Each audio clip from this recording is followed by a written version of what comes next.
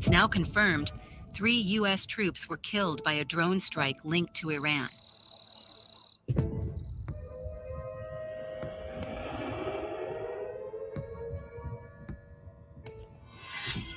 "31 Americans died today in Israel after an attack by Hamas."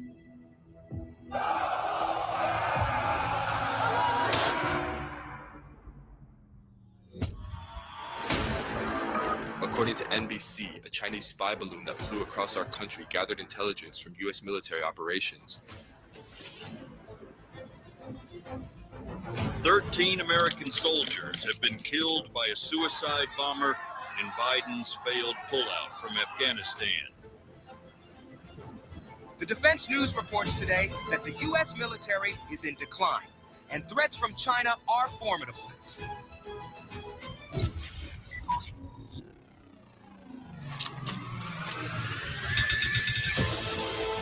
Prevailing view among Americans is that U.S. influence in the world is weakening, and China's is growing.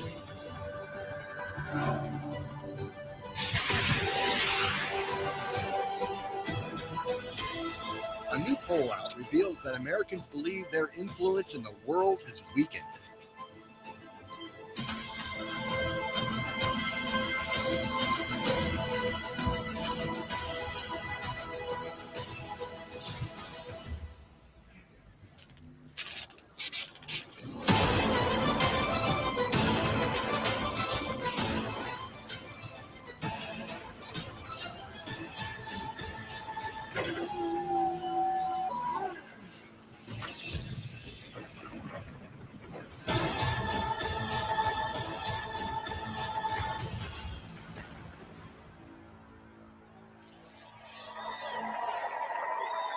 Ladies and gentlemen, the chairman of the Republican National Committee, Michael Whatley of North Carolina.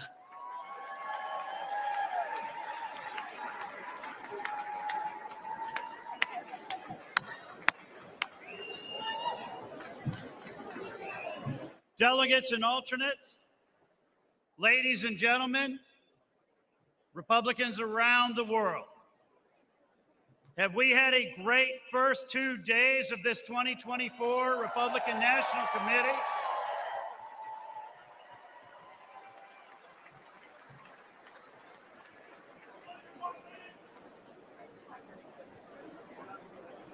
You know, when you think about where we are as a country today, you got to start by thinking about where we were 4 years ago. 4 years ago, Russia was in check. China was in check. Iran was in check. Our southern border was secure and our economy was strong. Where are we today? Russia has invaded Ukraine.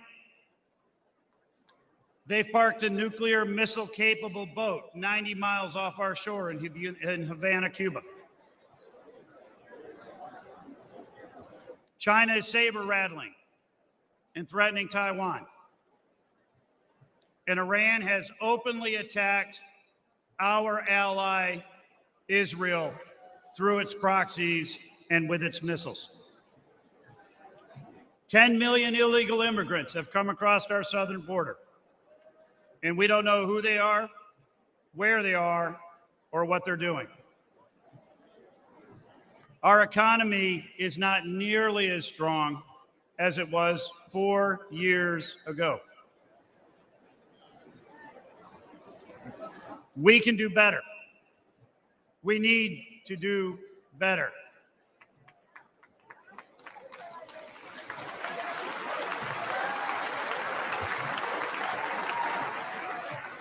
Tonight, we are going to hear from great speakers from across the Republican Party. We are going to hear from President Trump's son, Donald Jr.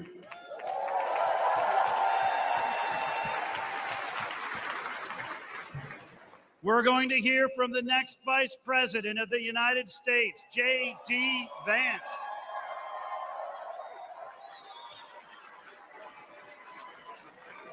And we are going to hear from real Americans who are going to tell their stories about how we need to make America strong again.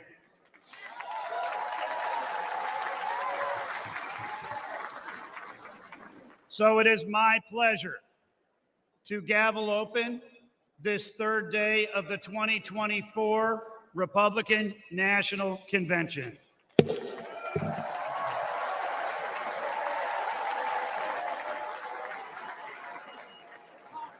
Offering today's invocation, please welcome Delegate Evelyn Nunez-Jones from California.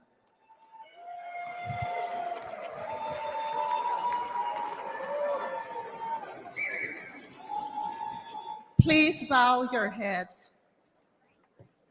Lord, we thank you for the opportunity to be together in this room. It has been a long journey for many of us, especially for President Trump and his family. Please remember our fellow patriot, Corey Competore. At this time, we invite you, Holy Spirit, to be part of our convention. We praise you, Heavenly Father. We seek for you to guide the steps of this delegation, the steps of our President Trump, and the steps of his newly chosen Vice President, J.D. Vance. Remove all stumbling blocks. Jesus Christ, we ask for a new restoration of America, especially for our children. We pray for protection, divine wisdom, and revival for our country, for my state of California and our party. In the name of Jesus, we pray for victory in 2024. En el nombre de Dios, in the name of Jesus, amen. Let freedom reign. Woo! Please rise for the presentation of colors. The colors are presented by Scouts of America, Troop 222 of Racine, Wisconsin. Let's give them a warm welcome.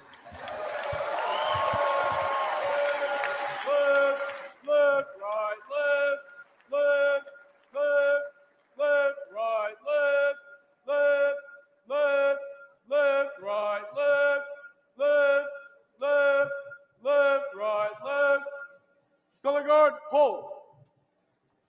Color guard, forward, face. Please remain standing for the Pledge of Allegiance and the national anthem.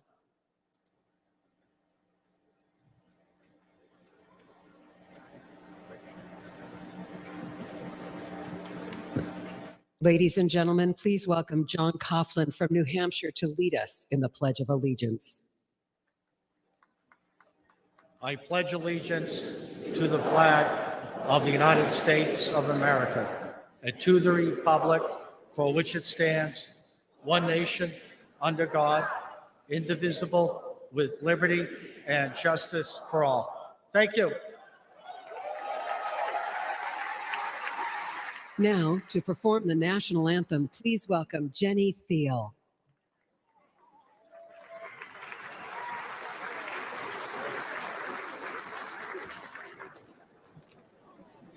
Oh, say, can you see by the dawn's early light what so proudly we hailed at the twilight's last gleaming, whose broad stripes and bright stars through the perilous fight o'er the ramparts we watched were so gallantly streaming, and the rockets' red glare, the bombs bursting in air, gave proof through the night that our flag was still there.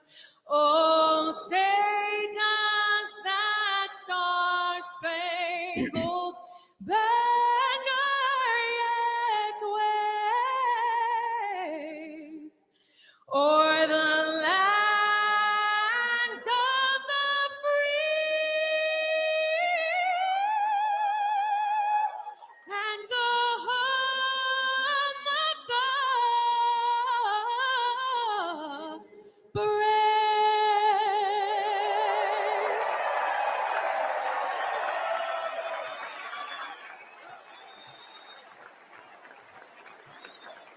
Please remain standing while the colors are retired. Color guard, right, face. Color guard, forward, march. Left, left, left, right, left, left, left, left, right, left, left, left, left, right, left, left, left, left, right, left, left. Brian Mast of Florida.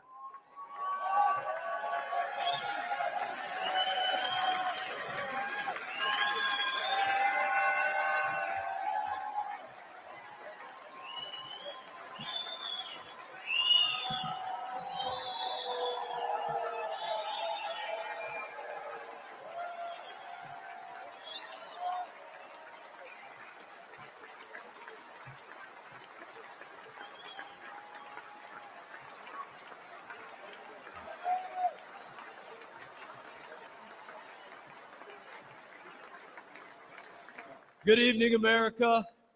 I'm Congressman Brian Mast. Now, I've got to start with a salute to every warrior standing guard around the globe on an aircraft carrier, in a foxhole, on a base somewhere, in this audience, or just watching from home. We love you, veterans.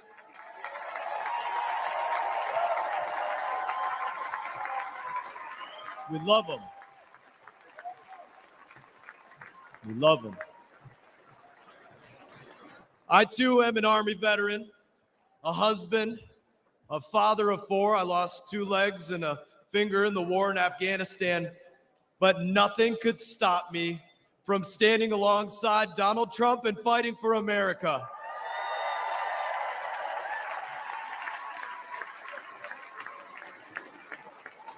Every one of you American service members and every veteran knows the dangers when we join the armed forces, but we risk our lives because we believe in America.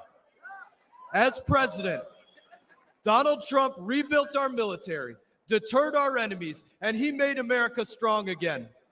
Now, I'm not here to sugarcoat it.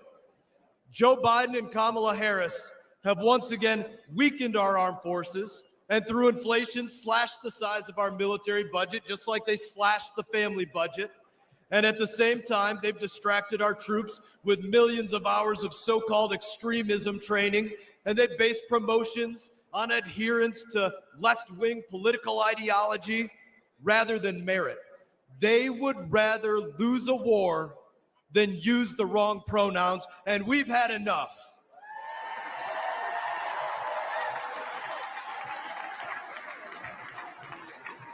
Donald Trump knows that our military needs warriors and not woke weaklings lecturing our warriors.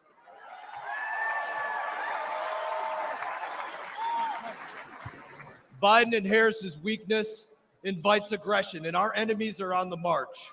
Russia invaded Ukraine, Hamas attacked Israel, Iran is funding terror across the Middle East, and the Chinese Communist Party has Taiwan in their crosshairs. And with his botched withdrawal from Afghanistan, Biden delivered what President Trump rightly called the most embarrassing day in American history. And what's worse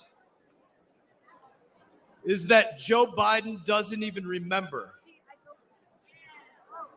that it cost the lives of 13 American heroes.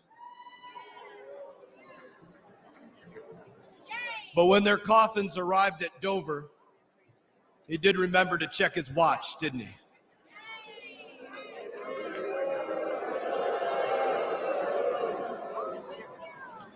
Nearly 2,500 of my brothers and sisters gave their lives in that war. Joe Biden disgraced their sacrifice and the sacrifice of all Afghanistan veterans. Kamala Harris stood with him when he did. Neither deserves to be saluted as commander-in-chief or to sit in the Oval Office.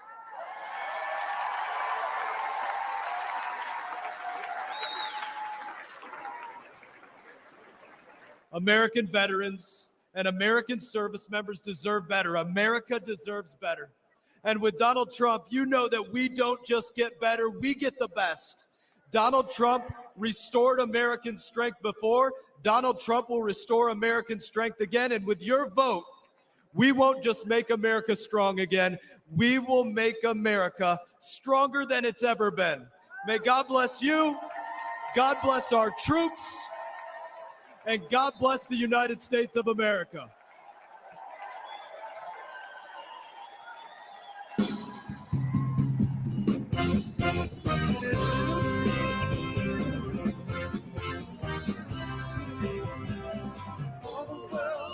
So easy to see. People everywhere just want to be free. Listen, please, listen, that's the way it should be. Peace in the valley, people got to be free.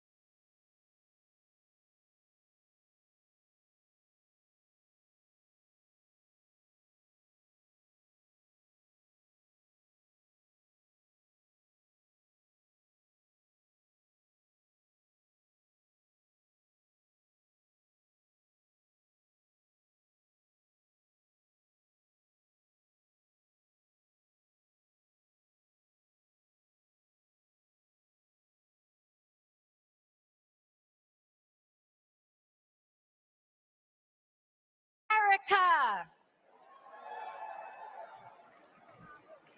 My name is Nancy. Don't call me Pelosi, Mace. I'm a congresswoman representing the great state of South Carolina. At the age of 17, I learned that dropping out of high school might not have been the best idea. So I took my first job at a fine dining establishment some of you may know as the Waffle House. Denny's was a little too highbrow. While Waffle House was an important part of my journey, it would not be my destination. I soon went from making waffles to making history. 25 years ago, this high school dropout became the first woman to graduate from the Citadel, the Military College of South Carolina.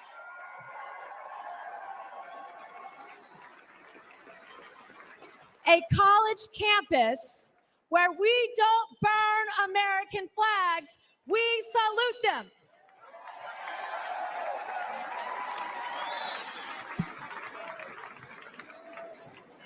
I'm a single mom and a rape survivor.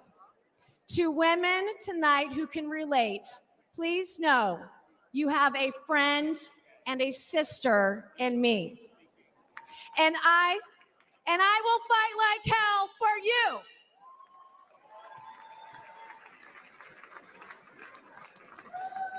I'm the daughter of an Army Brigadier General and a school teacher. I've admired my dad's Distinguished Service Cross from Vietnam. I've endured the rigors of a Citadel education. And today I represent a district that includes Paris Island, where we make Marines.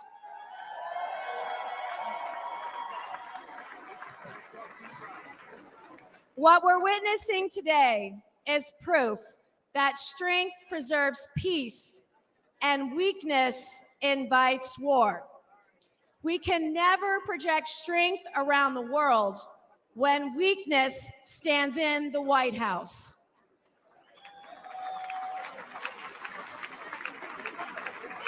Nations like China see weakness as opportunity. China's fentanyl invades our borders. Their arms supply Putin's regime. China supports enemy states like Iran. They oppress their own people, especially their women.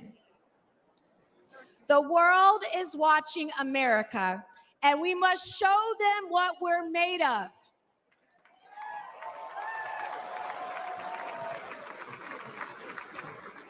And I know a strong leader when I see one. Donald Trump stood up to China before, and he will do it again.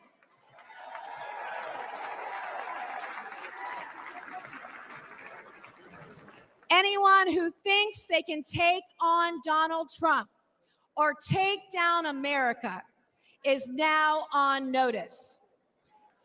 Just as Trump quickly rose to his feet with a defiant fist in the air in Butler Township, Pennsylvania, when we re-elect him as president in November, America will soon be back on hers.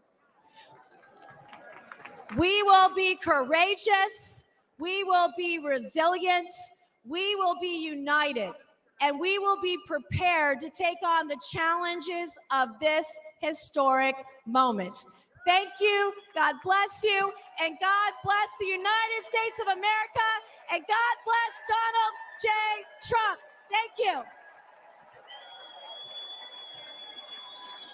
you. Ladies and gentlemen, please welcome Congressman Ronnie Jackson of Texas.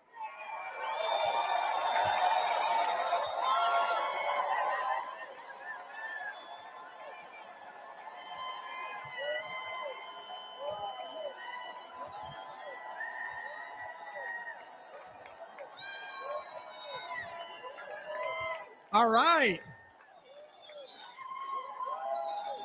All right, all right. Good evening, everybody. Good evening, and good evening to my delegation from Texas.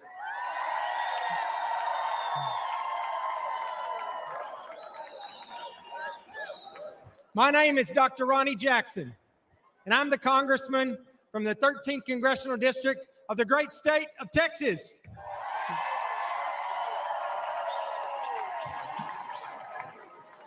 Prior to being in Congress, I served on active duty in the Navy for 25 years.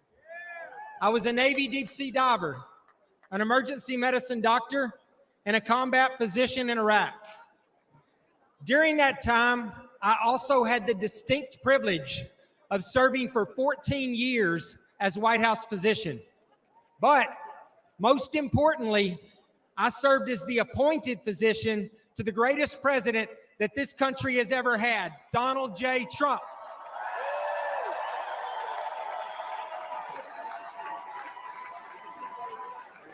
And not only that, but now I can say I served a president who literally took a bullet for our country.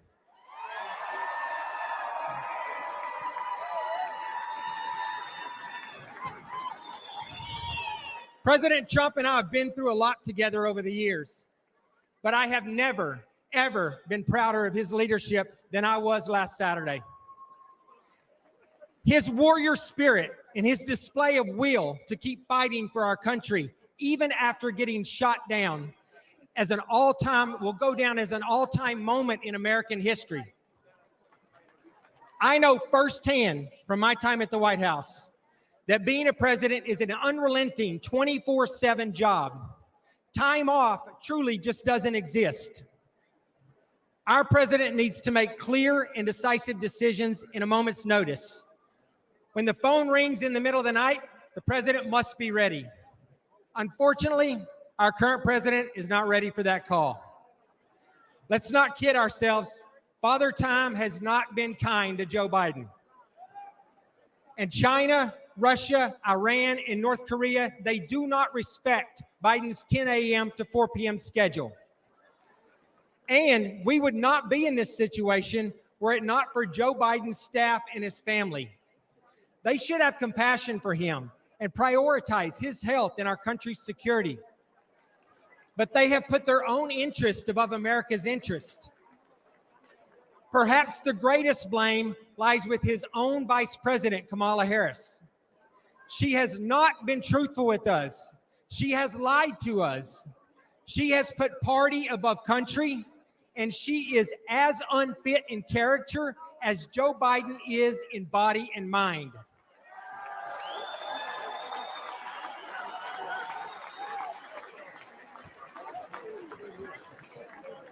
Between the wide open southern border, the botched Afghanistan withdrawal, record high inflation, and the devastating crime in our streets, this administration has now produced a legacy of failure, disappointment, and danger. There is simply too much at stake to have someone who can barely shuffle to a podium be the one that is responsible for the safety and the security of our country.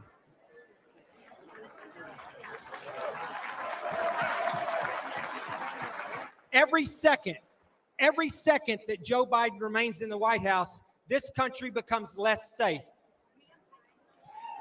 However, under President Trump's leadership, we will restore our standing on the world stage. We will bring back our great economy we had. We will finally secure our southern border.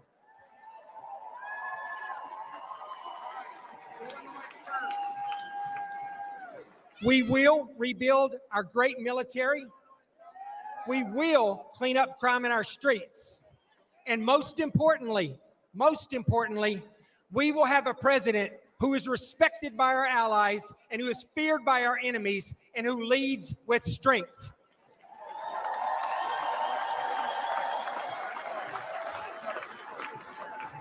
Let me close by saying the path forward is simple. It is very simple and straightforward.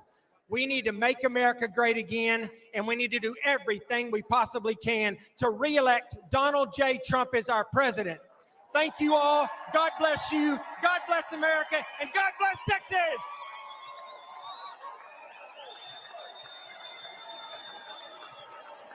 Ladies and gentlemen, please welcome former Acting Director of National Intelligence, Richard Grenell.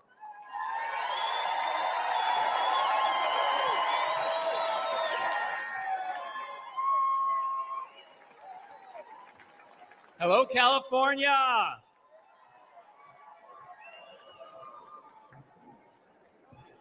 Last weekend, the American people bore witness to the instinctive courage of President Trump. We all know the contrast to Joe Biden could not have been greater. Tonight, I want to talk to you about why President Trump's strength and grace, which now even his opponents struggle to deny, have consequences beyond American borders. From 2001 to 2008, I served as America's spokesman at the United Nations. Back then, Republicans believed America's duty was to spread democracy by military force. We were misled about weapons of mass destruction. We intervened in other countries' affairs and signed treaties that only benefited other nations. We spent too many years ignoring America's priorities. That's what happened when Washington stopped being the capital of the United States and started being the capital of the world. There was only one man with the strength to call out the lies and failures of both Democrats and Republicans: Donald Trump. Donald Trump doesn't care if you're gay or straight, black, brown, or white, or what gender you are. He knows that we are all Americans and that it's time to put America first. After 16 years of wars and chaos, the world looked different when President Trump was in the White House. Russia invaded Ukraine under both Obama and Biden, but Putin did not dare escalate under President Trump. Under Trump, China was challenged. Under Trump, the Balkans were more peaceful. Under Trump, the Middle East signed historic peace deals. Under Trump, Iran was broke. Under President Trump, we put American interests first. There were no new wars. Old wars ended, and America had the greatest economy in the world. But after 4 years of Joe Biden, wars are back, the Taliban is back, and members of ISIS have slipped through America's broken southern border. Russia is sailing warships off the coast of Florida. China is bullying its neighbors. Iran is waging a war in Israel and Gaza with help from Joe Biden. And Joe Biden's radical supporters have overtaken our universities, burning American flags, cheering for terrorists, and calling for violent revolution. The reason the world is on fire is because President Biden is weak in more ways than one. But Donald Trump's opponents here and abroad now see clearly his incredible courage and resilience. They stand in fear and awe at the thought of his return. By voting for President Trump, you are casting a vote for the strength and grace that will bring peace and prosperity back to you, your family, America, and the world.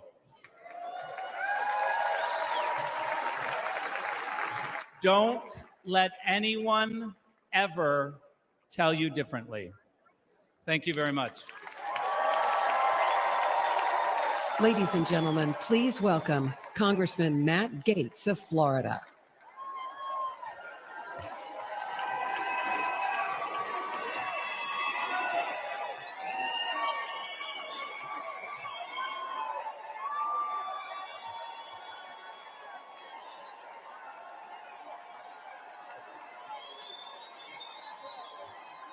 Donald Trump is unstoppable.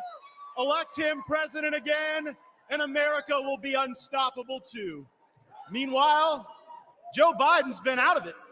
Democrats have been hiding the real Biden for years. We saw people in the witness protection program more often than we saw unscripted Biden. Under Biden-Harris, America has fallen sicker, lonelier, and poorer.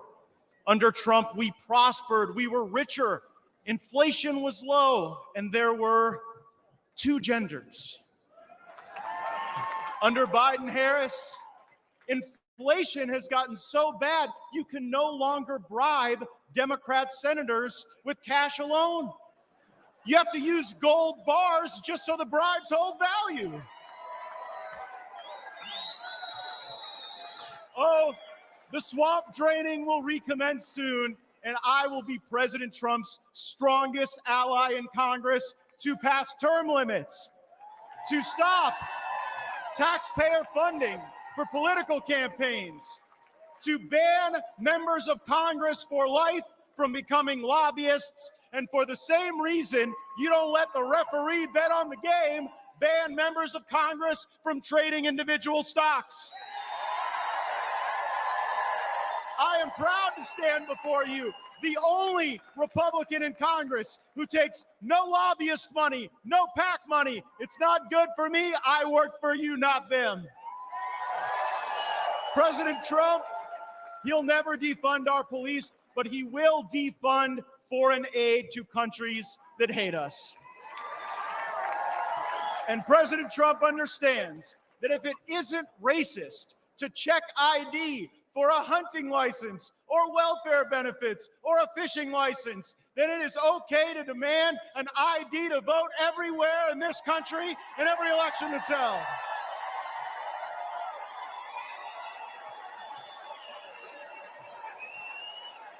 A Democrat congressman recently said that any criticism of Joe Biden is ableist.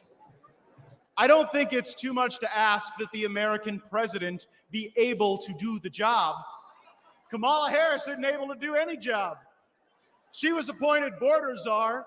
Appointing Kamala Harris to oversee the border is like appointing Bernie Madoff to oversee your retirement plan. President Trump has shown the world what he is made of, and now we will show the world what America is made of by having his back. And how about the choice President Trump made for a running mate? JD looks like a young Abraham Lincoln, but he's from Ohio, like General Grant. And like General Grant, JD Vance knows how to fight. So they can run Biden from the nursing home, Harris, George Clooney, Robert De Niro, whoever they want to run. We are on a mission to rescue and save this country, and we ride or die with Donald John Trump to the end. Thank you all so much. Thank you for having my back. Let's go get him.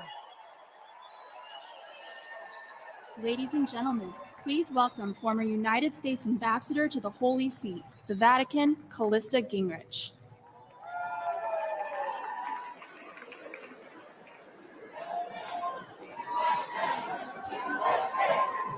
Good evening.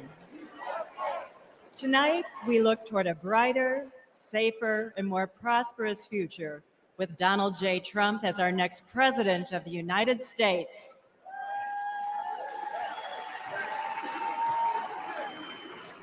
When I served as President Trump's ambassador to the Vatican, I witnessed the importance of having a president who stands up for religious freedom. Over the last 4 years, the failed policies of the Biden administration have jeopardized our right to worship freely and weakened our nation. Freedom of religion is one of our nation's most important foundational principles. Throughout our history, the right to practice our faith has been at the heart of the American experience. Today, this fundamental right is under attack.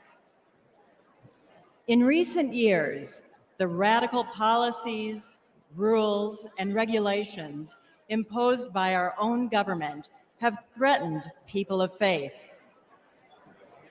However, we have reason to hope. In our lifetime, no president has done more to advance and defend religious freedom than President Donald Trump.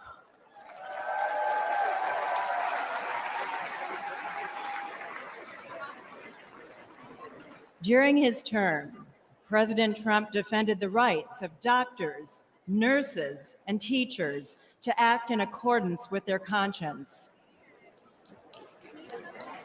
He appointed 3 Supreme Court justices committed to protecting our God-given right to worship.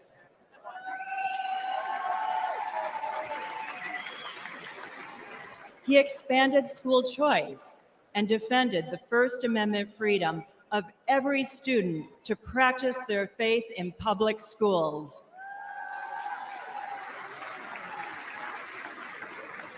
As president, Donald Trump signed an executive order that defined international religious freedom as a moral and national security imperative.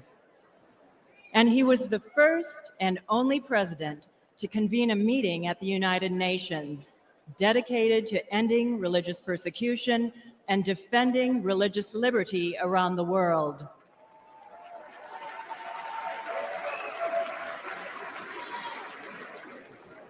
Tragically, many of President Trump's policies have been replaced by the Biden administration's anti-faith agenda that uses the power of the government to impose its far-left ideology on religious believers. Biden's FBI has even stated that practicing Catholics present an elevated risk of domestic terrorism simply because of their faith.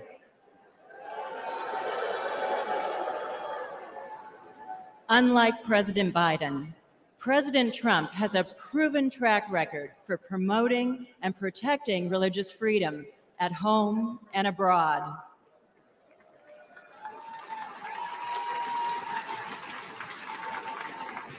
Our choice is clear.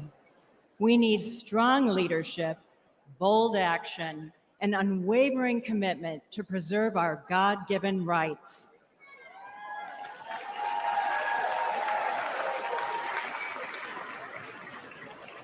I am confident that President Trump will continue to fight for our founding principles and beliefs when he becomes the 47th President of the United States. Thank you. Please welcome Newt Gingrich.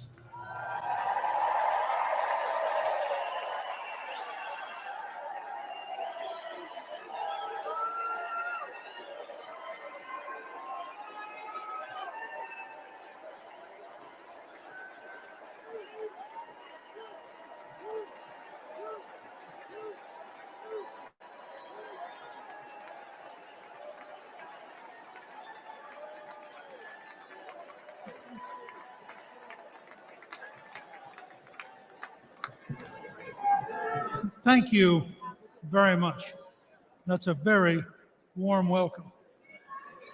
You know, President Trump understands that the world is dangerous and that it takes an enormous effort to defeat anti-American and anti-freedom forces around the world. He also understands that when faced with multiple adversaries across the globe, the Reagan principle of peace through strength is the only road for safety for the America and the American people.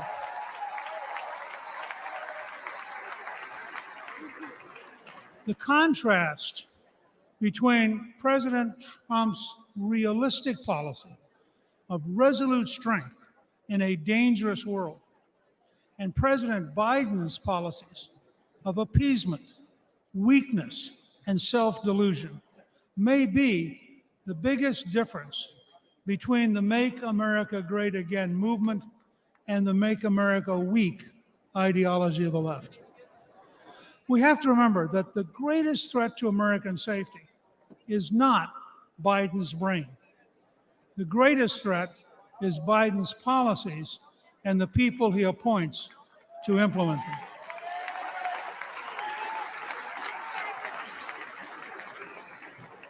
He is working towards appeasement when the world today is incredibly dangerous.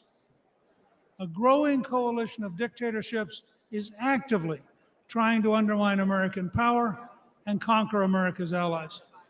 A religious dictatorship in Iran, which chants death to America, is on the verge of having nuclear weapons. Russia's dictator has unleashed the deadliest European war since World War II. Communist China continues to develop its military power while actively seeking to undermine America through espionage, fentanyl, and the infiltration of our companies and our universities. Faced with these clear and present dangers, President Biden has adopted failed policy after failed policy, where President Trump orchestrated an orderly end to the Afghanistan war with no American killed in nearly 2 years.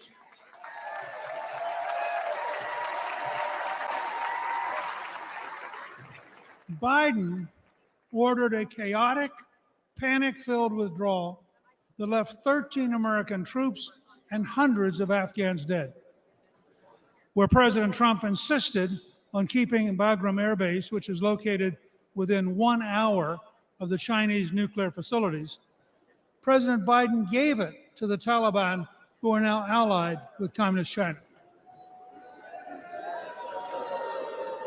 Where President Trump brokered the Abraham Accords and was moving the Middle East toward peace and cooperation, President Biden's weakness and confusion led to a terrible Hamas assault, killing more than 1,200 innocent people in Israel. Under Trump, we achieved peace through strength.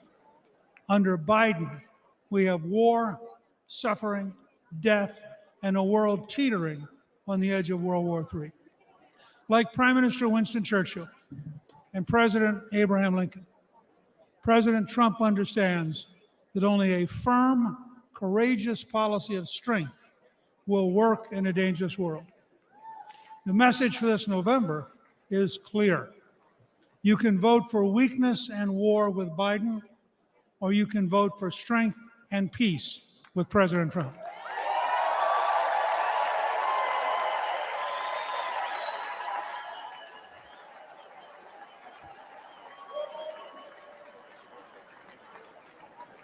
Let's dedicate ourselves to making America safe, strong, and proud again with President Trump.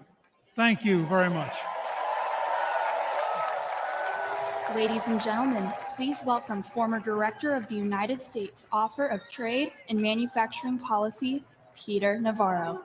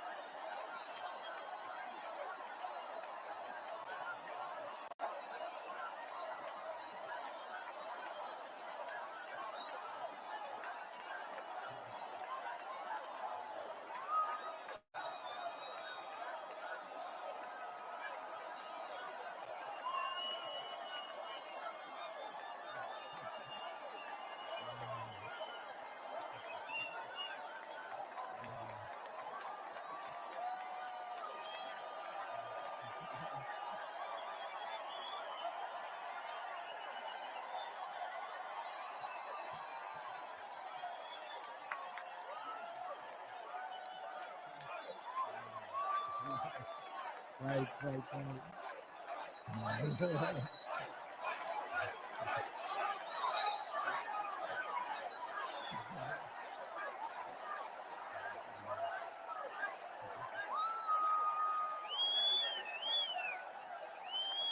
This is a beautiful thing, and I think I think you folks just want to know if you can see my MAGA tattoo I got there.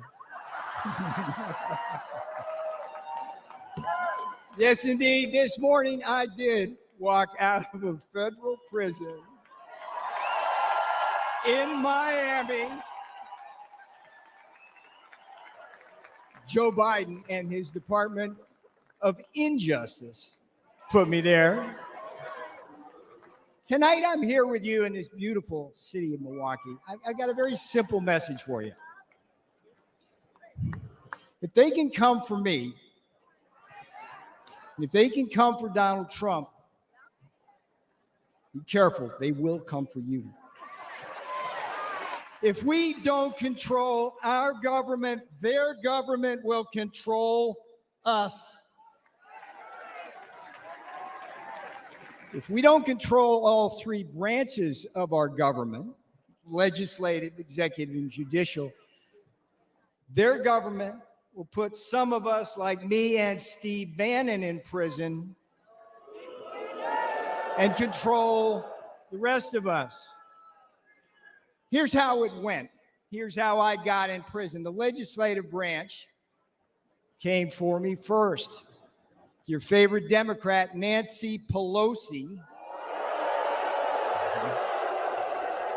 created your favorite committee, the sham January 6th committee, which demanded that I violate executive privilege. What did I do? I refused. The J6 committee demanded that I betray Donald John Trump to save my own skin. I refused.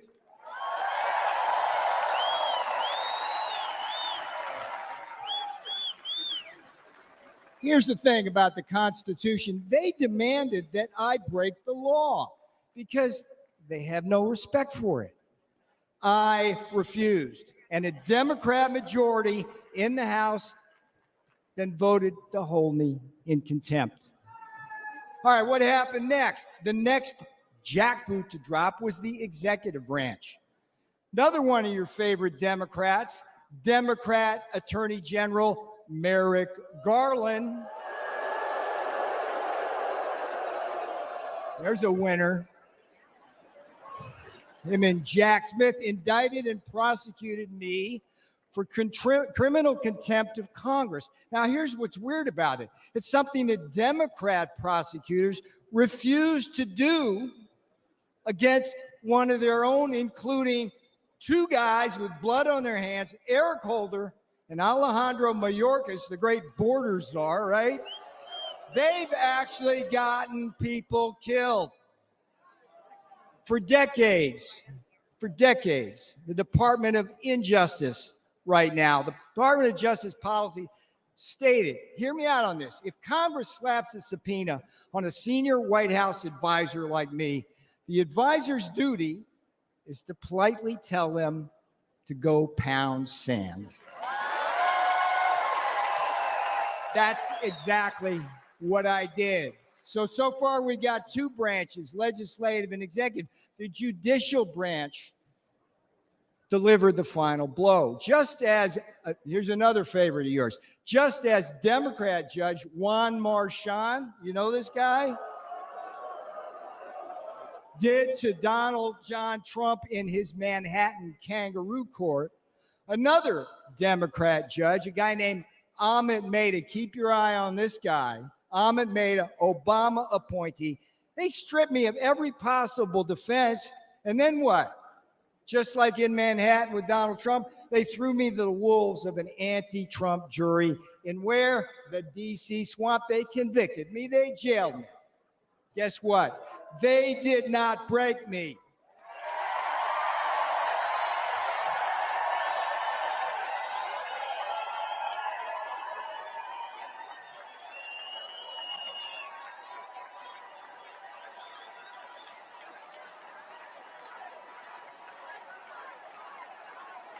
And they will never break Donald Trump. They will never break Donald Trump. All right, now here's the most important thing I'm going to tell you. You may be thinking this couldn't happen to you. Make no mistake, they're already coming for you. Joe and Kamala, they threw out the woke blue carpet across the Rio Grande, opened our borders to what? Murderers and rapists. When Donald Trump said it, thank you for saying that. When Donald Trump said murderers, rapists in 2016, they go, oh, racist, whatever. We read the papers. It's murderers and rapists. Murderers and rapists, drug cartels, human traffickers, terrorists, Chinese spies, and a whole army of illiterate illegal aliens stealing the jobs of black, brown, and blue-collar Americans. They put them right on your front doorstep. Now, here's another thing Joe Biden did. You got to love this. The green new scam. We're in the heart here in Milwaukee around all this. This is where the auto industry, that new scam is destroying our industry, leaving us at the mercy of the battery factories in Shanghai and slave labor in the Congo. Biden inflation. You're going to hear a lot of this because it's so friggin' true. Biden inflation is coming after what's left of your savings and eating your wages. And the Democrats, here's the thing. I'm sitting in prison thinking about this. It just eats at me as the Democrats come for your kids. They're indoctrinating them with poisonous attitudes on race and gender. And here's the thing, when politics fails, the investigations and prosecutions begin. They did it to me. They're going to do it to Trump. But hear me out. They've also done it to Catholics, pro-life activists, and parents who are just standing up for the kids at school board meetings.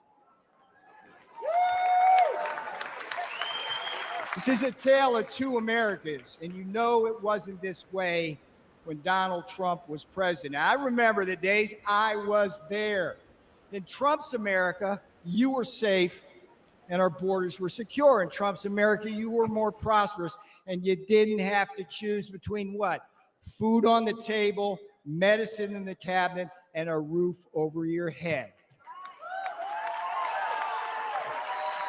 And in Trump's America, you didn't have to worry about being locked up for disagreeing with the government.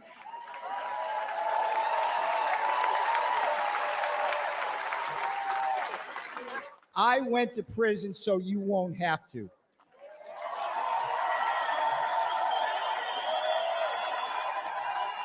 I am your wake-up call.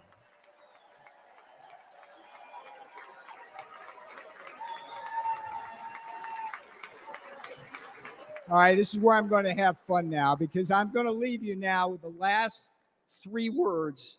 The last three words my beautiful fiance said when I left that morning for prison. They weren't, "I love you." That was a given. She simply said, "We got this. We got this."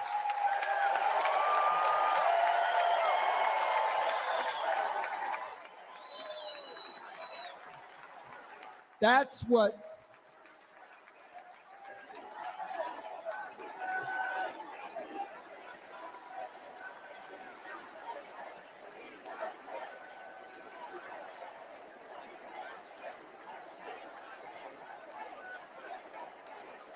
bring my girl out now.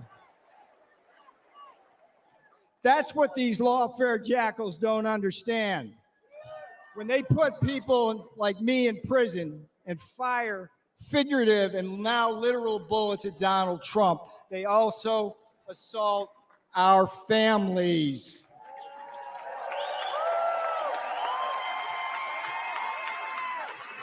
On Election Day, America will hold these lawfare jackals accountable. Now, here's the sweetest thing that's going to come off my lips. Vote Trump Vance. 24 for Trump 47.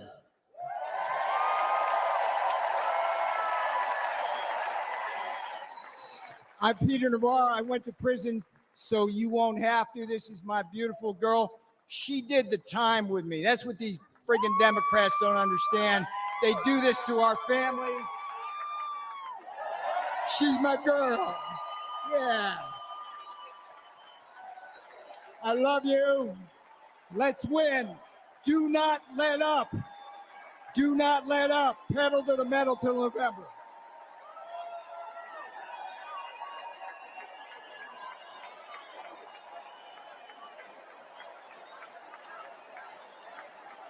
Ladies and gentlemen, please welcome Congresswoman Monica de la Cruz of Texas.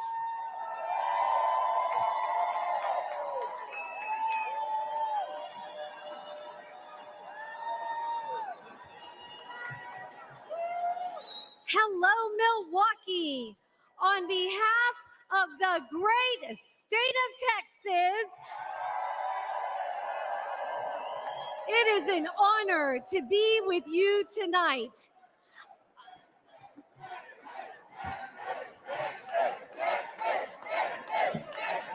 I am the proud granddaughter of Mexican farm workers who came here with little more than faith in God. They never had much money, but they instilled in us strong Texas values. They taught me that through hard work, anything is possible in America. And then I proved it. by getting myself through school and building a successful small business. It wasn't easy, but I'm living proof that the American dream, el sueño americano, can become reality.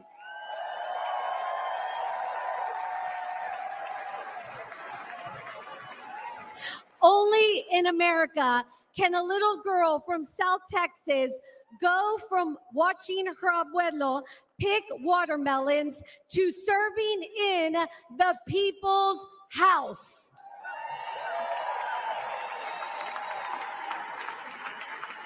Now, as a mother, I often think about my kids' future, and I'm worried. The American dream is slipping away. Joe Biden and Kamala Harris make it impossible for hardworking Americans like the people in my community to get ahead. Their policies put home ownership out of reach. Wages can't keep up with inflation. They give benefits to illegal immigrants and cut Medicare Advantage for our seniors. They say their immigration policies are compassionate, but there's nothing compassionate about open borders. They threaten our national security, flood our country with deadly drugs, killing our precious children. Biden and Harris don't care about immigrants. They just use them for political gain. We deserve so much better. We must make America strong again by re-electing President Trump.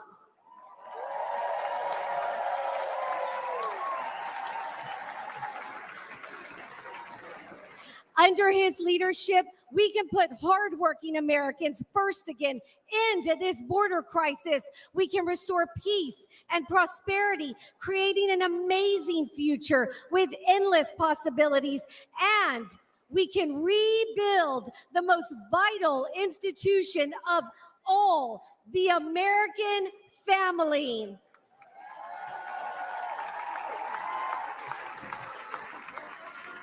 Together, we can turn Joe Biden and Kamala Harris's national nightmare into a revival of the American dream.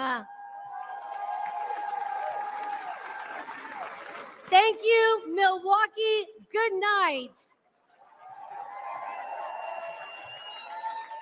Ladies and gentlemen, please welcome former Acting Director of Immigration and Customs Enforcement, Tom Homan.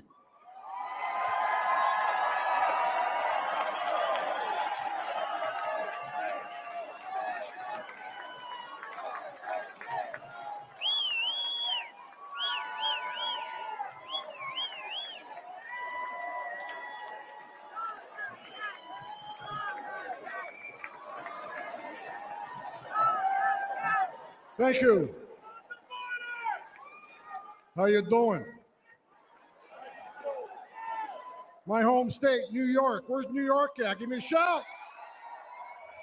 Yeah, right.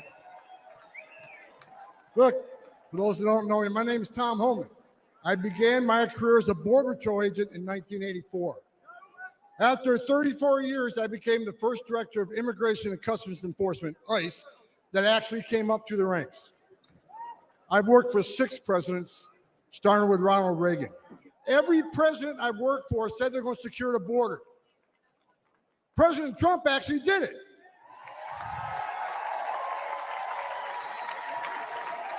He created the most secure border in our history, and that's a stone cold fact. The data proves it, and guess what? He's going to do it again.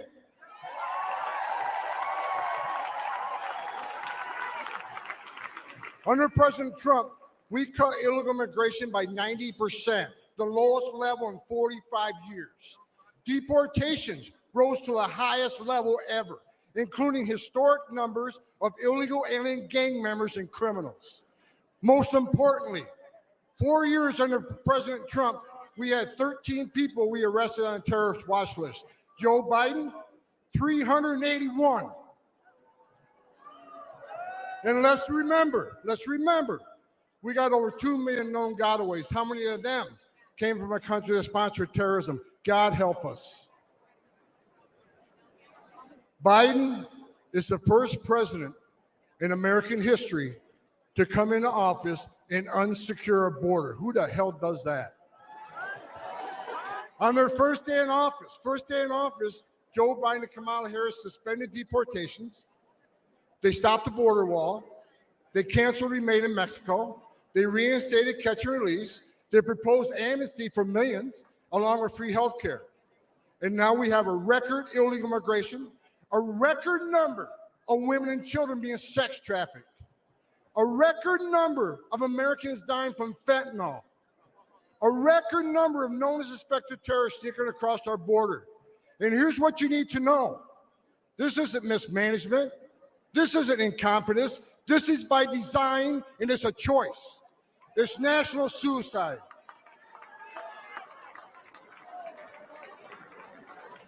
But you know what? On November 5th, the American people do have a choice, and they're going to stop this madness.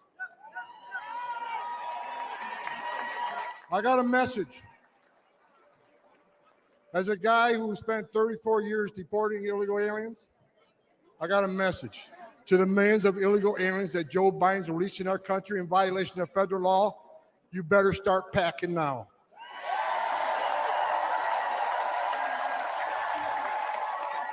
You're damn right. Because you're going home. I got another message to the criminal cartels in Mexico. You smuggled enough fentanyl across this country to kill 148,000 young Americans. You have killed more Americans than every terrorist organization in the world combined. And that's when President Trump gets back in office.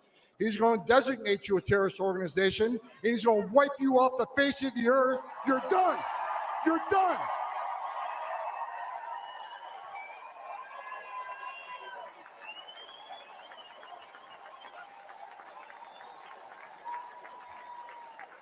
President Trump is going to end the Biden-Harris open border madness. We will stop the drugs and the crime from pouring into your neighborhoods. President Trump has proven to the American people that he's a warrior. And he's going to make America safe again, and you can take that to the bank.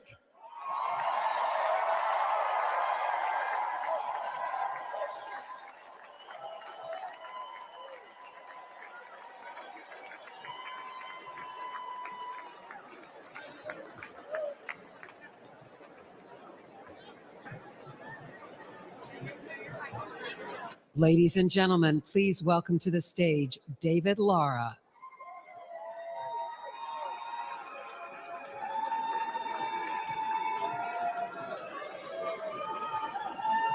Hello, Milwaukee. Quiero dar un saludo a toda la comunidad y audiencia hispana. I am a proud husband and father of a small business in San Luis, Arizona, a town that sits directly on the U.S.-Mexico border. We are the front line of the Biden's border crisis. Small towns like mine bear the brunt of the chaos. Imagine crowds rushing the port, overwhelming Border Patrol when they know they don't have enough agents to detain everyone. Imagine strangers terrorizing your homes, your neighbors, your yards, and local schools, going fearful to let children walk home. Imagine the fire department using off-road vehicles to bring your neighbors to the hospital because the ambulances are taken by so-called asylum seekers. Imagine being treated as second-class citizens, as chaos and crime overwhelm your streets. I don't have to imagine this. I've watched it with my own eyes. I've seen my town suffer because Biden and Kamala Harris want the illegal immigration crisis to continue. And no amount of suffering has changed their mind or convinced them to finally put Americans first. In San Luis, Mexican drug cartels use school children as mules. Let that sink in. Deadly drugs flow through our town, bringing crime and violence. San Luis wasn't always this way, and Joe Biden and Kamala Harris do not care. In fact, they seem satisfied. They have done nothing to stop it and everything to make it worse. They have never set foot on my border town. 4 years ago, president who believe in borders, and we have a president who traveled all the way to San Luis. We had a president who cared, and we can have that president again. We must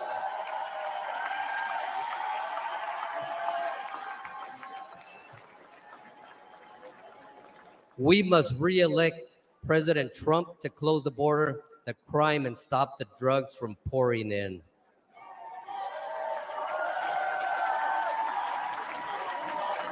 We must re-elect President Trump to imprison and deport violent gang members instead of coddling them, terrorize our nation. We must re-elect President Trump to put our citizens first and make America strong again.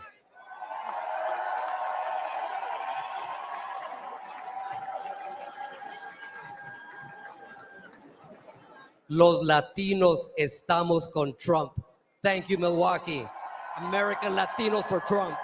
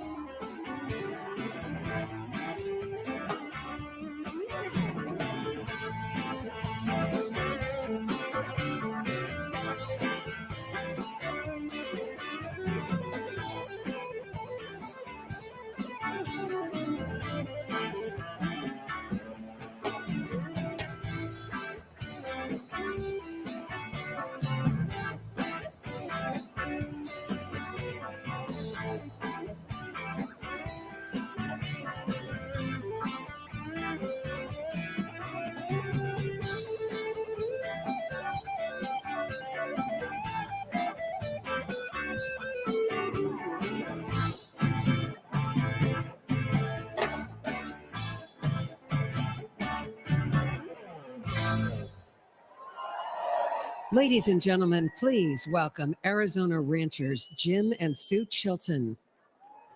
My name is Jim Chilton, and this is my beautiful wife, Sue.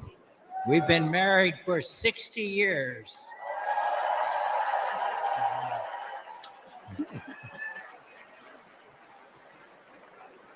I'm a fifth-generation rancher from Arivaca, Arizona, the great state of Arizona. 5.5 miles of our ranch is the U.S.-Mexico border. It's a known route for drug smuggling and human trafficking. On the screen, you'll see footage from our ranch. Since Joe Biden took office, our hidden cameras have recorded over 3,500 drug packers and others dressed in camouflage marching north through our ranch.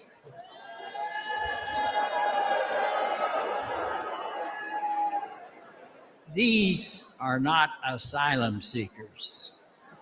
It looks like and it feels like an invasion because it is.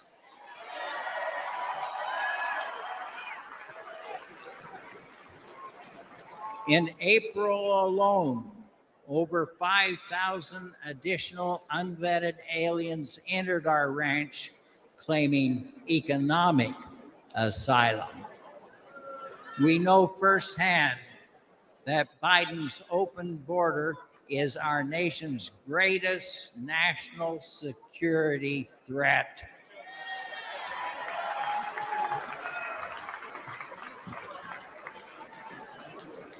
We need to make America safe again.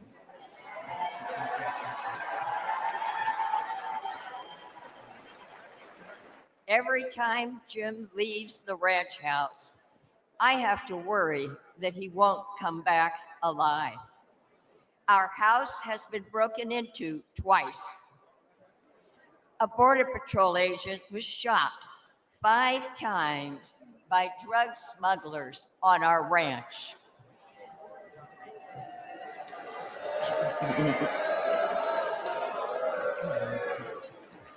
This year alone, 3 crossers died of dehydration on our ranch.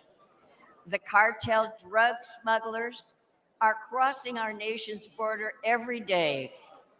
They are bringing lethal drugs into our country. This is chemical warfare.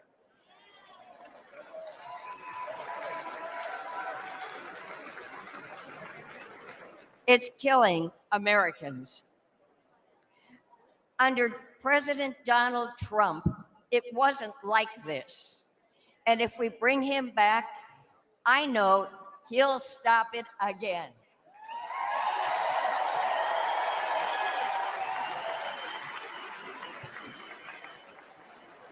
Biden, Harris, and the Democrats who support open borders are complicit in this death, in the death of tens of thousands of American citizens. When Joe Biden took office, the Trump wall was nearly complete on our ranch. But Biden halted the construction and stopped the installation of all the planned electronics. Since then, crossing on our ranch has increased 5-fold.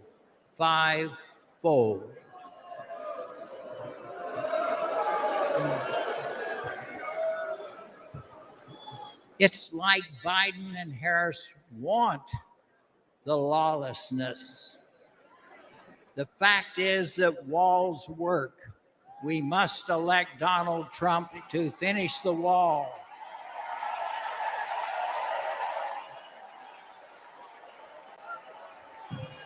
To stop the cartels.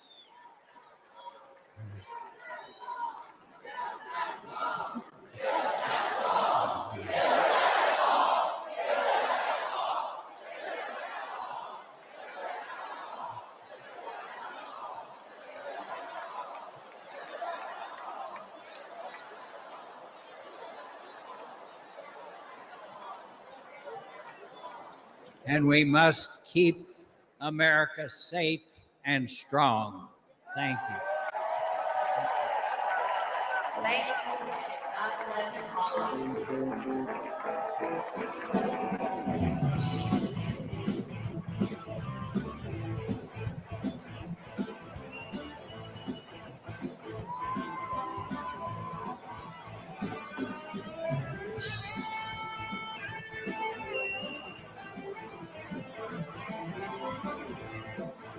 As Commander-in-Chief, he always had his soldiers' backs, was always there to support them and their families. He kept his promise to keep them out of endless wars and to never forget about them after they served. America learned having a weak leader can tragically lead to American deaths, which is why America needs strength now more than ever. I'm Donald J. Trump, and I approve this message. Ladies and gentlemen, please welcome the Governor of Texas, Greg Abbott.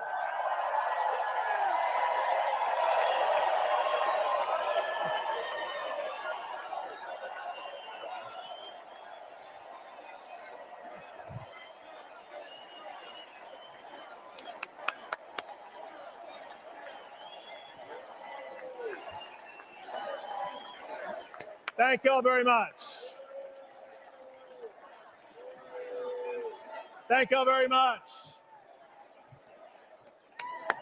Thank y'all very much.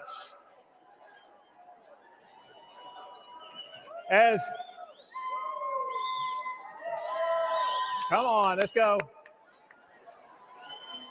As governor of the largest border state, the great state of Texas,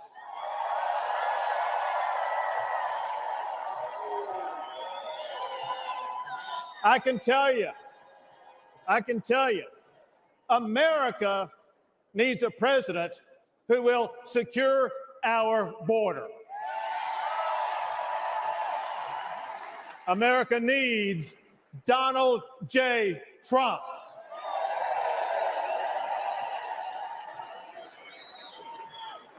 The president's most sacred duty is to secure our country.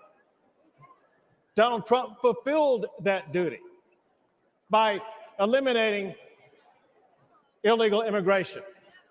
Under President Trump, we had the lowest illegal border crossings in about 4 decades. By contrast, however, Joe Biden deserted his duty. On his first day in office, he gutted President Trump's policies. And the result has been catastrophic. Under Joe Biden, illegal immigration has skyrocketed. Under his watch, around 11 million immigrants have crossed our border illegally. That's more than the entire population of Michigan. It's twice the population of Wisconsin. Biden has welcomed into our country rapists, murderers, even terrorists. And the price that we have paid has been deadly. Among the many victims was 12-year-old Jocelyn from Houston, Texas, raped and murdered by 2 illegal immigrants. She's one of thousands whose lives have been destroyed by Joe Biden's open border policies. To make matters even worse, Biden is even fighting tooth and nail to stop Texas and other Republican states from securing our own borders. I deployed thousands of National Guard soldiers to build hundreds of miles of razor wire barriers. Give it up for our National Guard.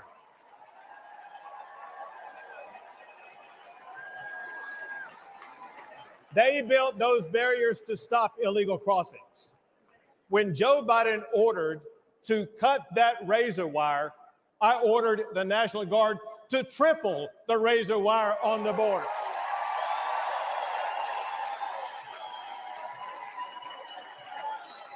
When Biden took 50 acres of Texas border property to illegally process up to 5,000 illegal immigrants a day, I directed the Texas National Guard to take back our land and wire it shut.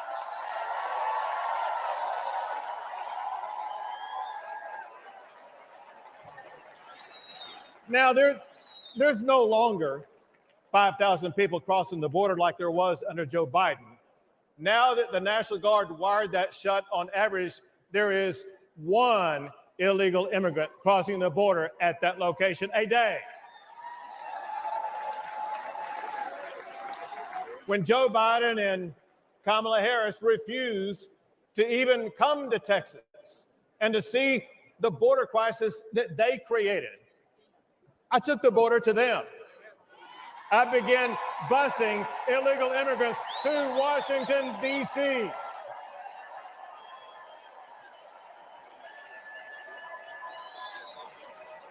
And we have continued busing migrants sanctuary cities across the entire country. And those buses will continue to roll until we finally secure our border.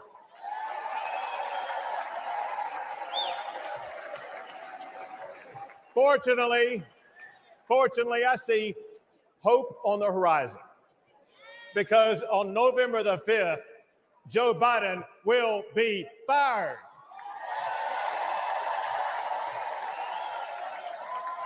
And Donald Trump will once again become the President of the United States of America.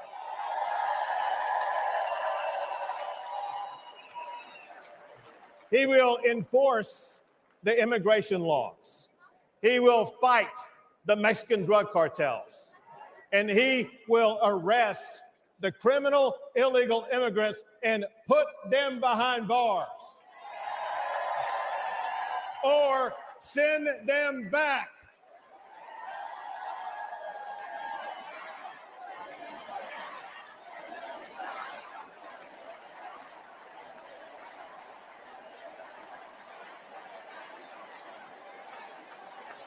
It is time to restore order at the border.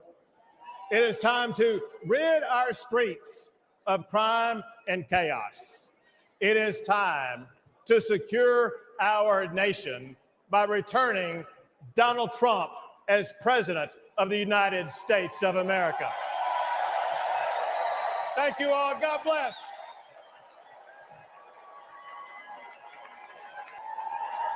Ladies and gentlemen, please welcome petroleum engineer and energy advocate, Sarah Phillips.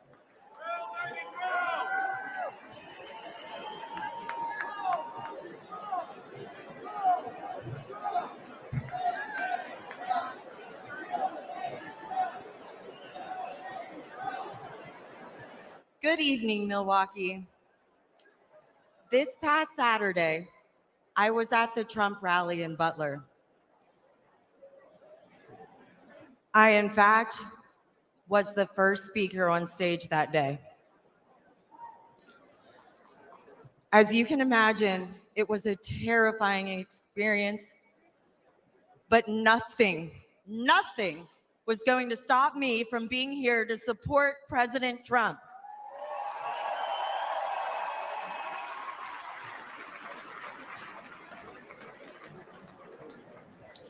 Thank God President Trump is alive.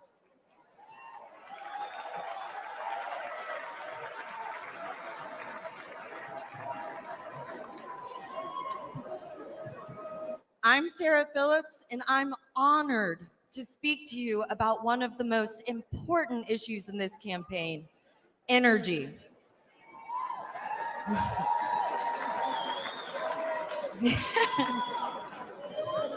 President Trump is high energy and supports energy. Biden is low energy and is against energy. The difference is significant for you and significant for our country. President Trump understands that abundant, affordable energy is vital to our economy and to our national security.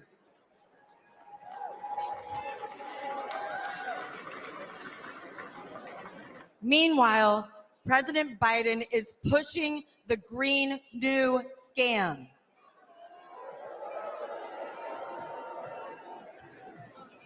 President Biden declared war on the oil and gas industry since day one. He canceled the Keystone Pipeline, overrode congressionally directed oil lease sales in Alaska, and has proposed massive tax hikes on oil and gas. His campaign against responsible development of oil and gas is crushing everyday Americans like you and me. I know this firsthand as a petroleum engineer who worked on the front lines as a roughneck. I have witnessed the safe and environmentally responsible way America develops oil and gas resources.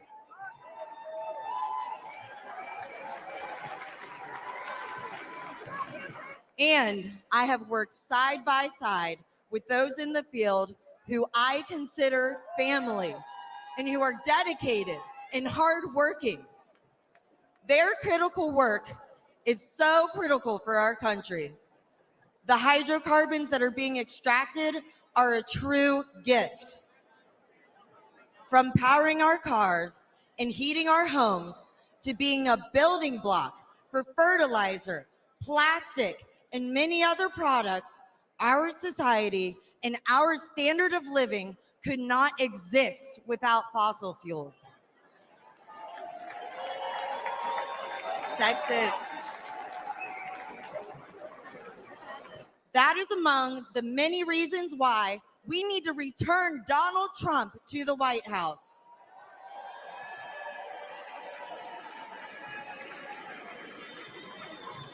With President Trump back in charge, we'll not only be energy independent, we'll be energy dominant.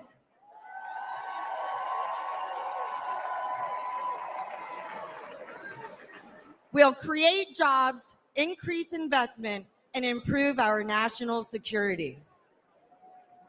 Under President Trump's leadership, America's great economic revival will be powered by American energy.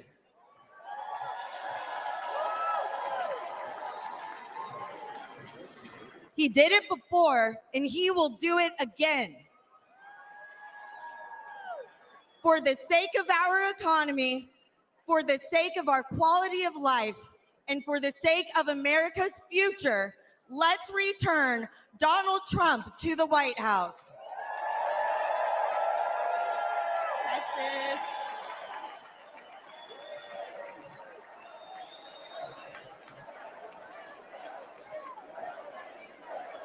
Drill, baby, drill. Drill, baby, drill. Drill, baby, drill. Drill, baby, drill. Yeah.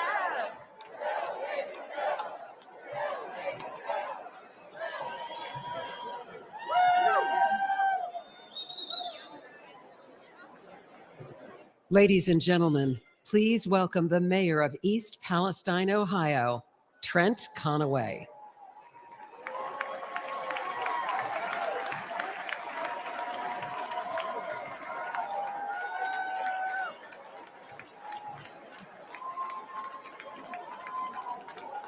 Good evening. February 3rd, 2023 began like any other Midwestern day, but in a heartbeat, everything changed. I'm Trent Conaway, the proud mayor of East Palestine, Ohio.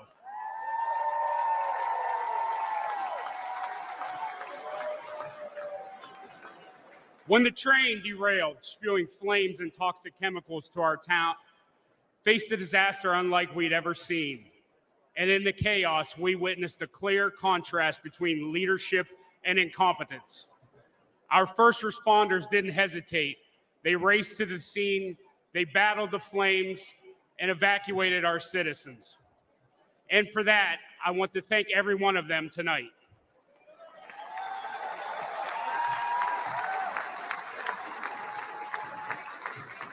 Unfortunately, the Biden administration's federal response was much different. It consisted almost entirely of meetings and press events. They talked and talked, but they delivered little help. Then there was the clear difference between former President Trump and President Biden. For the longest time, the White House was silent, and we never heard a word from Vice President Harris. I guess we weren't their type of folks. No Hollywood elites or Wall Street billionaires live in East Palestine, just hardworking Americans.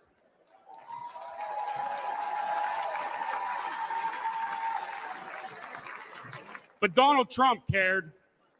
First, he called to ask permission to visit, not wanting to intrude, and then he asked how he could help.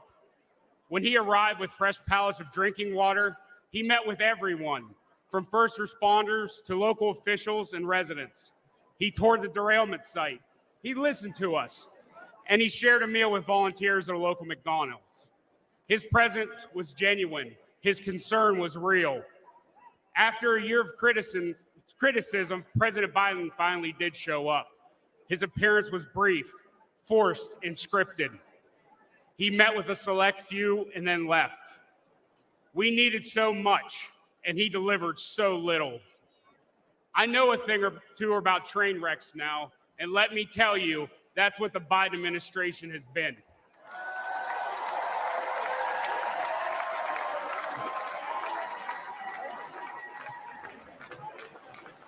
Before President Biden derails our entire nation, we need to act.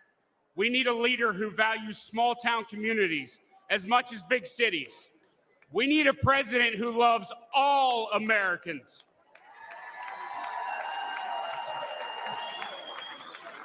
We need Donald J. Trump. Thank you. Ladies and gentlemen, please welcome the Governor of North Dakota, Doug Burgum.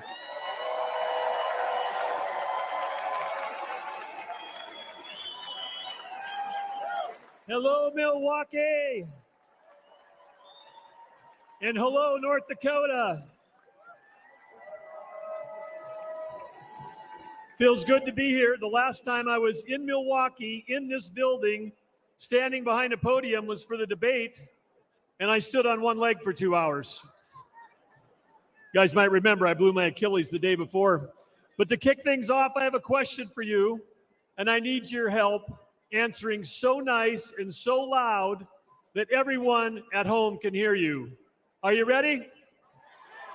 Who will make America energy dominant? Again, who will make America energy dominant? Well, that's pretty good, but it's after 4 p.m. in D.C., so how about one more time loud enough to wake up Joe Biden? Who will make America energy dominant? That's right, because when President Trump unleashes American energy, we unleash American prosperity, and we ensure our national security. Serving as a governor with President Trump was like having a beautiful breeze at our back. He cut taxes and he cut red tape. Serving as a governor under Joe Biden has been like a gale force wind in our face. Biden's war on energy hurts every American because the cost of energy is in everything we use or touch every day. Biden's red tape has raised the price of the gas in your car, the cost of food on your table, the clothes on your back, and it's even raised your rent. Biden's green agenda feels like it was written by China, Russia, and Iran. Let's look at Biden's EV mandates. Where do nearly all the batteries and rare earth minerals come from? China, you know. And the day that Biden halted permits for clean U.S. natural gas export facilities, just think about the party they must have thrown that night at the Kremlin, because Biden's policies are making Russia and Iran filthy rich. And they're using that money to fund wars and terrorism against our allies. At home, Biden is acting like a dictator. He's using mandates to shut down reliable baseload electricity. That's why your electric bills have soared upwards as our nation's electric grid reliability spirals downward. 4 more years of Joe will usher an era of Biden brownouts and blackouts. Imagine no electricity for your fridge, your lights, or air conditioning. President Trump will ensure that there is power for you, and importantly, that we have the power as the United States to beat China in the AI arms race.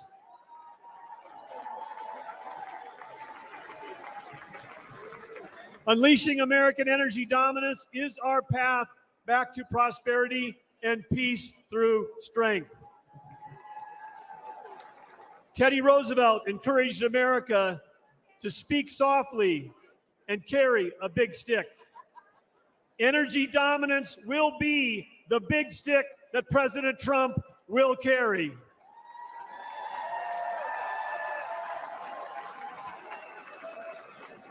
Yes, President Trump will make sure that America is selling energy to our allies versus buying it from our adversaries.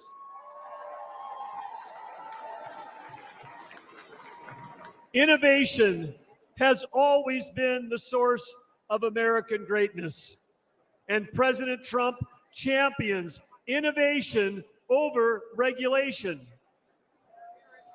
Last year, over that whole year, my wife, Catherine, and I traveled all across America. As all of you know, it's rural America that feeds the world, that fuels the world, and defends the world. Small towns with a huge impact, and rural America is Trump country.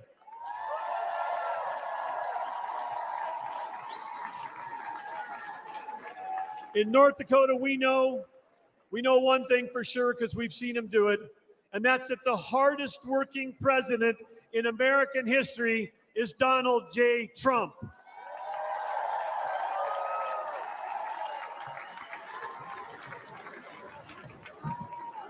President Trump cares deeply about every American, rig workers, truck drivers, roughnecks, and yes, America's great farmers and ranchers. President. Sorry, folks, I have to interrupt this real quick. First of all, Taylana Moso, appreciate you with the super chat of $49 there. I really do thank you for that. God bless you for doing that. I really do appreciate it. So everybody in here right now, there's something significant going on right now in real time behind closed doors. Y'all don't see it. I'm literally working with YouTube right now. If you are in here right now and YouTube has unsubscribed you from the channel, let me know right now because YouTube is watching right now.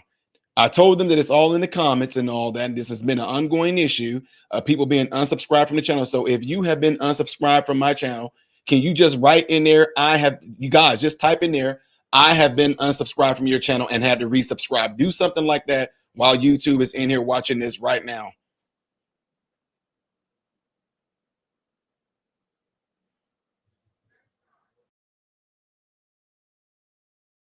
It's 8 years ago, Donald Trump shocked the system and defied the doubters to become the 45th president of the United States. He didn't want fortune or fame, power and position. He already had all of that. Donald Trump and his family made enormous sacrifices to run and to serve as president. He didn't need to do it. He wanted to do it. My relationship with Mr. Trump was forged under fire in a foxhole in 2016 after he asked me to be his campaign manager.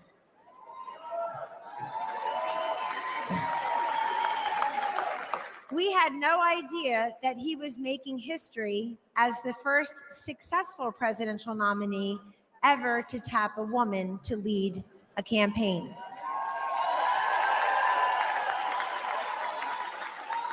But that was a natural for Donald J. Trump. He had elevated women in New York real estate decades before when few people would. One morning, I was in an early senior staff meeting in the White House. And as I glanced around the table, something caught my eye. In that meeting were Sarah Huckabee Sanders, Mercedes Schlapp, Brooke Rollins, Ivanka Trump, and me. I soon realized that among us, we have 19 children. At the time, ages 2 through 16. Show me a C-suite in America where 5 working moms of 19 young children could have the highest rank in the company and work alongside the president.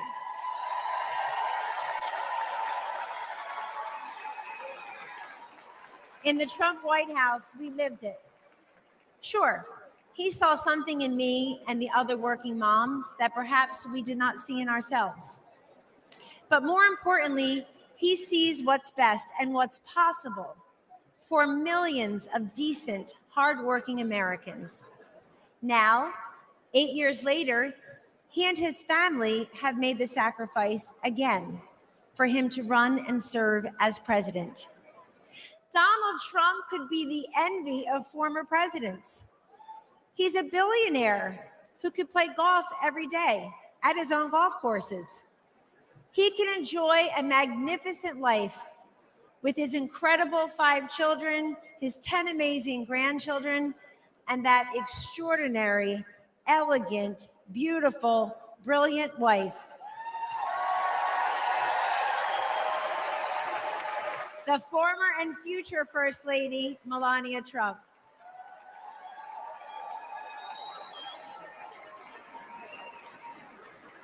He does not need to do this, but we need him to do this. How often do we hear, "I want Trump's policies without Trump's personality"? Well, good luck with that. We don't get those policies without that personality.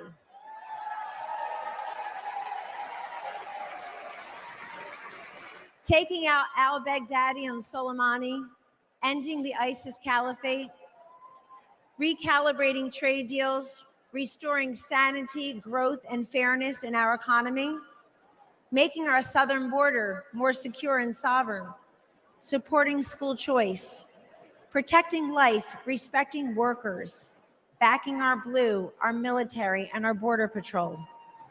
You get that through strength and toughness. Weakness emboldens our adversaries, enables failure, and empowers evil. The answer to weakness is strength. The antidote to division is unity. And the alternative to failure and incompetence, to Joe Biden and Kamala Harris, is to send them packing and send Donald Trump and J.D. Vance to the White House.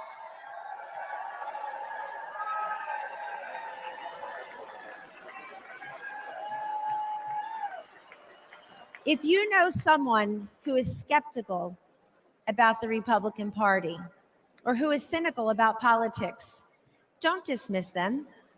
Talk to them. We win through addition, not division. In Donald Trump's Republican Party, everyone is welcome. Yes. We have been called deplorable, irredeemable, MAGA extremists, and worse. But Donald Trump sees you for who you are. You love your God, you love your family, and you love your country. In 2024, there should be no more hidden, undercover Trump voters. It's time to put that flag on your front porch, that red hat on your head, because we don't cave and we don't cower and we do not capitulate. Instead, we get up, we show up, we stand up, and we speak up. Ladies and gentlemen, this is your movement. This is your moment. And this is the man I know and the president we need for 4 more years. He picks the toughest fights and wins. He has stood by me, and he will always stand up for you. Thank you, God bless you, and God bless the United States of America.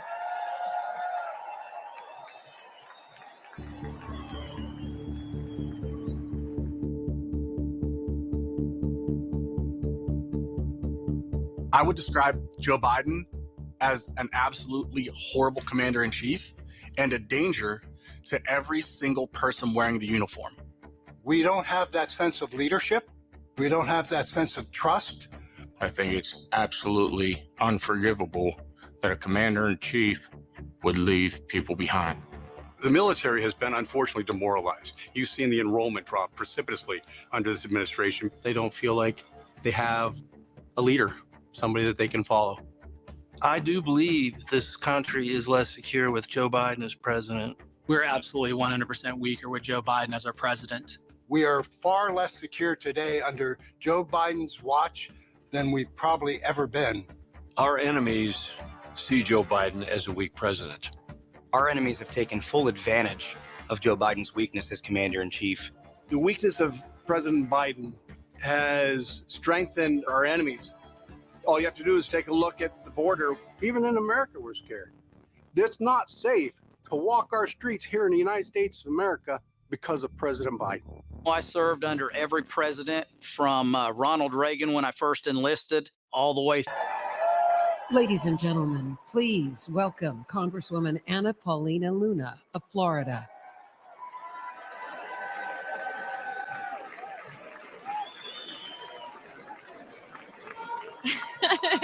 Thank you. Thank you. I'm Congresswoman Luna, and I represent the great people of Florida. The greatness and strength of America are beacons of hope for countless lives around the world. Our strength ensures our safety and security. My husband and I knew this when we joined the Air Force. But we don't preserve peace and stability by policing the world or by involving ourselves in every foreign conflict. We preserve peace by commanding the world's respect, a respect that is earned through unparalleled military strength and firm, decisive leadership. Over the past 4 years, the Biden administration has failed to uphold this standard. They have misused our resources in foreign wars contrary to our national interests, and they have eroded the lethality and fighting culture of our armed forces. The leadership that we need, that respects our military and understands the true cost of war, is only found in Donald Trump.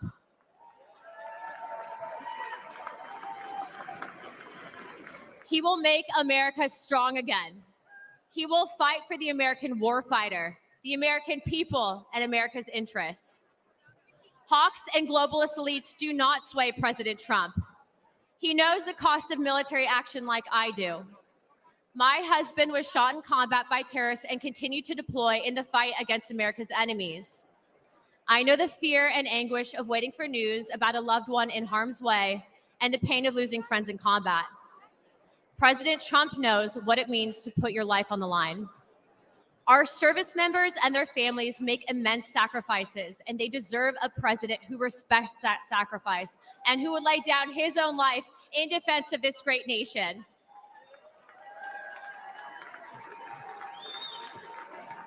President Trump has demonstrated he's ready to do just that. It is time that we all rise to his stature.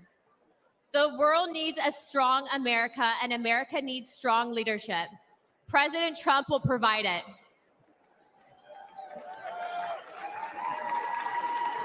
Regardless of race, gender, color, or creed, I urge you to vote for Donald Trump and J.D. Vance on November 5th.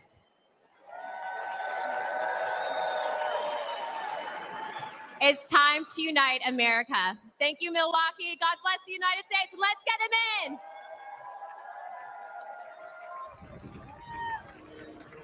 It was Christmas Day. We boarded Air Force One in complete and total darkness in the pitch black of night. We landed in war-torn Western Iraq. No lights on the runway. There were hundreds of troops packed into a dining hall. They had absolutely no idea that the president and first lady were about to walk into that room. And when they did, it was a sight and a sound and a scene that I hope I never forget.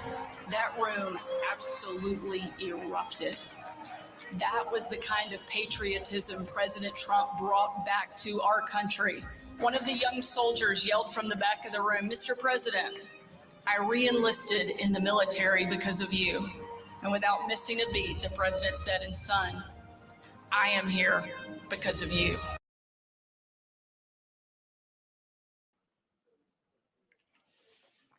I want to share something with you guys so y'all can see this in real time, okay? Just bear with me real quick because I want y'all to see this. Make sure if you haven't done so yet, ladies and gentlemen, that you hit that like button.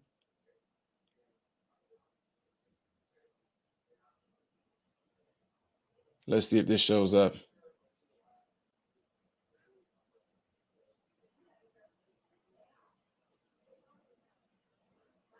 This is me talking to YouTube right here.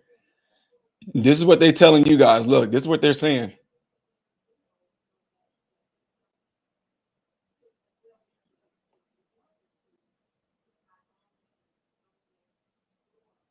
You see what I'm telling you two right here?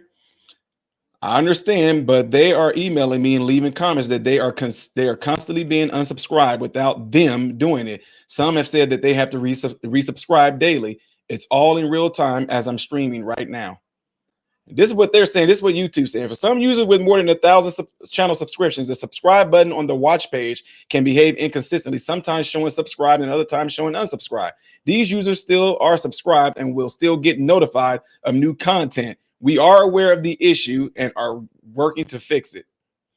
We apologize that this is happening in your channel a few times.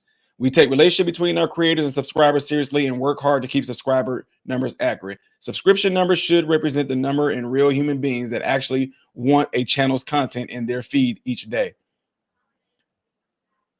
See, this is what I'm telling you. I just wanted to show y'all that I am talking with them right now, and YouTube is taking, they're working on the problem. So just want to show y'all that real quick and get back to our normal viewing venue here. That their service makes us all better off. Are you better off than you were 4 years ago? I'll tell you what, we're all going to answer that question in November. Here's something for you. Let's ask it the other way around. Let's ask, are our enemies better off than they were 4 years ago? Iran and its proxies, Hezbollah, Hamas, the Houthis, China, Russia. Well, Iran is richer. Russia is bigger. And China is stronger. And their unchecked aggression proves that the answer is a resounding yes. The Biden-Harris foreign policy undermines American security, and watching their administration lose the gains President Donald Trump made overseas not only destroys our morale, it empowers our enemies abroad.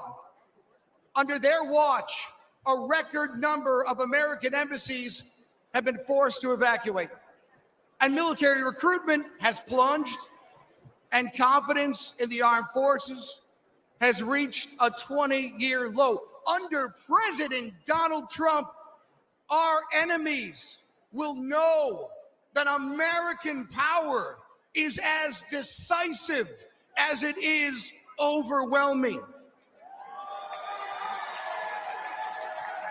And if you provoke the United States of America, we will hurt you.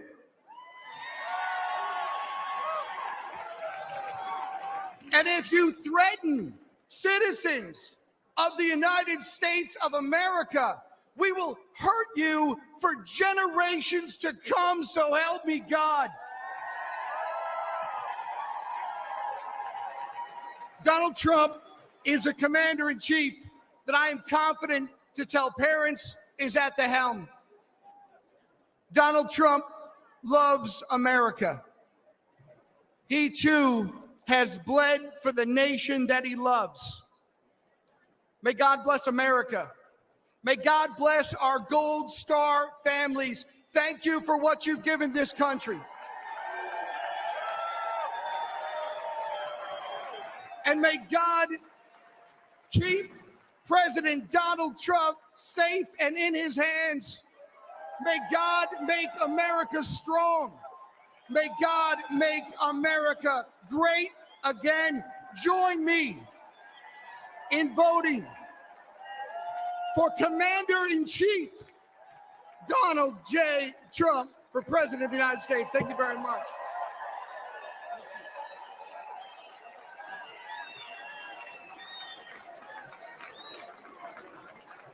Ladies and gentlemen, please welcome Afghanistan war veteran, Scott Neal.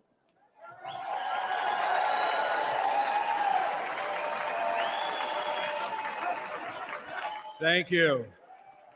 Look at all these great Americans here. Well, good evening, my fellow Americans. My name is Scotty Neal, and I'm a proud United States Army Green Beret veteran. Thank you. And the most important part is I'm a proud veteran entrepreneur. Almost 23 years ago, Al-Qaeda declared war on America September 11th, 2001. Weeks later, Green Berets from the 5th Special Forces Group became the first Americans in uniform to deploy to Afghanistan, and I was one of them. Thank you. Deep in enemy territory, some of us rode on horses.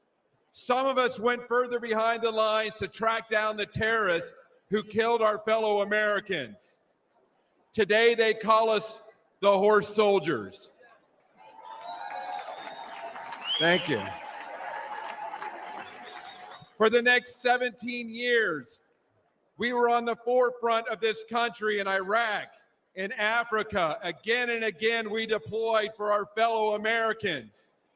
Some of us sacrificed our bodies. Some of us sacrificed our lives for the American people. And for me, America was worth it. Thank you. Thank you. Now, after leaving the military, I wanted to live the American dream I had been defending. And I wanted to start a business with my friends that I served with. Today, my company's known as American Freedom Distillery, and we make horse soldier bourbon.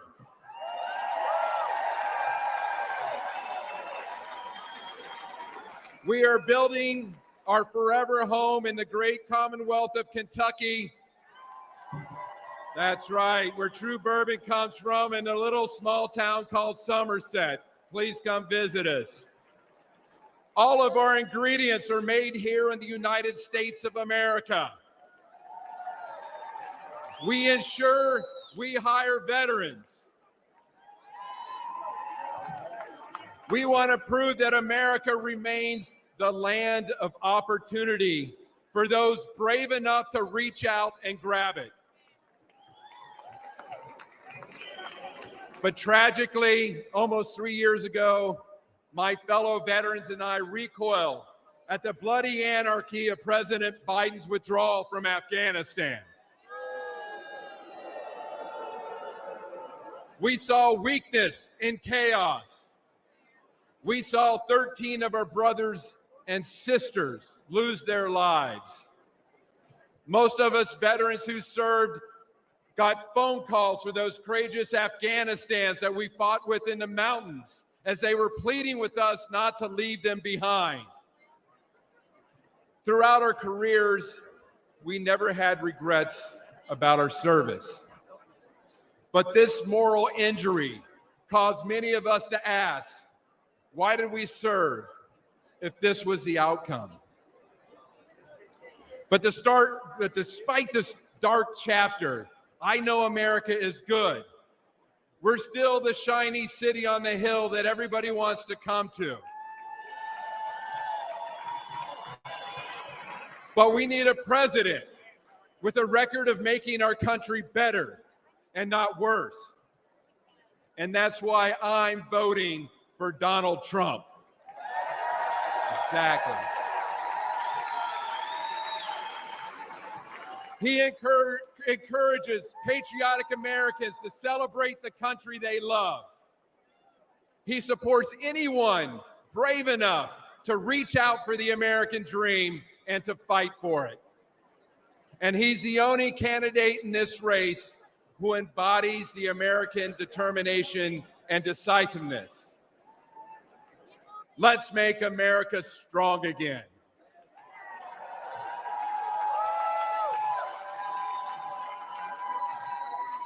Let's vote for Donald Trump. Thank you. The oppresso liber. God bless America. This is the most important election in our lifetime. This election will decide the fate of our great nation. And that is why we must elect President Donald John Trump.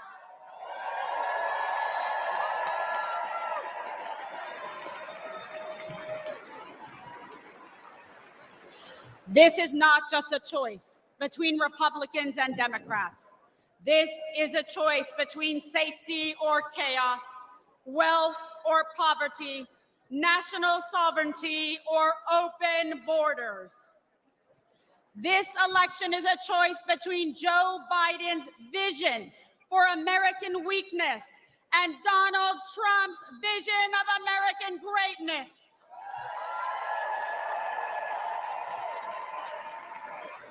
Donald Trump will once again make our country strong, safe, and prosperous. He will make America feared by our adversaries and respected by our friends. And most importantly, he will always put America first.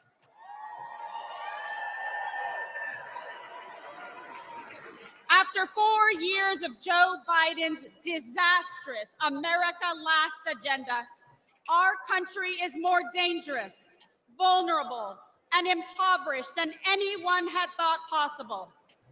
President Trump handed Biden a booming economy and a strong nation. All Joe had to do was leave it alone and take a nap.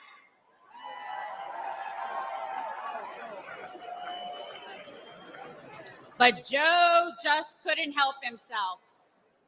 Joe Biden cannot lead America. He cannot even lead himself off a stage. Now Americans are drowning in inflation. Insanity spreads like a cancer in our schools. We are closer to World War III than any time in my life.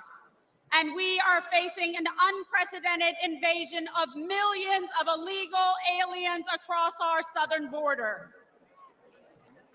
Rioters and looters go free, while Biden and the Democrats persecute American heroes like Donald Trump.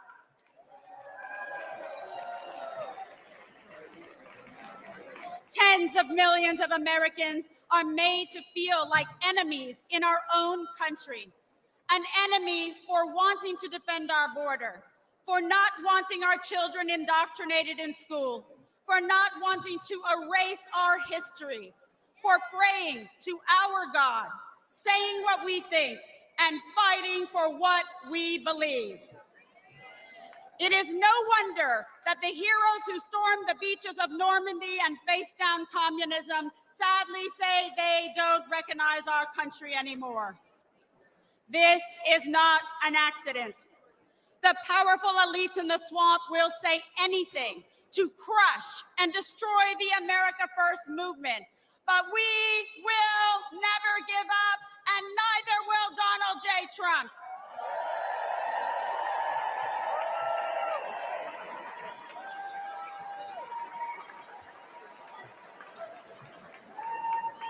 I know I speak for patriots everywhere when I say we are fed up.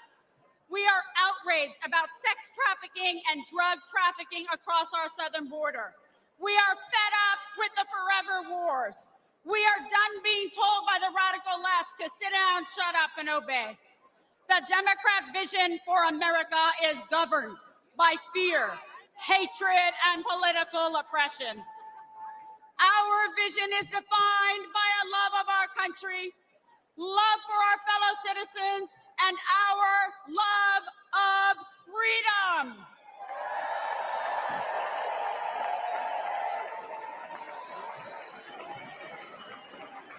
In our vision, we will secure the southern border and deport the violent criminal aliens once and for all.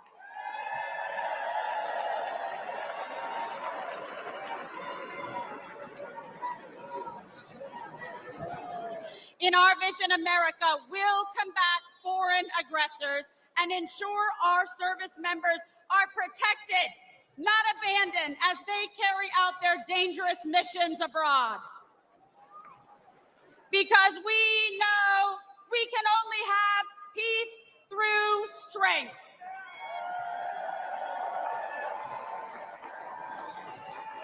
We will restore an era of national pride where freedom of speech is respected and cancel culture is ended.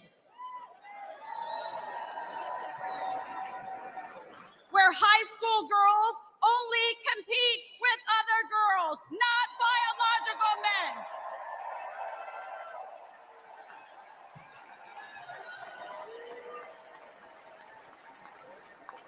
Where struggling cities never put criminal illegal aliens above our heroic veterans and brave law enforcement.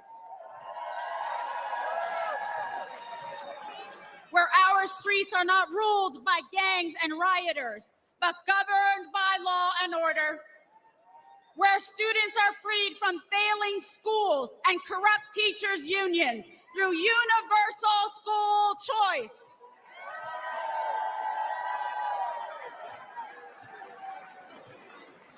Where our most sacred institutions are not weaponized against political opponents, but are fair, equal, and just. And where we teach our children to love our country, learn our history, and respect our American flag.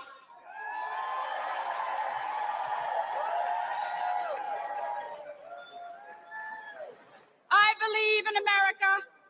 I believe in our freedom and liberty. And I believe in Donald John Trump.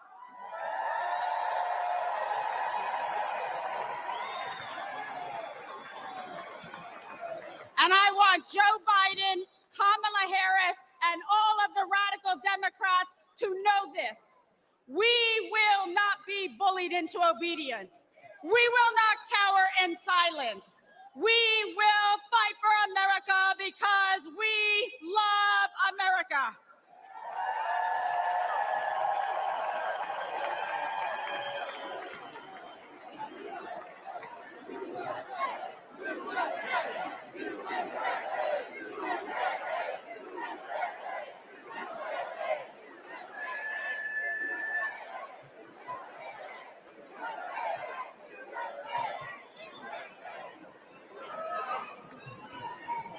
I stand before you as a working mother, a former prosecutor, a Catholic, and a proud Latina.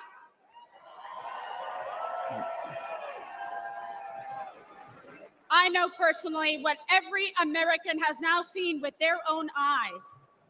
I know the measure of the man that stands before us. Donald Trump will never stop fighting for you.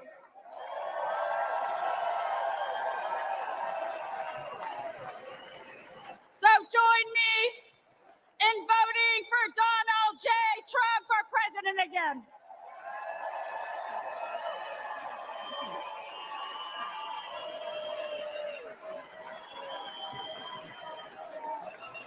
Victory is in our sights. America's future is in our hands. America's destiny is in our control. And America's prosperity is in our hearts and souls. America, this is your moment. Will you stand for President Trump? Rise up, rise up. Ladies and gentlemen, lovers of liberty and freedom and the American dream, this is our last chance to make America great again. God bless you. God bless President Trump, and may God bless America.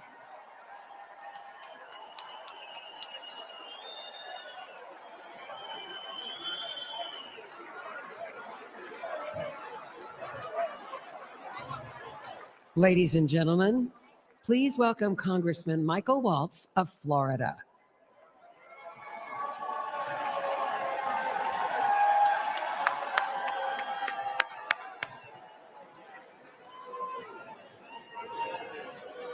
I am so honored.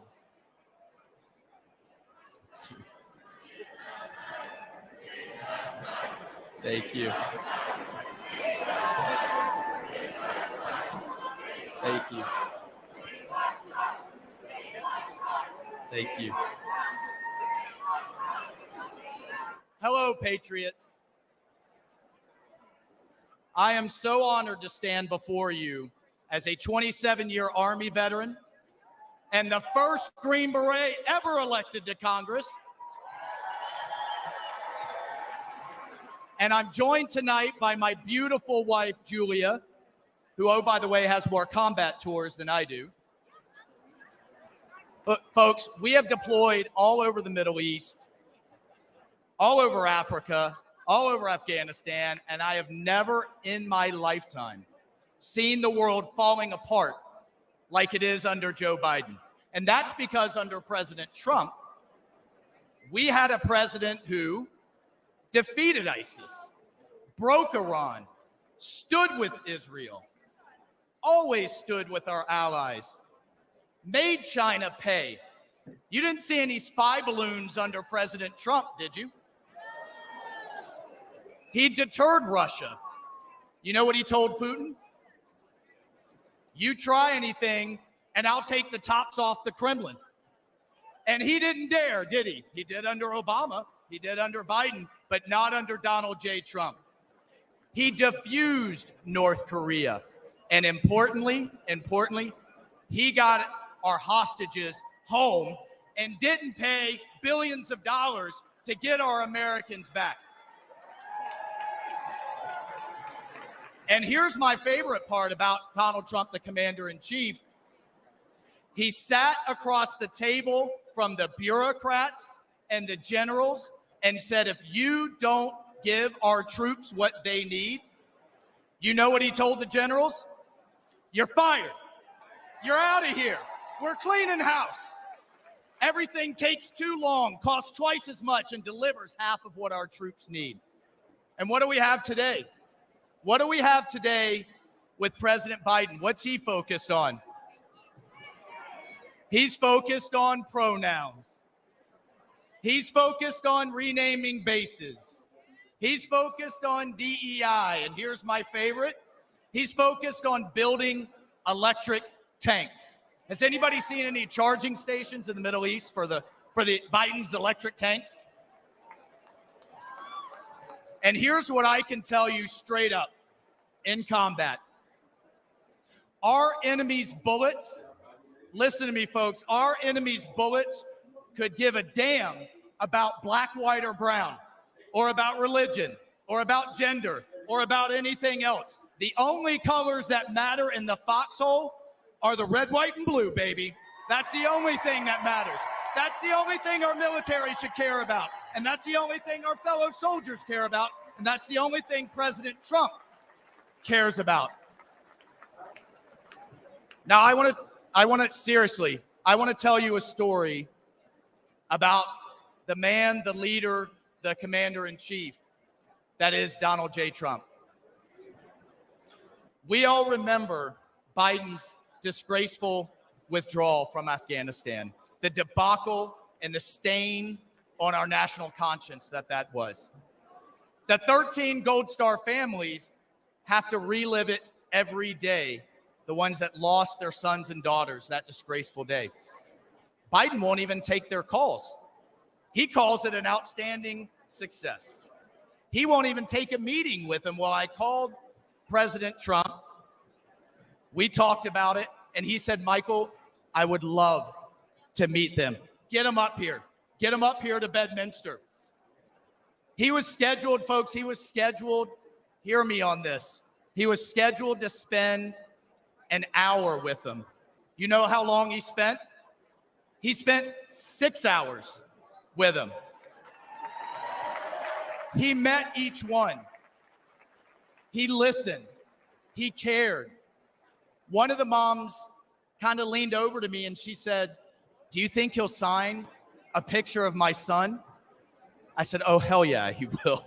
Please ask. He would be happy to. And he spent hours more. And if that wasn't enough, he then has them up to dinner. And at the start of the dinner, he promised them this. When he gets back in the White House, he will release all the tapes, all the videos, all the records, all the emails, and give these families the accountability and the transparency that they deserve and that they will never get from Joe Biden.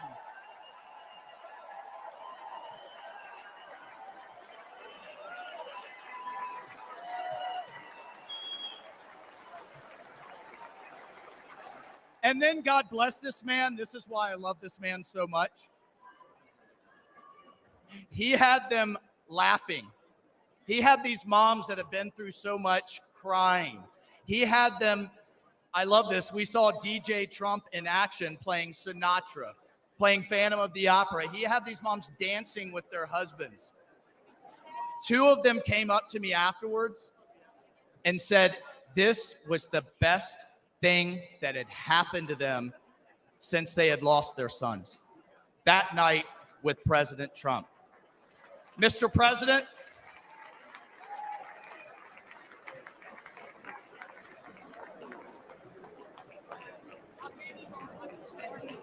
Mr. President, you helped them heal. And I will forever, and they will be forever, and America will forever be grateful to you for that.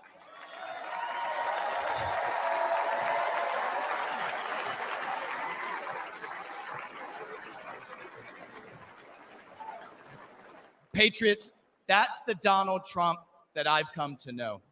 That's the Donald Trump and the commander-in-chief we all know. That's the Donald Trump the media never wants you to see. That is the Donald Trump we must have as commander-in-chief back in the White House this November. We need it. The country needs it. The world needs it, because we will once again have peace through America's strength. God bless you. I salute you. Let's go fight, fight, fight, and let's win.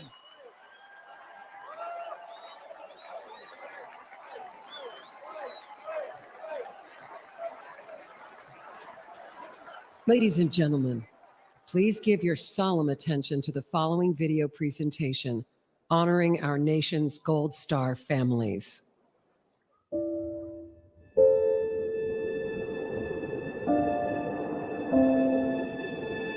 I'm Jim McCollum. I'm the father of Marine Lance Corporal Riley James McCollum, and I'm here to speak for him. My name's Alicia Lopez. I'm Herman Lopez, and we're the parents of our son, Hunter Lopez, a U.S. Marine stationed in Camp Pendleton, San Diego, California, who passed away on August 26, 2021 in Kabul, Afghanistan. My name is Abby Sanchez, and I am the voice for my brother, Corporal Humberto Sanchez. My name is Coro Briseno, and I am Corporal Humberto Sanchez's mother. My name is Stephen Nakui. I'm here for my son, Kareem Nakui. I'm here today to give my son a voice. My name is Cheryl Jules. I am Sergeant Nicole G's aunt. She was a U.S. Marine that was killed in the Kabul, Afghanistan withdrawal. My name's Christy Shamblin, and I'm here for Sergeant Nicole G, United States Marine, who was killed in the Afghanistan exit. My name's Kelly Barnett. I'm here to give a voice to my son, my best friend, Staff Sergeant Taylor Hoover. And my name's Darren Hoover, and I'm here to give voice as well for our son, Staff Sergeant Taylor Hoover. When we started hearing that the Taliban was moving in, that there wasn't more military being deployed, and that they had decided that the Taliban was our security, that was when I became terrified. They were just kind of left there, hung out to dry. For you from Afghanistan, where there are significant casualties, including some Americans from a I was at work and heard about it. Instantly had that just chill go through me, and I started sending messages. I'm talking to people. I'm calling his girlfriend. I'm saying, well, have you heard from him? Calling his sisters. Have you heard from him? You know, we're texting. We're saying, please, just send us a text. Just whatever. Just let us know that you're okay. When all the explosions went off, I had messaged her and I said, hey, you know, I know you can't say anything, but, you know, just an emoji, just a bubble.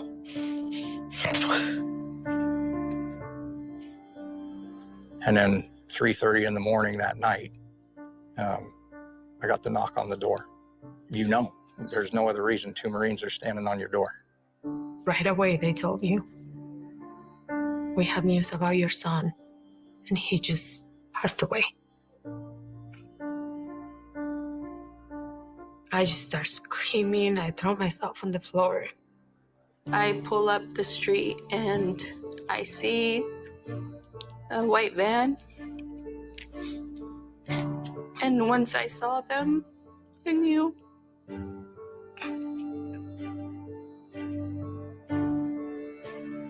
It's surreal. Seeing all those flag-draped coffins in the back of a C-17 is something you'll never forget. And it really drives home that, you know, these young men and women gave the ultimate sacrifice. They had all the families within this large room. The president showed up, and that was, it wasn't what I was expecting. You know, this guy's sitting across from me on that tarmac, and he keeps looking at his watch. Biden did not want to be there. I don't know what he wanted to do, but he did not want to be there.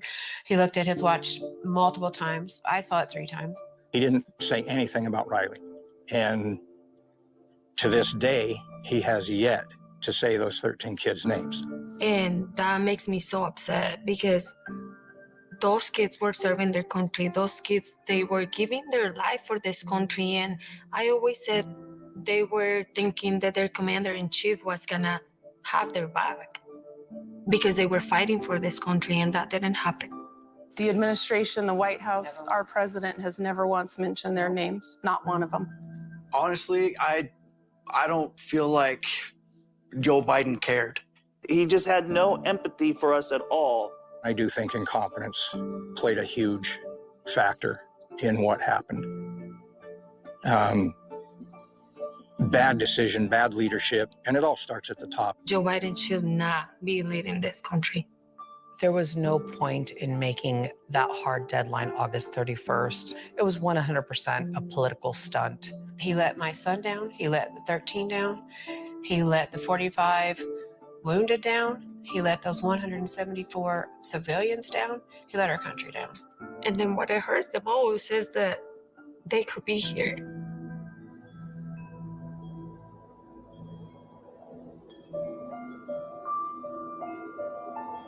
We fully understand we can't bring back our kids, but there are thousands and thousands more out there that are going to come home the same way if something doesn't change. We're the United States of America. We can do better by our men and women that are risking their lives for this country. We can do better for them than that.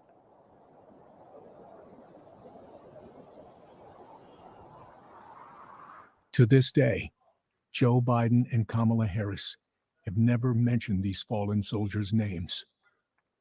President Trump will never forget them.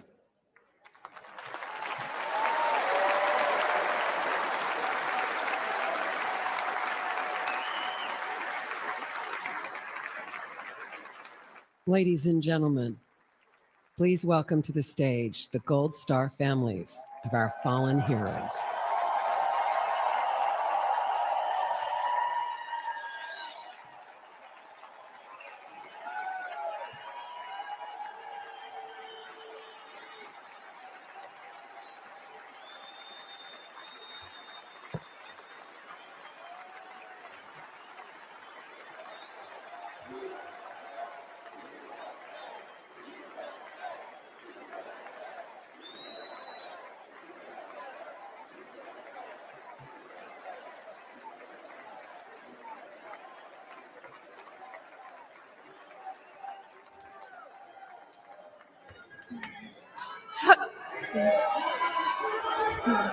Hello, America. I'm Christy Shamblin. My daughter-in-law, Sergeant Nicole Leanne G.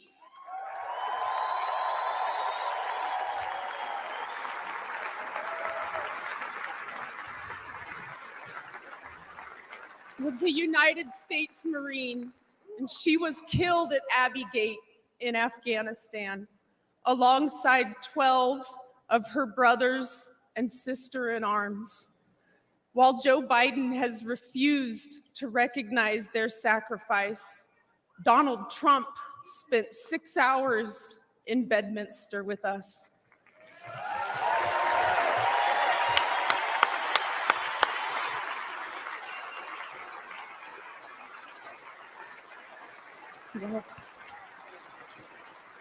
He allowed us to grieve. He allowed us to remember our heroes. Donald Trump knew all of our children's names. He knew their stories, and he spoke to us in a way that made us feel understood, like he knew our kids. Donald Trump carried the weight for a few hours with me.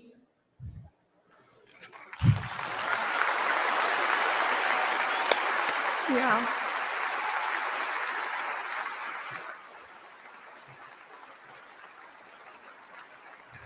And for the first time since Nicole's death, I felt I wasn't alone in my grief.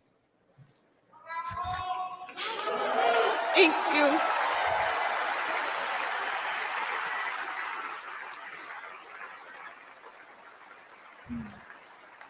I had expected to meet an arrogant politician. Instead, I met a man who had empathy for us. He was compassionate, and he spent time with us because he knew it would make us feel better. Thank you, President Trump.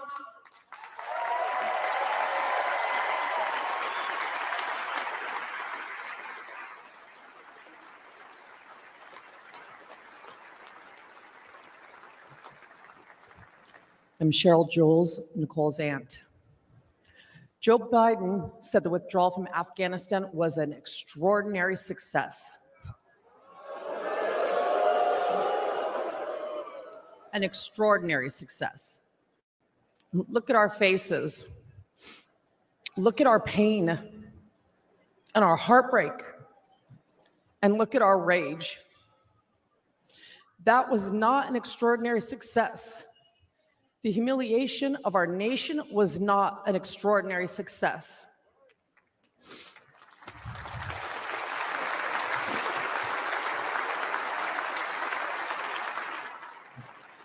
Joe Biden may have forgotten that our children died, but we have not forgotten.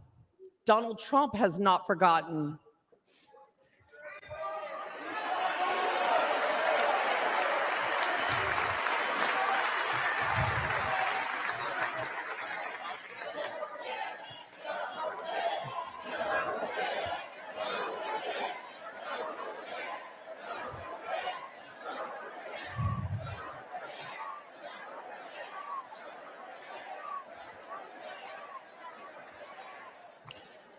Joe Biden owes the men and women that served in Afghanistan a debt of gratitude and an apology. Yep.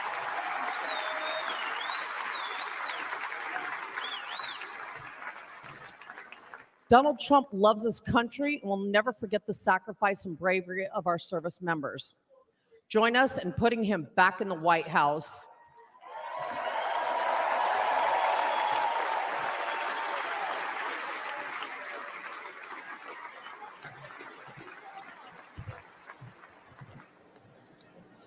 I'm Alicia Lopez, and this is my husband, Herman.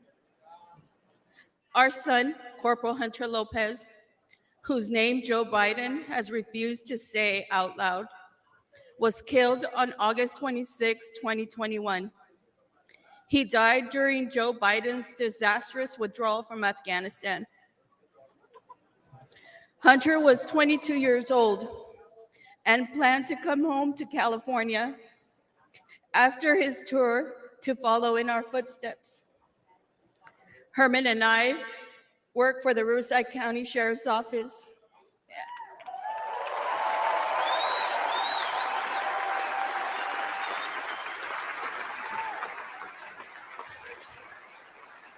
And our family has a tradition of service in law enforcement.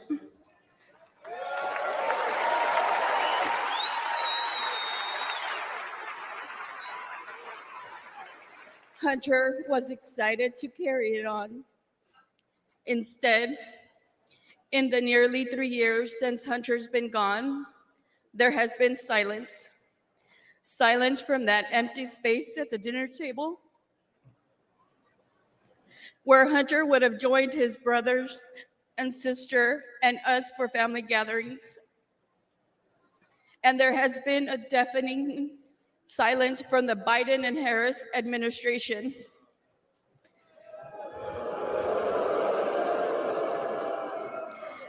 Despite our pleas for answers and accountability, they have pushed us away and tried to silence us. The Biden administration has not owned up to the bad decisions. They have not been transparent about their failures. And their so-called leaders work to protect themselves rather than our sons and daughters who took the oath to defend our country.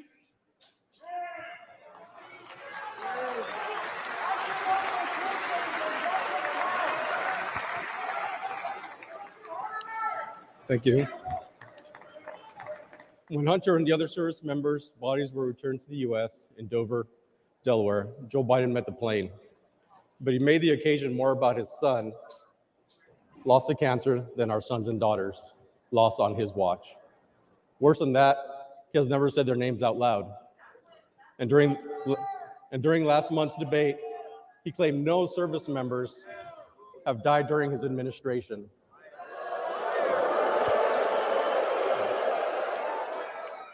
None. That hurt us all deeply. So Alicia and I are here to say the names of all 13 service members who lost their lives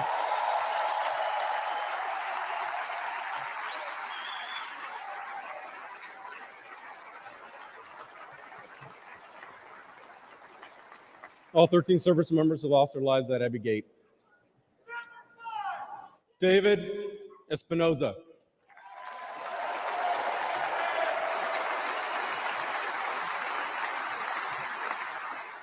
Nicole G.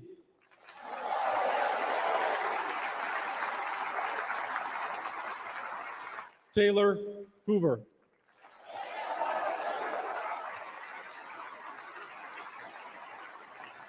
Ryan C. Knaus.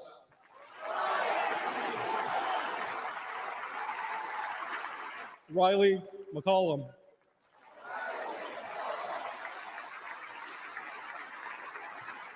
Dylan Marola.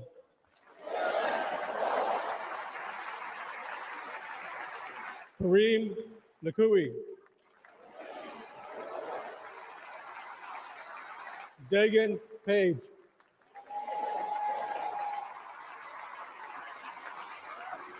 Johanny Pichardo.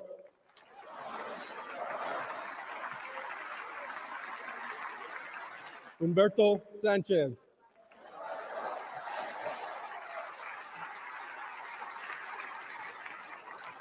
Jared Schmitz.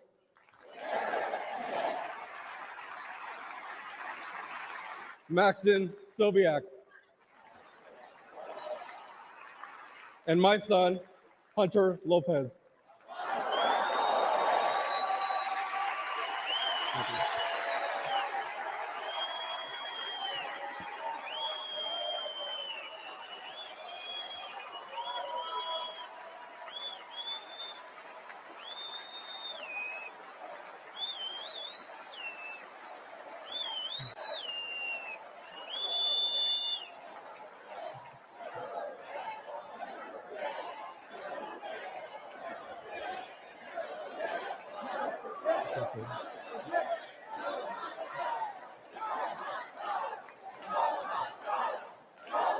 Joe Biden has to go. He failed the American people. He failed the Afghan people and our military service members. He failed our family, and he failed Hunter. Donald Trump has a proven record of keeping the peace and honoring those in uniform.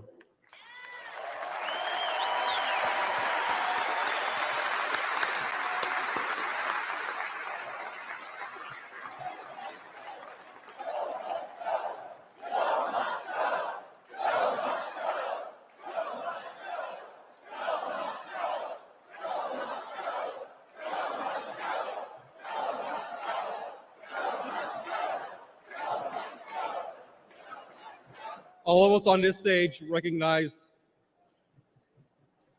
the efforts of Mr. Trump. We know this firsthand. We've experienced it. Whenever we've met with him, he has demonstrated compassion. He has joined us on our mission for answers, and he has given hope to our extended Gold Star family.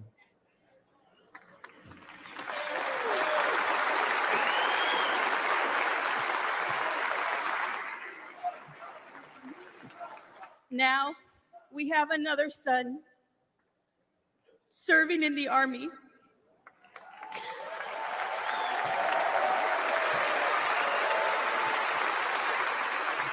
And we do not trust Joe Biden with his life. We have faith that Donald Trump to lead our military. Please join us in supporting Donald Trump for President and Commander-in-Chief.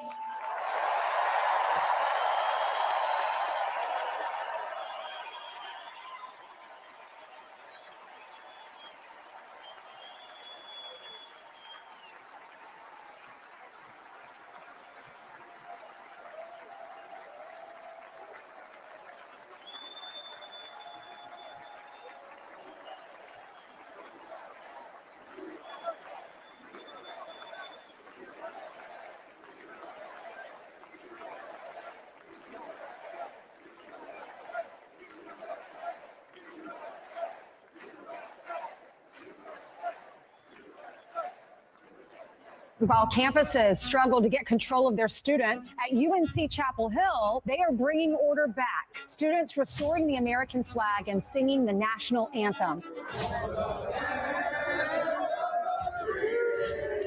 Protesters began to take down the American flag, and that's when the guys stepped in. Patriotic fraternity brothers stepped in and said, "Not today, Hamas." The group of frat brothers defended the American flag from anti-Israel protesters. I held the Israeli flag, and they held up the American flag while protesters chanted at us, screamed at us. I was told to kill myself about 50 times, called a white supremacist, a fascist. They protected the flag for an hour. They were pelted with bottles and rocks, but they stood strong. I think the most popular college students right now are the ones at UNC. God bless those UNC frat guys for taking down the Palestinian flag and putting up Old Glory. Giving us some hope there that not all college students have gone woke. They should be celebrated for, and what be more rare is their bravery, their willingness to stand up and exhibit that patriotism and protect America. All is not lost. In every corner of America, there are many people that love this country. I'm very proud of these boys and very, very proud that we have parents that are raising good kids like this in our country. I love America. There are still patriots in this country that actually want to fight and sacrifice themselves for this flag, this country. It's good to know that there's some patriotic young men out there supporting the flag, still out there. Don't bend the knee to these people.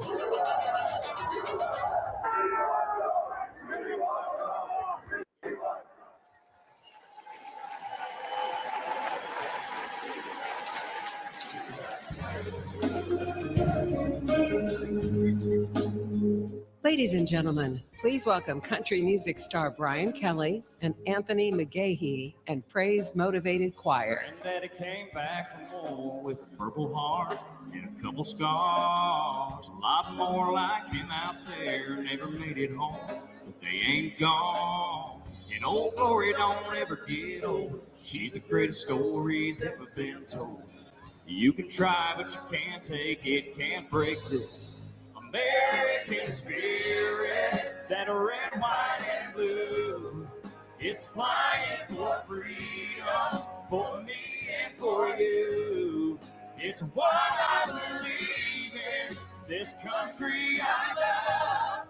That American spirit runs in our blood. American spirit. Ladies and gentlemen, please welcome the fraternity brothers from the University of North Carolina, Chapel Hill, who protected our American flag. Service members and the brave defenders, the infinite donors and the first responders, the earn your strappers and the give your lifers, all running on American spirit, that red, white, and blue. It's flying for freedom, for me and for you. It's what I believe This country I love, the American spirit runs in our blood. That American spirit.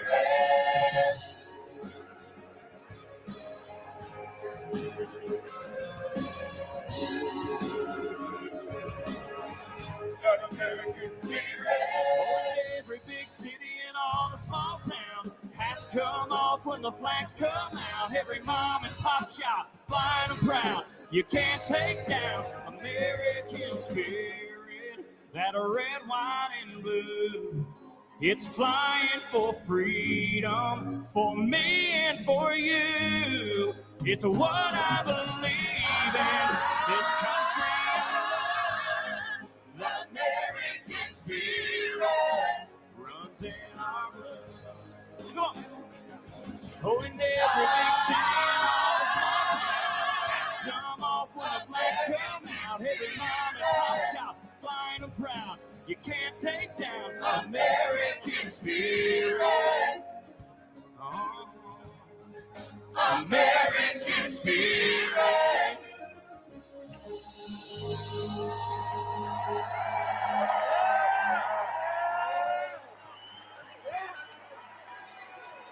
When a mob tried to take down the American flag on our campus, we knew we couldn't let that happen. We stood guard, we held it up, and we did not let it fall. It was all about respect, not just for the cloth, but for everything that the flag stands for. Too many people have sacrificed everything for it. The least we can do was keep it flying. And tonight, we are proud to honor our flag again.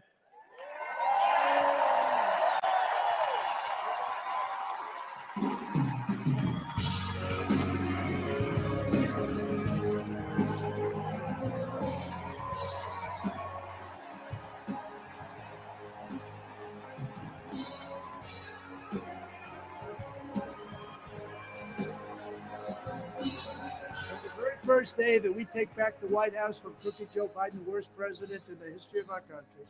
I believe that we're going to have 4 of the greatest years in the history of our country. I will once and for all secure our elections. We're going to go to paper ballots. We're going to have same-day voting, voter ID. We're going to do it properly. We're going to have good, secure, beautiful elections. We never want what happened in 2020 to happen again. But until then, Republicans must win. And we must use every appropriate tool available to beat the Democrats. They are destroying our country. Whether you vote early, absentee, by mail, or in person, we are going to protect the vote. That's the most important thing we have to do, is protect the vote. Keep your eyes open, because these people want to cheat, and they do cheat. And frankly, it's the only thing they do well. We will make sure your ballot is secure and your voice is heard. Many Republicans like to vote on Election Day, and we must swamp the radical Democrats with massive turnout on Tuesday, November 5th. The way you win is to swamp them. If we swamp them, they can't cheat. It just doesn't work out. But if you can't make it, you need to make a plan, register, and vote any way possible. We got to get your vote. So with your vote, we will win a victory the likes of which no one has ever seen before. We will evict crooked Joe Biden from the White House, and we will take back our country on November 5th, 2024, the most important day in the history of our country. That's what it's going to go down as. Thank you.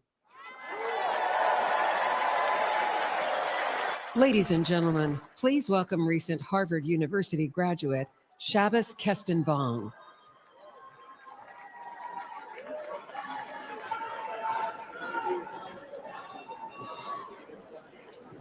My name is Shabus Kenbal. I am a proud first-generation American.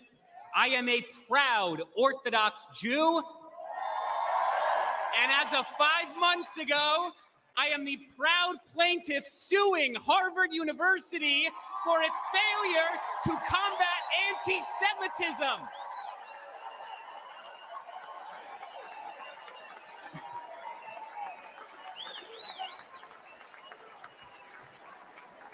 I came to Harvard to study religion, the foundation of Western civilization, what I found was not theology, but a contempt for it.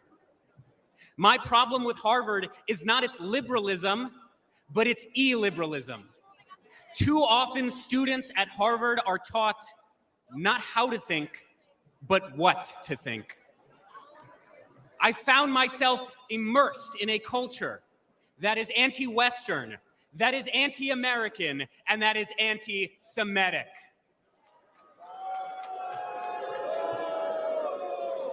After October 7th, the world finally saw what I and so many Jewish students across this country experienced almost every day. When I planted 1,200 Israeli and American flags on campus, they were all vandalized within 24 hours. I was harassed by my peers merely for being a Jew and have received countless death threats online. Students and professors have openly called for new Hamas-style attacks against the United States. And perhaps most damning, when Hamas terrorists butchered 45 American citizens on October 7th, when they took 12 Americans hostage, Harvard refused to immediately and unequivocally condemn this atrocity. My fellow Americans, the anti-Semitic bigotry, unfortunately, extends far beyond the universities. Although I once voted for Bernie Sanders, I now recognize that the far left has not only abandoned the Jewish people, but the American people.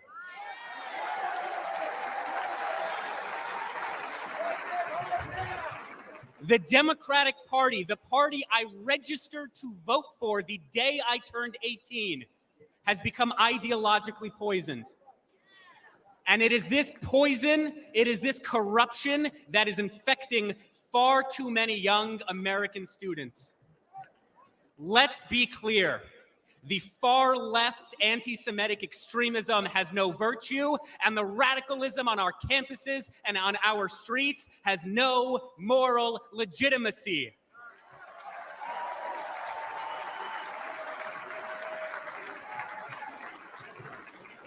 Sadly, the far left-wing tide of anti-Semitism is rising. But tonight we fight back. I am proud to support President Trump's policies to expel foreign students who violate our laws, harass our Jewish classmates, and desecrate our freedoms.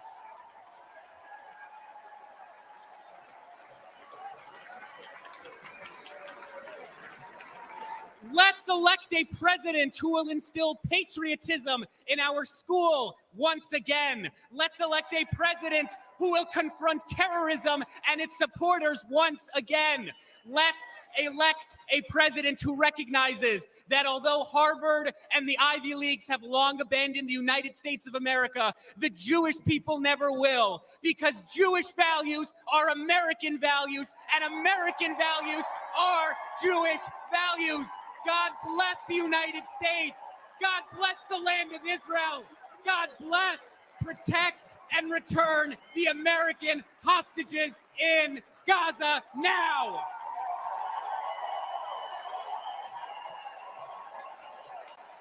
Ladies and gentlemen, please welcome the parents of an American hostage held in Gaza, Orna and Ronan Nutra.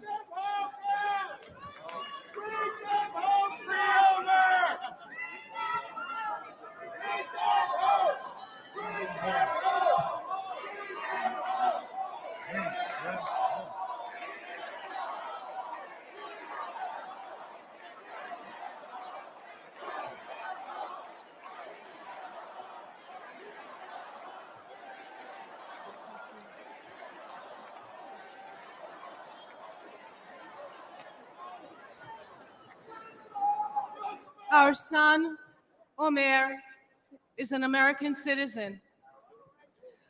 For 285 long days and nights, Hamas terrorists have been holding Omer imprisoned in tunnels underneath Gaza. Omer, which is a biblical name and means in Hebrew the first crop, is our firstborn. He was born in New York City 1 month after 9/11. 8 months pregnant, I walked across the Queensboro Bridge towards home that day. And here we are, 23 years later, and he's the victim of another vile terrorist attack. Let me tell you a little bit about my son. He's a connector. He's an extremely social person. He loves sports. In high school, he was captain of the soccer ball, volleyball, and basketball teams. He's a natural leader.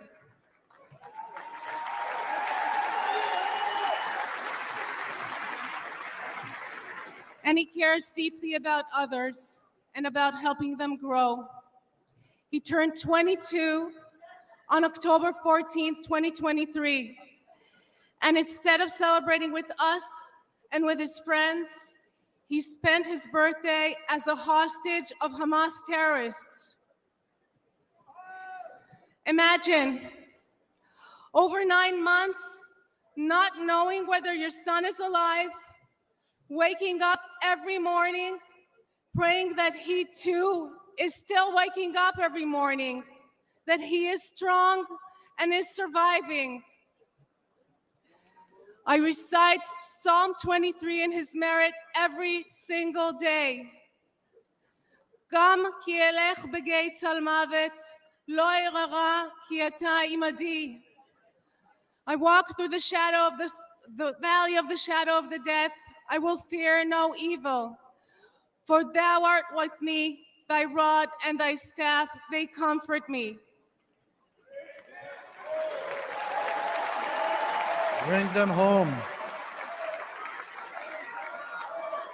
Bring them home.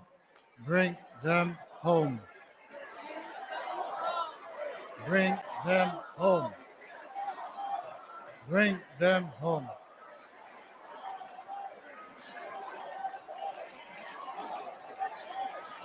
During the brutal October 7th attack on Israel, over 1,200 people were slaughtered.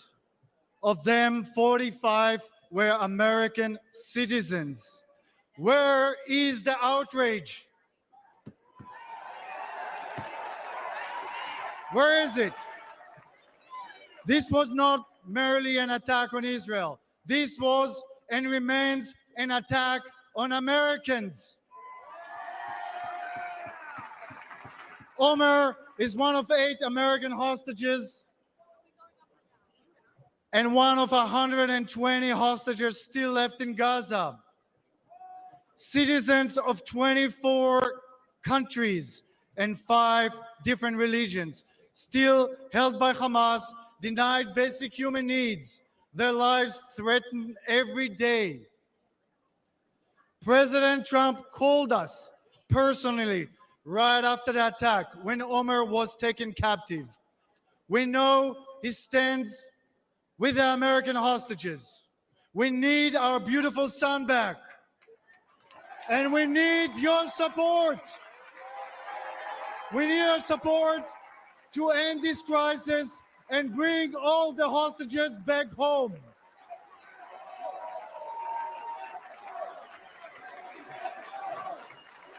Them home. Bring them home. Bring them home. Bring them home. Bring them home.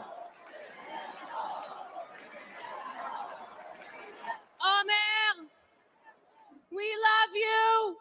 We won't stop fighting for you.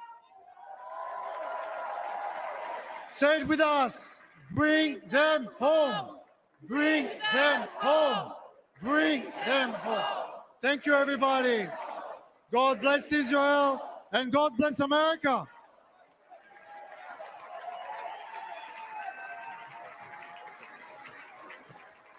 Ladies and gentlemen, former paratrooper, congressman, and New York State gubernatorial candidate, Lee Zeldin.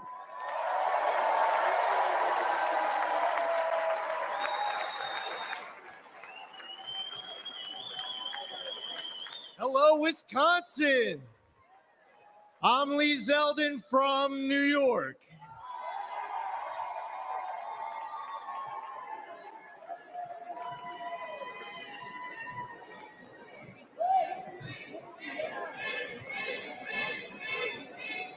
A nation led by President Trump is a nation stronger, safer, and more secure. As a former 82nd Airborne paratrooper,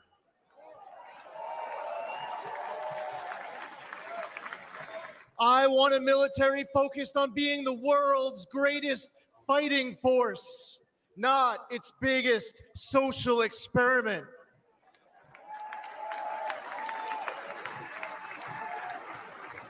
We need a president treating our friends as friends and our adversaries as our adversaries, understanding they only respect strength, not weakness.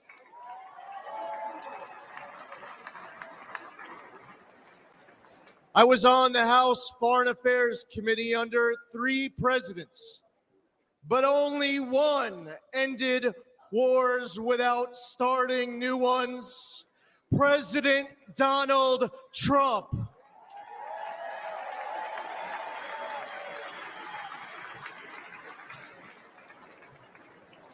As one of 2 Jewish Republicans in Congress, it was amazing to witness history-making progress, strengthening the U.S.-Israel relationship under President Trump, moving our embassy in Israel to Jerusalem,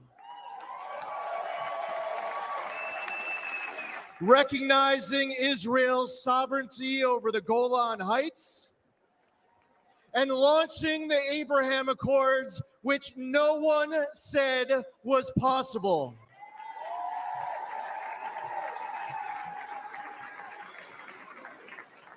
Soleimani and the ISIS caliphate were eliminated.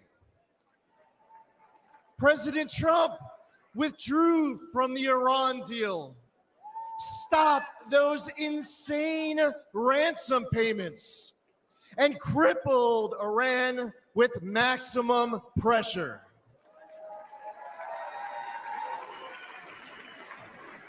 But then everything went downhill under Biden. Yes, the guy who advised Obama not to take out Osama, Joe Biden advised against the mission that killed Osama bin Laden.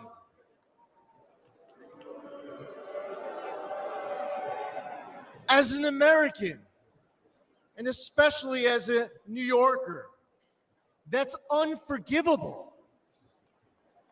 Even in his prime, he had bad judgment. And it's only gotten worse with age. We cannot count on Biden to make this kind of crucial 3 a.m. decision. Heck, we can't rely on him at 3 in the afternoon.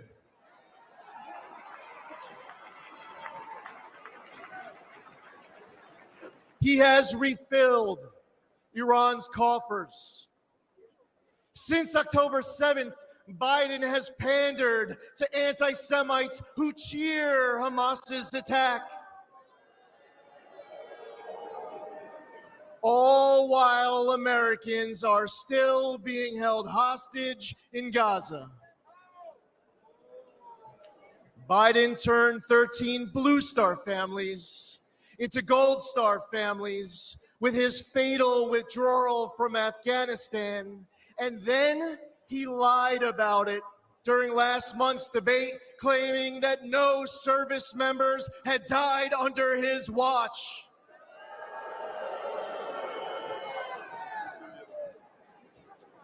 We must elect President Trump. Whether building an Iron Dome defense shield at home countering China and other bad actors abroad, or securing our borders. He will make America strong and respected again. President Trump risks everything for us.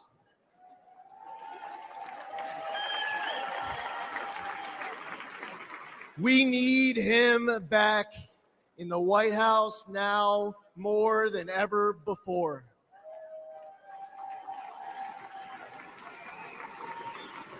To make America great again, we must first, and God willing, we will expand the Republican majority in the United States House of Representatives.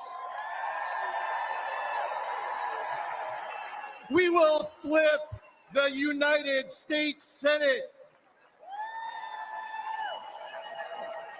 We are going to elect J.D. Vance, our next vice president. And we will make Donald J. Trump the 47th president of these United States. Thank you. God bless you. God bless President Trump and his family, and God bless America.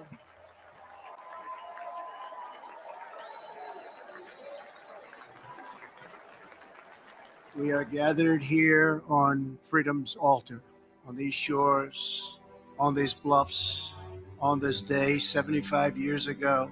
10,000 men shed their blood and thousands sacrificed their lives for their brothers, for their countries, and for the survival of liberty.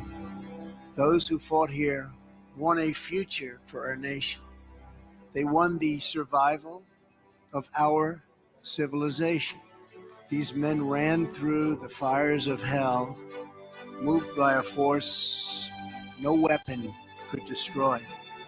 The fierce patriotism of a free, proud, and sovereign people. And they showed us the way to love, cherish, and defend our way of life for many centuries to come. And our children and their children will forever and always be free.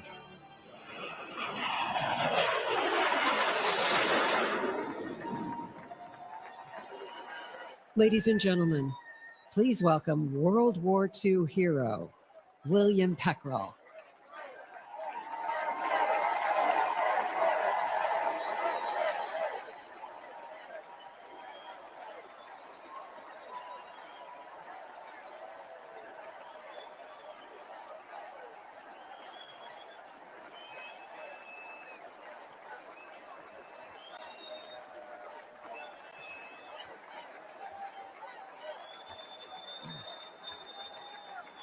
Thank you very much. My name is Bill Peckrell. I'm a proud Wisconsinite. I'm a proud husband of 76 years old to my wife, Rosemary. I'm a father of 11 children.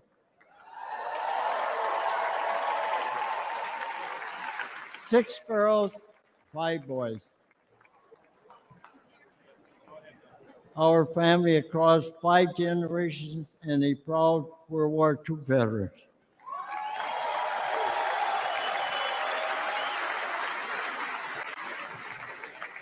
I'm 98 years old.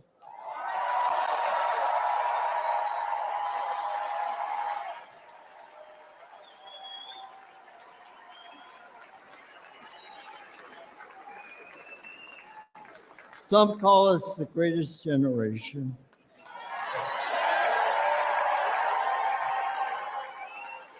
That's an honor, considering America is the greatest nation in the history of the world.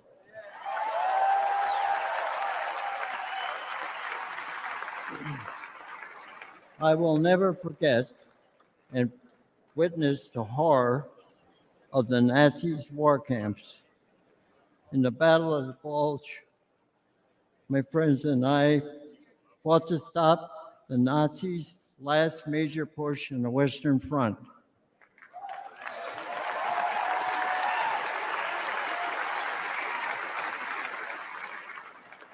A few months later, Hitler was dead. Hitler was dead. The Nazis were defeated.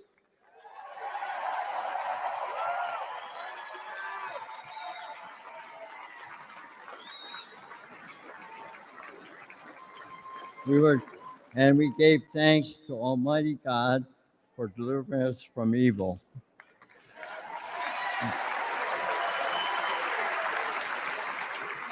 But not many of us came home.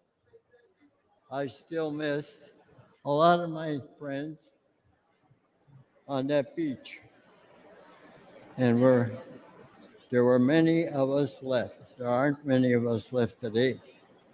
But for us, those of us who are here, that America is still worth fighting for.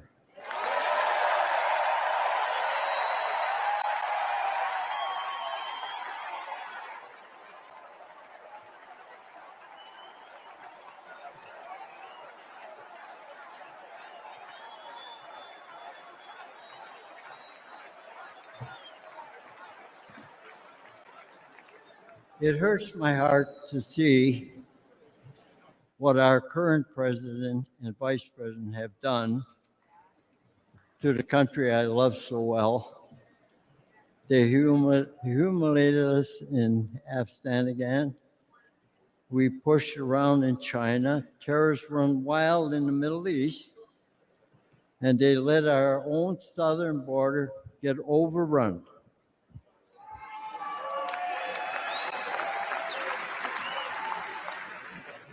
America, people say, America is an idea, but I believe America is much more than that. America is our home.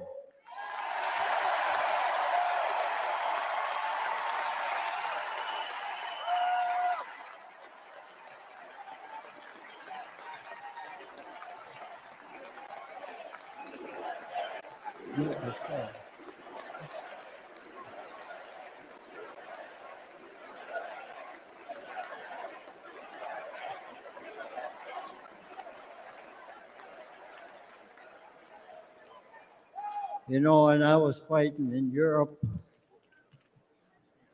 and I came back home.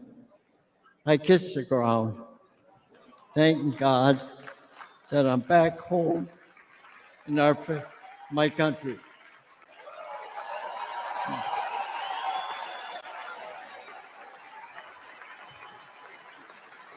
And where I come from, when somebody comes for me or my home, you dig in your boots in the ground and never look back.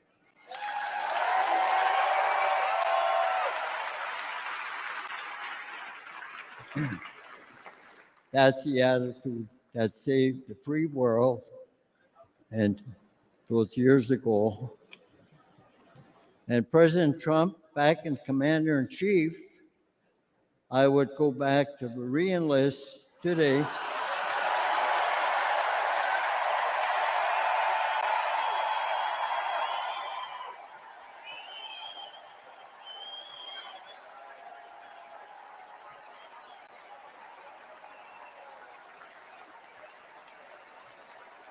And I would storm whatever beach my country needs me to fight again. God bless you. God bless our home and the United States of America.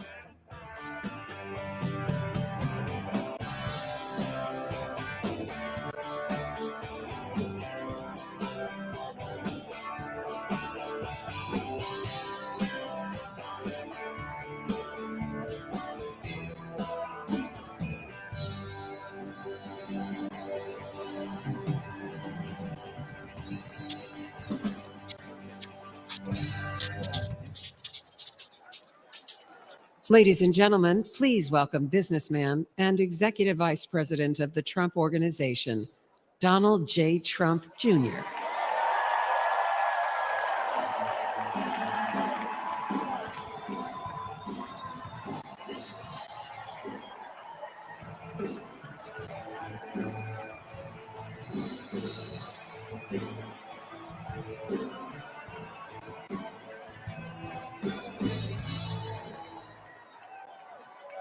Good evening, America. Before I begin my remarks, I'm going to do something a little uncharacteristic. A Trump is going to give up the microphone. Doesn't happen often. You may never see it again. But I got a call on Monday morning from a young lady who said, "Dad, I want to speak at the RNC." I want to speak at the RNC because I want America to know what my grandpa is actually like.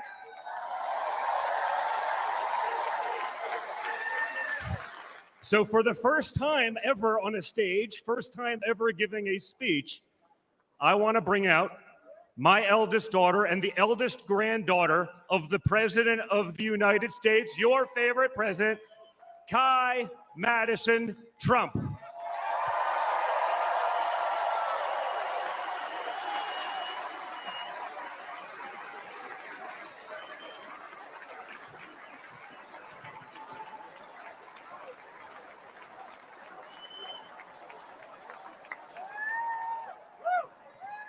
Hi, everyone. My name is Kai Madison Trump. I am the granddaughter of Donald Trump. I'm speaking today to share the side of my grandpa that people don't often see. To me, he's just a normal grandpa. He gives us candy and soda when our parents aren't looking. He always wants to know how we're doing in school. When I made the high honor roll, he printed it out to show his friends how proud he was of me. I know. He calls me during the middle of the school day to ask how my golf game is going and tells me all about his. But then I have to remind him that I'm in school and I'll have to call him back later. When we play golf together, if I'm not on his team, he'll try to get inside of my head. I know.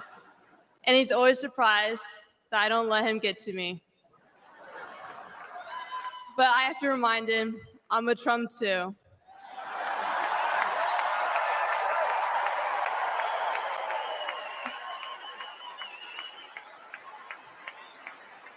Even when he's going through all these court cases, he always asks me how I'm doing. He always encourages me to push myself to be the most successful person I can be. Obviously, he sets the bar pretty high, but who knows? Maybe one day I'll catch him. On Saturday, I was shocked when I heard that he has been shot, and I just wanted to know if he was okay. It was heartbreaking that someone would do that to another person. A lot of people have put my grandpa through hell, and he's still standing.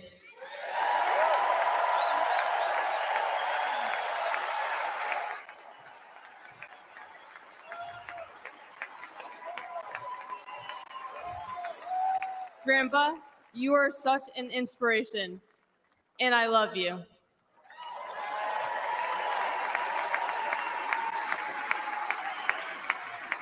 The media makes my grandpa seem like a different person, but I know him for who he is. He's very caring and loving. He truly wants the best for this country, and he will fight every single day to make America great again. Thank you very much.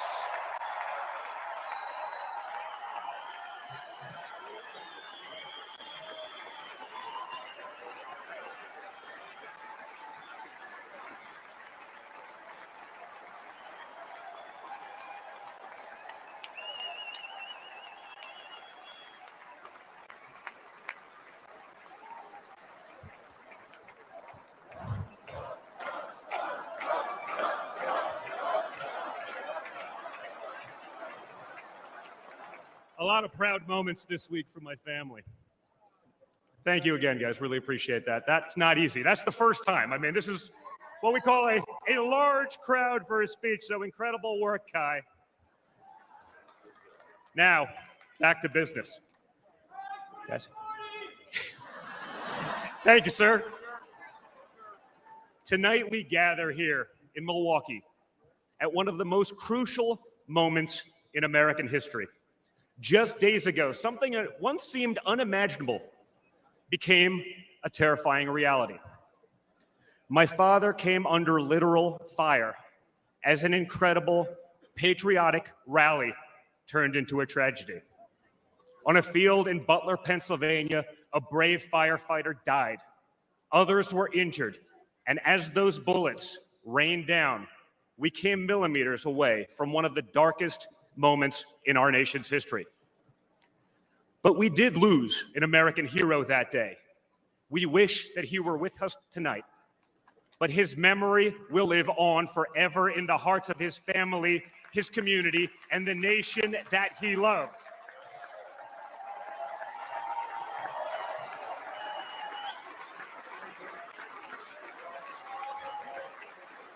So I would like to take just a moment tonight to express our gratitude for the life and service of American hero, Corey Comparator.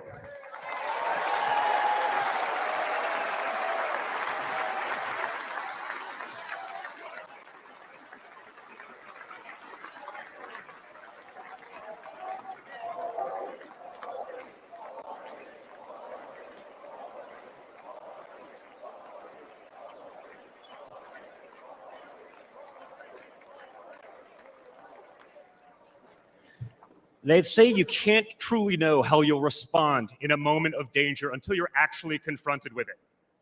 So what was my father's instinct as his life was on the line? Not to cower, not to surrender, but to show for all the world to see that the next American president has the heart of a lion.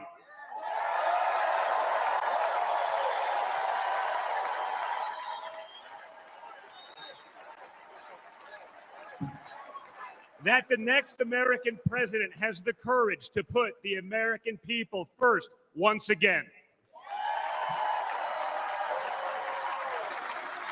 And in that moment, my father didn't just show his character, he showed America's character. When he stood up with blood on his face and the flag at his back, the world saw a spirit that could never be broken.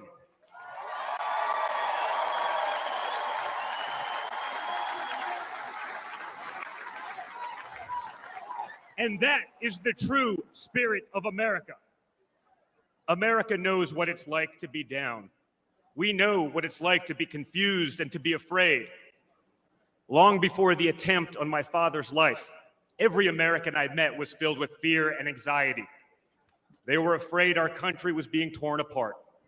They were anxious about the massive and chaotic invasion of illegal aliens across our border. They were deeply concerned about partisan lawfare, education indoctrination, and attacks on freedom of speech. Most terrifying of all, they saw that our leaders didn't care, or worse, that they joyfully aided and abetted the erosion of our rights. And the lies. Oh yeah, the lies. We won't ever forget the lies.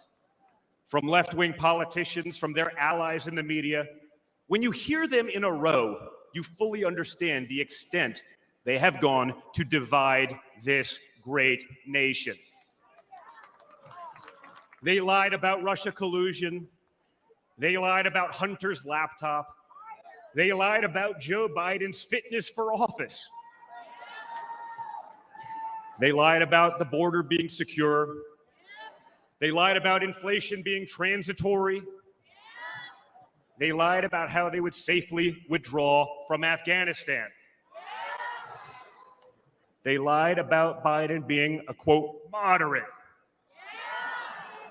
And they told one nonstop lie after another about my father. But they could only run away from reality for so long. All hell has broken loose in America, and it's impossible to hide anymore.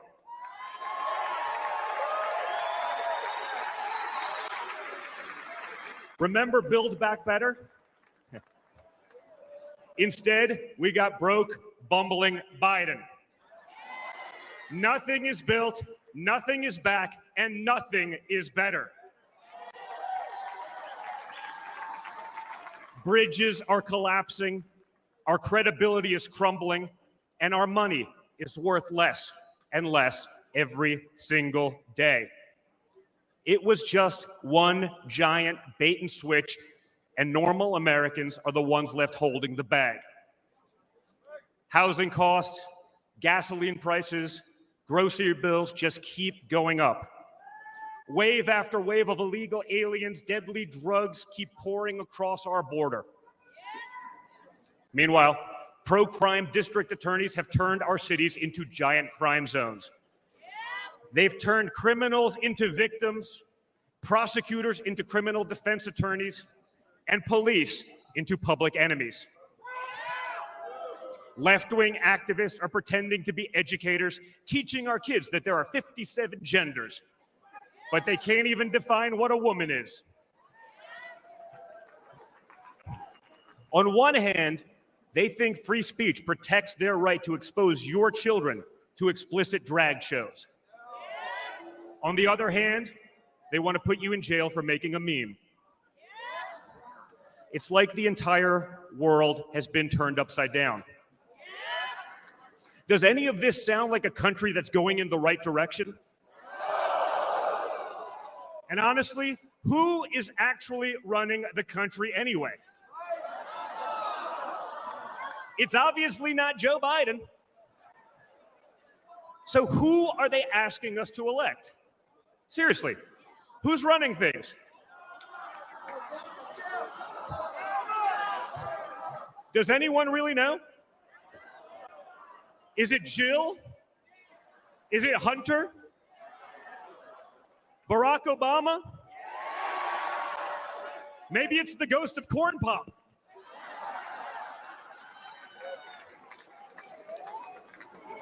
Whoever is running the show, the only thing they are effective at is persecuting my father. They twisted, contorted, and corrupted the criminal code to turn bookkeeping errors into felonies. They concocted new legal theories out of thin air. They imposed gag orders on my father because the last thing a defendant should be able to do is defend himself, right? They punished him for merely speaking the truth. They say they hate Vladimir Putin, but it sure seems like they've spent a lot of time copying his playbook.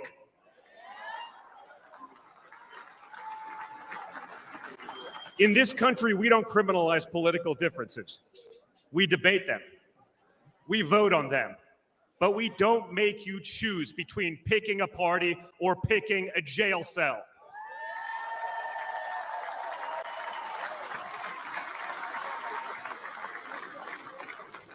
There was a time when the Democrats really wanted what was best for America, even if they had a different way of getting there.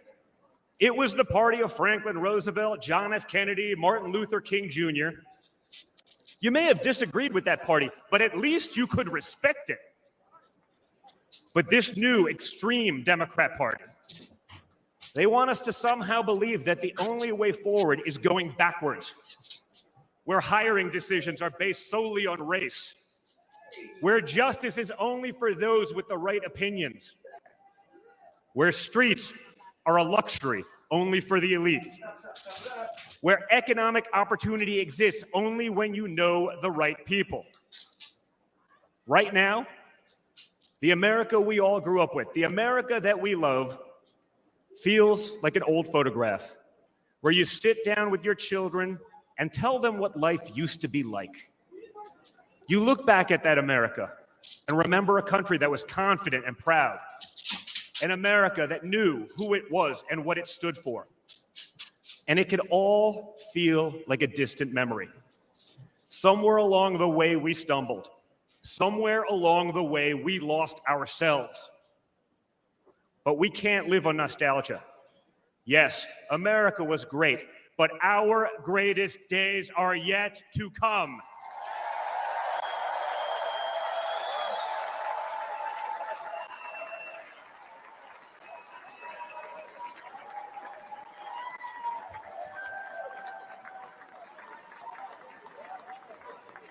Because no matter how far off that old photo may feel, it's not the end of our story.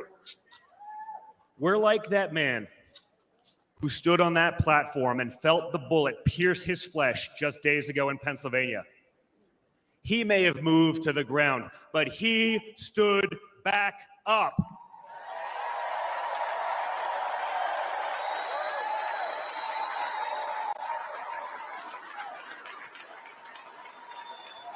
And when he did, my father raised his fist into the air. He looked out at the crowd, and what did he say?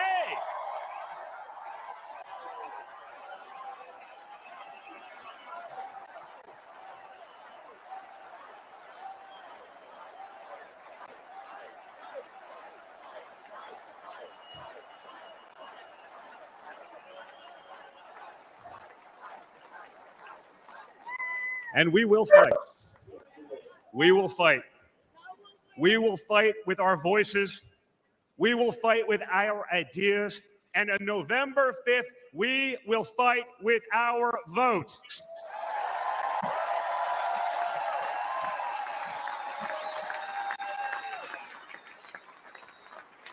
I've always been proud of him, but I've never been prouder of my father than I was in that moment. That's when the world found out that there is tough, and then there's Trump tough.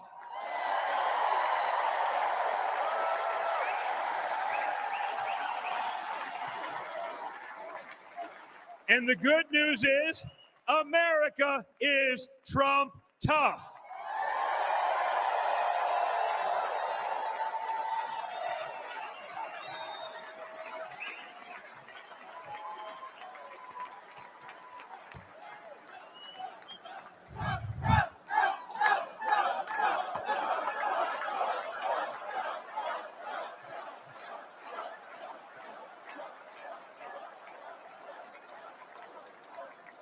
In 1912, more than a century ago, another legendary Republican president came right here to Milwaukee. At a political rally less than 1 mile from where we stand tonight, Teddy Roosevelt was struck by a would-be assassin's bullet. But he didn't quit either. He finished his speech and he kept fighting.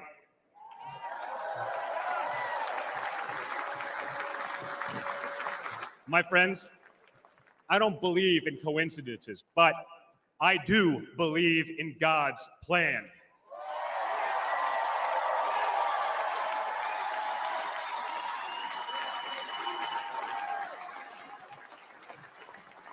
Today, Teddy Roosevelt's man in the arena has a name, and it's Donald J. Trump.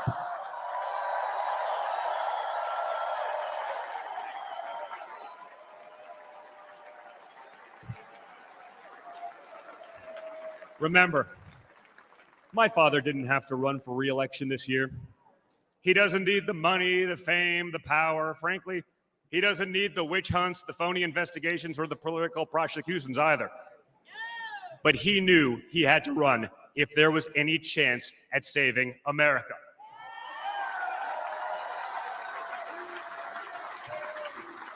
He's not doing it for himself. He's doing it for everyone here tonight, for everyone watching at home.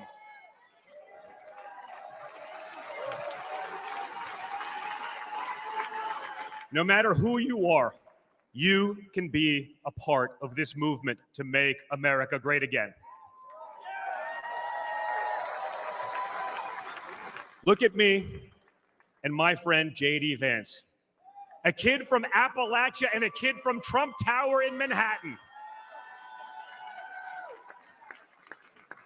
We grew up worlds apart, yet now we're both fighting side by side to save the country we love. And by the way, J.D. Vance is going to make one hell of a vice president.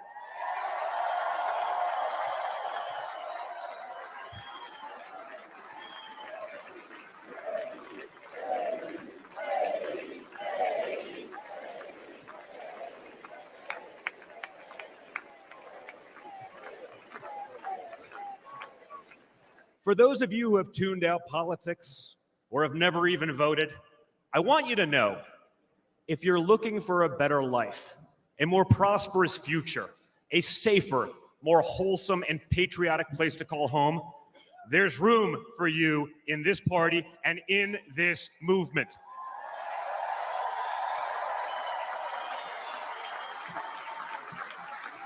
In fact, you're the ones who matter most of all. My father has always said that the people he gets along with best are the people who really work for a living.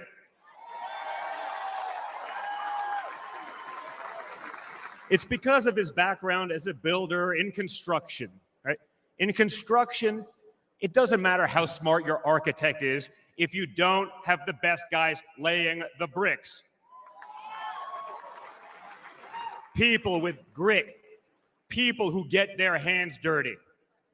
That's a big problem with Washington, D.C. Most of the bureaucrats who rule over us have never built anything in their lives. It's time to build something real, something tangible, something that will last and leave this country better off for our children. That's my father's mission.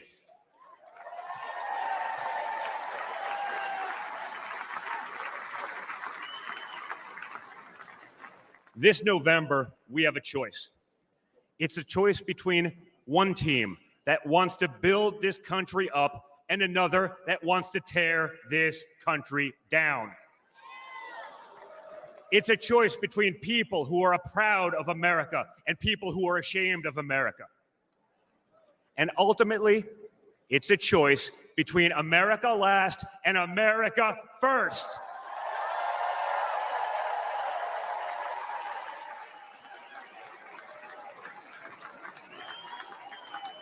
So if you love this country from the bottom of your heart, if you want to bring back common sense, if you want to save the American dream, if you want to stand up and fight for the future of our nation, you must re-elect my father, Donald J. Trump.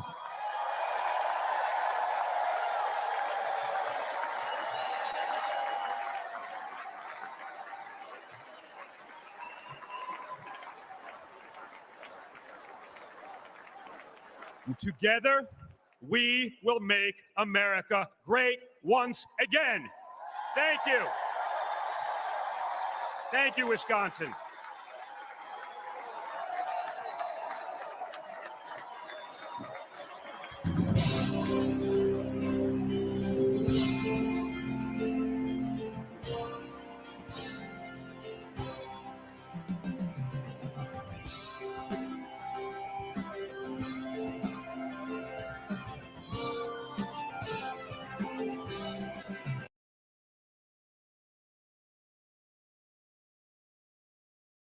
Hi, everyone. Eric Trump. I'm so honored to be here. I'm so honored to be a delegate. I am so honored to be speaking at this convention for a third time. We're going to send my father back to the White House. We are going to win on November 5th. But I ask one thing of each and every one of you. Text donate to 88022. Anything helps, even $1 helps tremendously. We're going to win in November. We're going to make America great again. We're going to make our country strong again. And I'm so proud to be here with each and every one of you. Thank you.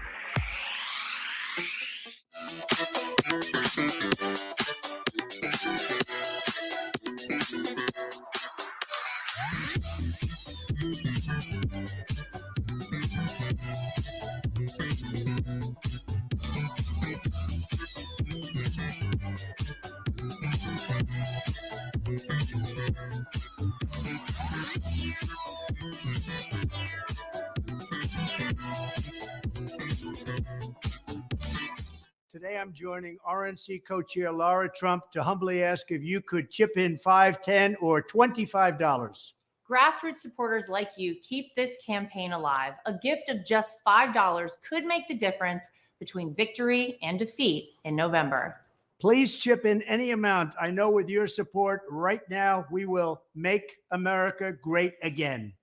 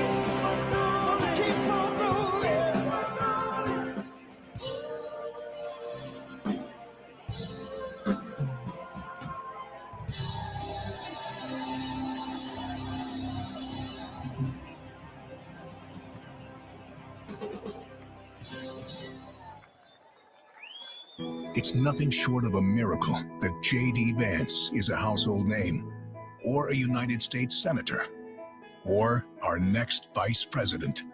But here he is, born into poverty, his family torn apart by drug addiction. No money, no prospects, no future. J.D. joined the Marine Corps, used the GI Bill to attend college, then went to Yale and earned a law degree and shared his heartbreaking story in a best-selling book. Only in America is this story possible. But today, for many families, the American dream is now gone. And this is the team tough enough to bring it back. J.D. Vance understands that working families have become the forgotten families. Under Biden, wages are going down while prices skyrocket, forcing the majority of Americans to live paycheck to paycheck. Working families will have J.D. Vance fighting for them. Seniors, J.D. will have your backs too. No more deciding between putting food on your table and paying for the prescriptions you need. As a husband and father, J.D. knows the importance of fighting for a parent's right to protect their children. And you can count on this Marine to stand up for our soldiers who put their lives on the line for their country every day. J.D. Vance's story is one of perseverance, of duty, of commitment to what's right. It's an American story, and it's just getting started.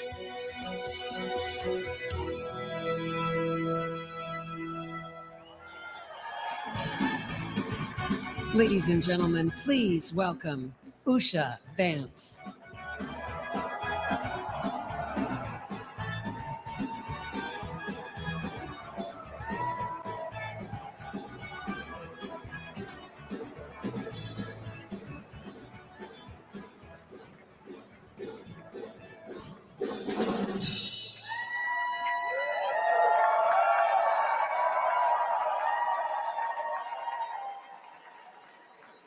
Good evening.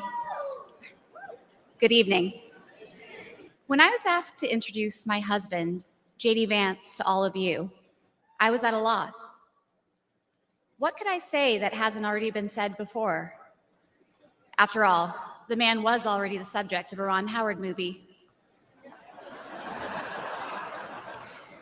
J.D. has shared much of his life through his own eloquent words.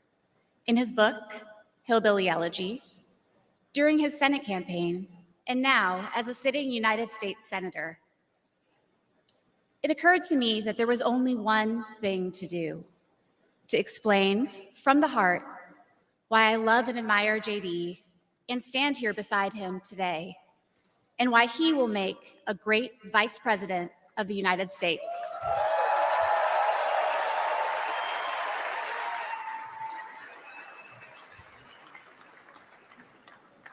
I met JD in law school when he was fresh out of Ohio State, which he attended with the support of the GI Bill. We were friends first because, who wouldn't want to be friends with JD? He was then, as now, the most interesting person I knew. A working class guy who had overcome childhood traumas that I could barely fathom to end up at Yale Law School. A tough Marine who had served in Iraq, but whose idea of a good time was playing with puppies and watching the movie Babe. The most determined person I knew with one overriding ambition: to become a husband and a father, and to build the kind of tight-knit family that he had longed for as a child. My background is very different from JD's. I grew up in San Diego, in a middle-class community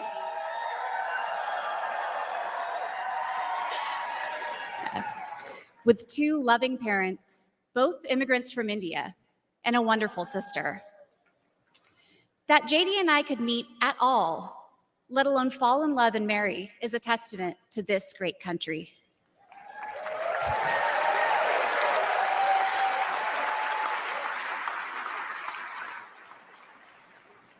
It is also a testament to JD, and it tells you something about who he is. When JD met me, he approached our differences with curiosity and enthusiasm. He wanted to know everything about me, where I came from, what my life had been like. Although he's a meat and potatoes kind of guy, he adapted to my vegetarian diet and learned to cook food from my mother, Indian food. Before I knew it, he had become an integral part of my family, a person I could not imagine living without. The JD I knew then is the same JD you see today, except for that beard. And his goals in this new role are the same that he has pursued for our family: to keep people safe, to create opportunities, to build a better life, and to solve problems with an open mind. It's safe to say that neither JD nor I expected to find ourselves in this position, but it's hard to imagine a more powerful example of the American dream. A boy from Middletown, Ohio.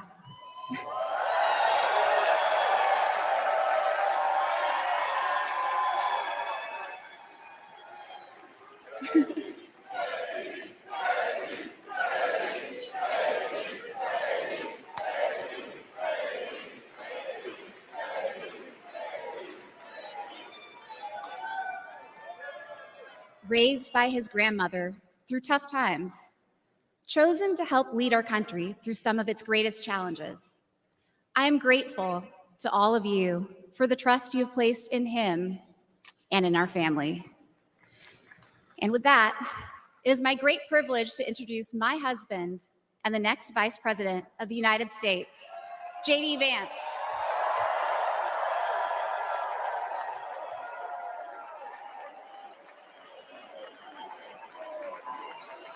Thank you, please. Wow. Wow.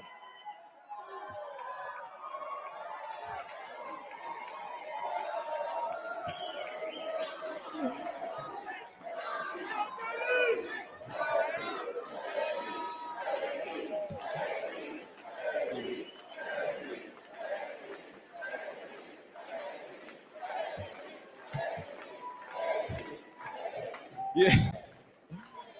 First of all, aren't I a lucky guy? Isn't she lovely and amazing?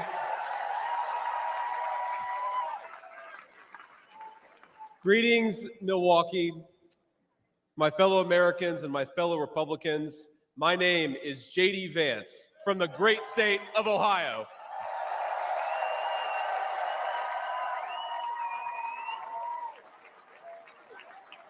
Tonight,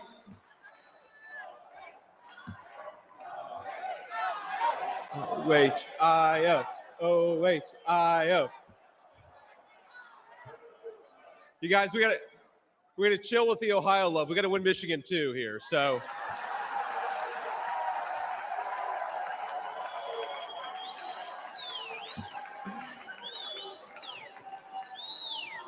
my friends, tonight is a night of hope, a celebration of what America once was, and with God's grace, what it will soon be again.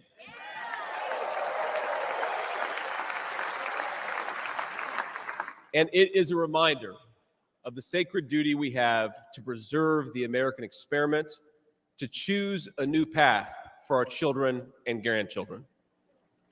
But as we meet tonight, we cannot forget that this evening could have been so much different. Instead of a day of celebration, this could have been a day of heartache and mourning. For the last 8 years, President Trump has given everything he has to fight for the people of our country.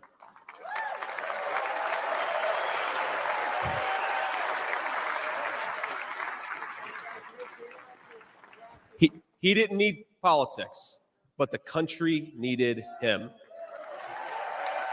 Did it? Now, prior to running for president, he was one of the most successful businessmen in the world. He had everything anyone could ever want in a life. And yet, instead of choosing the easy path, he chose to endure abuse, slander, and persecution. And he did it because he loves this country.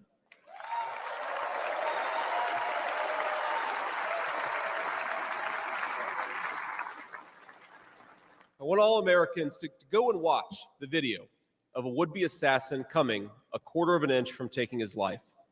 Consider the lies they told you about Donald Trump, and then look at that photo of him defiant, fist in the air, when Donald Trump rose to his feet in that Pennsylvania field. All of America stood with him.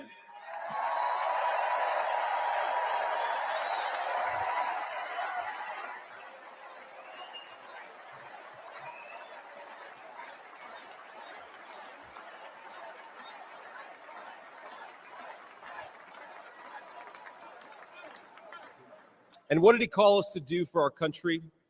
To fight for America. Even in his most perilous moment, we were on his mind. His instinct was for us, for our country, to call us to something higher, to something greater, to once again be citizens who ask what our country needs of us. Now consider what they said. They said he was a tyrant. They said he must be stopped at all costs. But how did he respond? He called for national unity, for national calm, literally right after an assassin nearly took his life.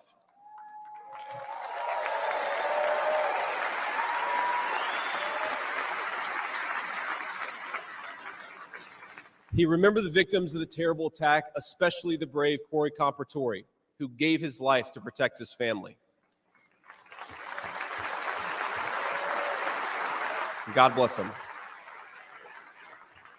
And then President Trump flew to Milwaukee and got back to work.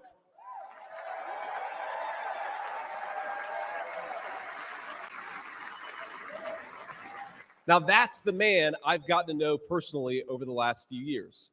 He is tough, and he is, but he cares about people. He can stand defiant against an assassin one moment and call for national healing the next. He is a beloved father and grandfather, and of course, a once-in-a-generation business leader. He's the man who is feared by America's adversaries, but 2 nights ago, and I'll share a moment, said goodnight to his 2 boys, told them he loved them, and made sure to give each of them a kiss on the cheek. And I will say, Don and Eric squirmed the same way my 4-year-old does when his daddy tries to give him a kiss on the cheek. Sorry, guys. He is all those things, but tonight we celebrate he is our once and future President of the United States of America.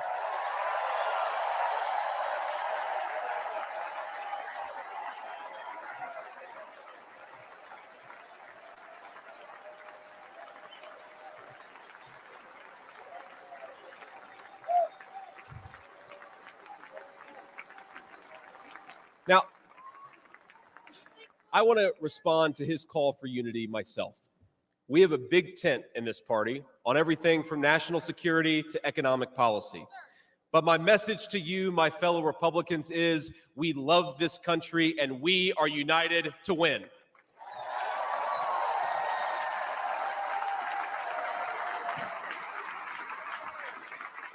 Right.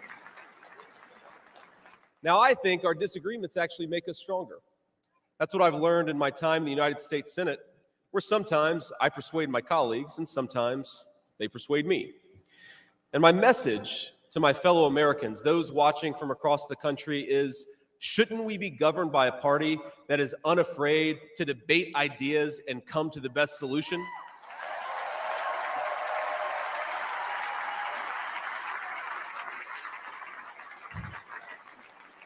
That's the Republican Party of the next 4 years, united in our love for this country and committed to free speech and the open exchange of ideas.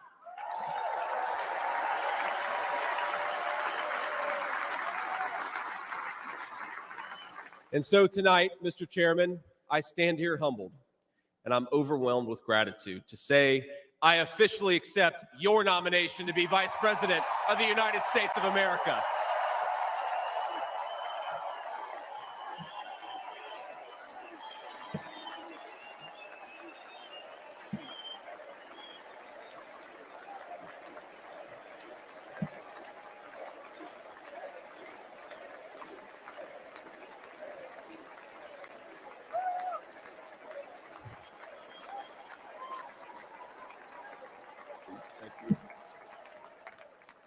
Now, never in my wildest imagination could I have believed that I'd be standing here tonight.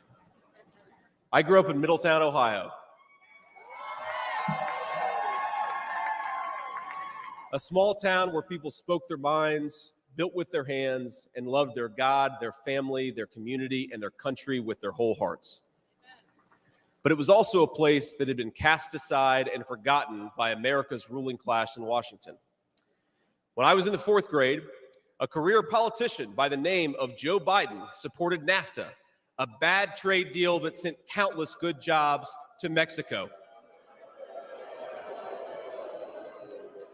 When I was a sophomore in high school, that same career politician named Joe Biden gave China a sweetheart trade deal that destroyed even more good American middle-class manufacturing jobs. When I was a senior in high school, that same Joe Biden supported the disastrous invasion of Iraq, and at each step of the way, in small towns like mine in Ohio or next door in Pennsylvania or Michigan, in states all across our country, jobs were sent overseas and our children were sent to war. And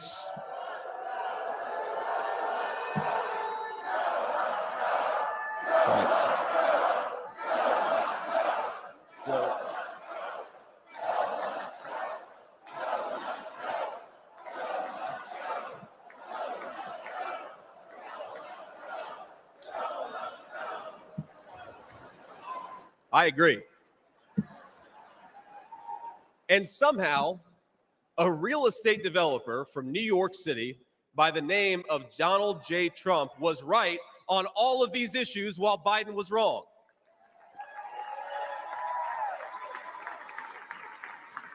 President Trump knew even then that we needed leaders who would put America first.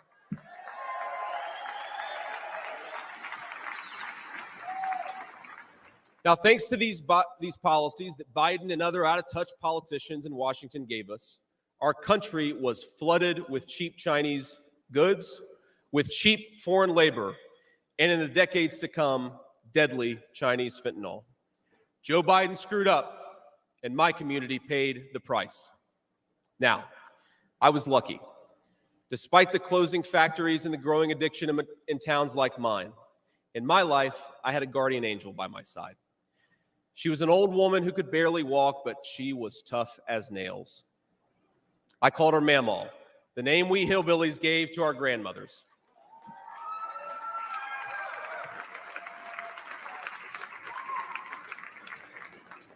Mamaw raised me as her own Mamaw raised me as my mother struggled with addiction. Mamaw was in so many ways a woman of contradiction. She loved the Lord, ladies and gentlemen. She was a woman of very deep Christian faith.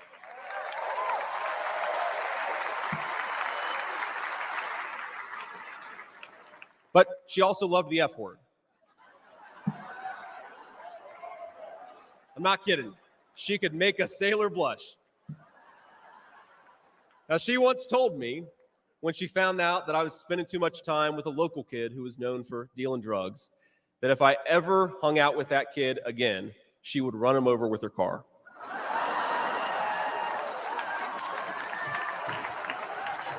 That's true. And she said, JD, no one will ever find out about it.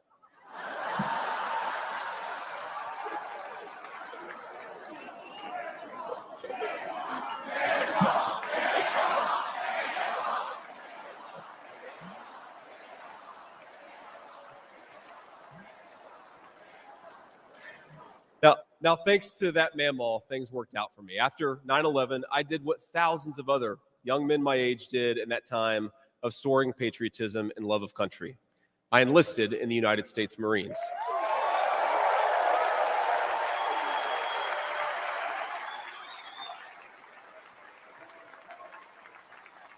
Semper Fi to my fellow Marines.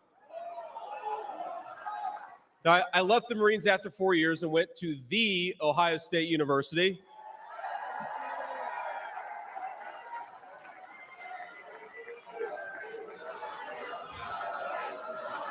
I'm sorry, Michigan. I had to get that in there.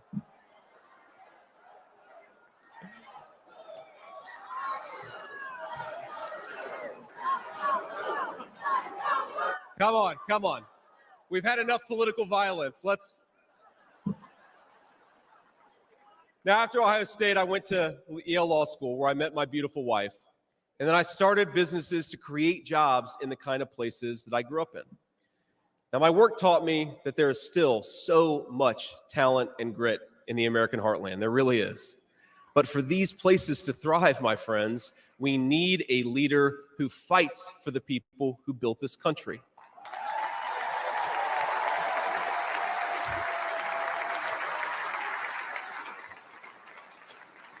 We need a leader who's not in the pocket of big business, but answers to the working man, union and non-union alike.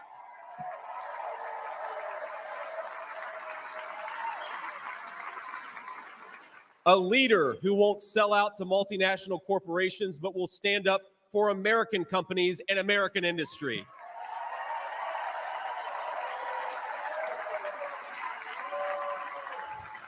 A leader who rejects Joe Biden and Kamala Harris's Green New scam and fights to bring back our great American factories. We need President Donald J. Trump.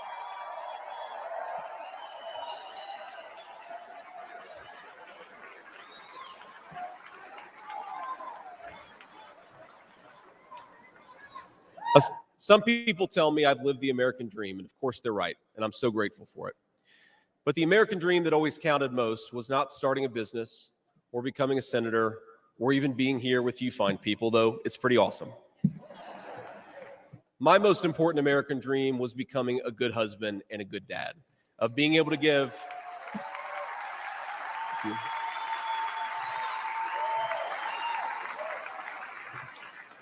I wanted to give my kids the things that I didn't have when I was growing up, and that's the accomplishment that I'm proudest of. That tonight, I'm joined by my beautiful wife, Usha, an incredible lawyer and a better mom, and our three beautiful kids, Ewan, who's 7, Vivek, who's 4, and Mirabelle, who's 2. Now, they're back at the hotel, and kids, if you're watching, Daddy loves you very much, but get your butts in bed. It's 10 o'clock. But my friends, things did not work out well for a lot of kids I grew up with. Every now and then, I will get a call from a relative back home who asks, "Did you know so-and-so?" And I'll remember a face from years ago, and then I'll hear they died of an overdose.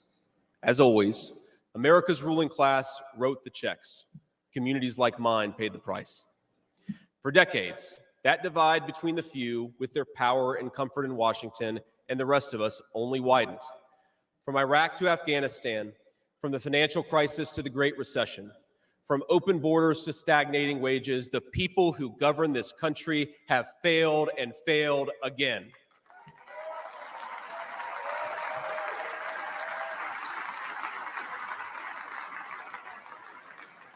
That is, of course, until a guy named Donald J. Trump came along.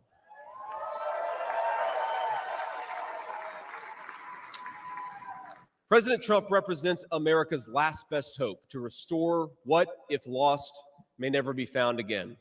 A country where a working-class boy born far from the halls of power can stand on this stage as the next vice president of the United States of America.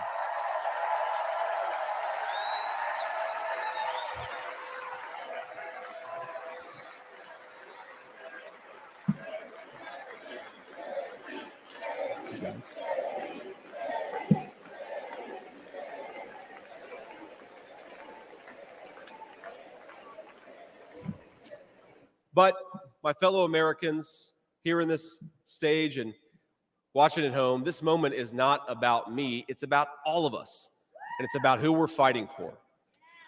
It's about the auto worker in Michigan wondering why out-of-touch politicians are destroying their jobs. It's about the factory worker in Wisconsin who makes things with their hands and is proud of American craftsmanship.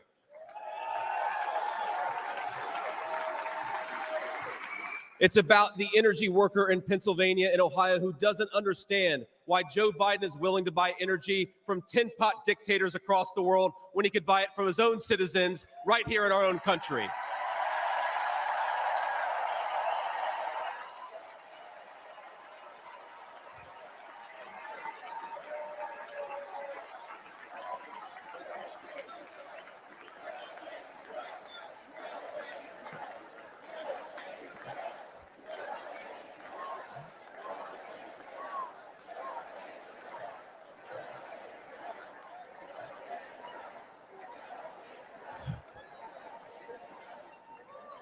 You guys are a great crowd.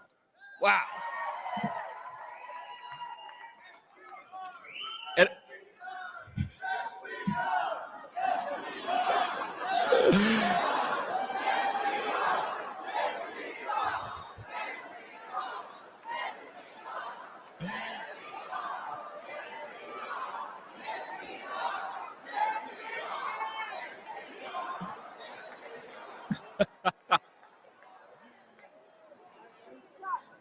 And it's about, our movement is about single moms like mine who struggled with money and addiction, but never gave up. And I'm proud to say that tonight my mom is here, 10 years clean and sober. I love you, Mom.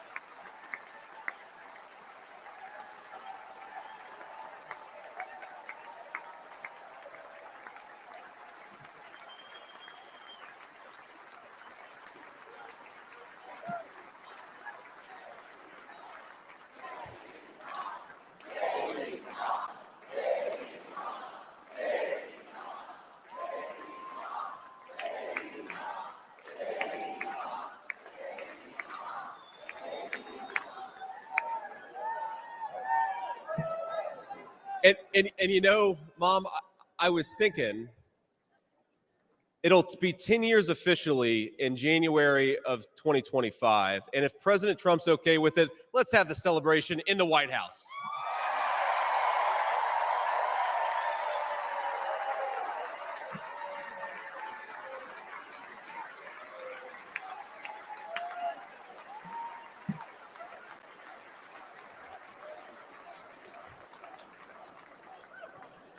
And our movement, ladies and gentlemen, it's about grandparents all across this country who are living on Social Security and raising grandchildren they didn't expect to raise. And while we're on the topic of grandparents, let me tell you another Mamaw story. Now, my Mamaw died shortly before I left for Iraq in 2005. And when we went through things, we found 19 loaded handguns. They were...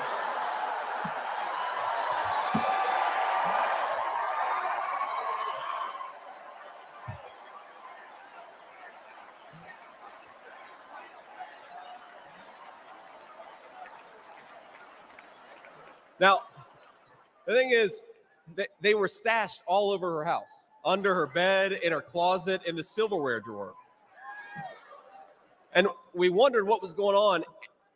And it occurred to us that towards the end of her life, Mamaw couldn't get around so well.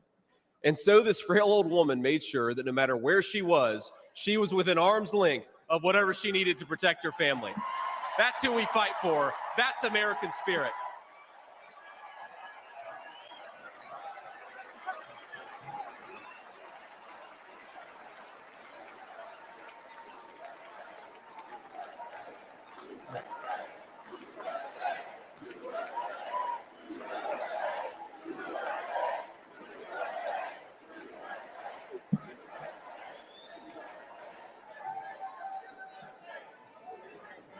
Now, Joe Biden has been a politician in Washington for longer than I've been alive, 39 years old.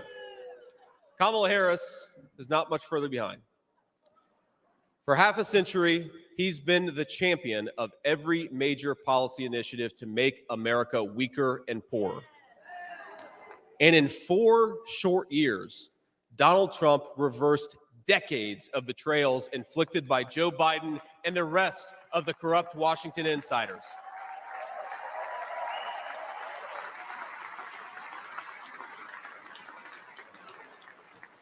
He created the greatest economy in history for workers. Really was amazing. There's this chart that shows worker wages, and they stagnated for pretty much my entire life until President Donald J. Trump came along. Workers' wages went through the roof.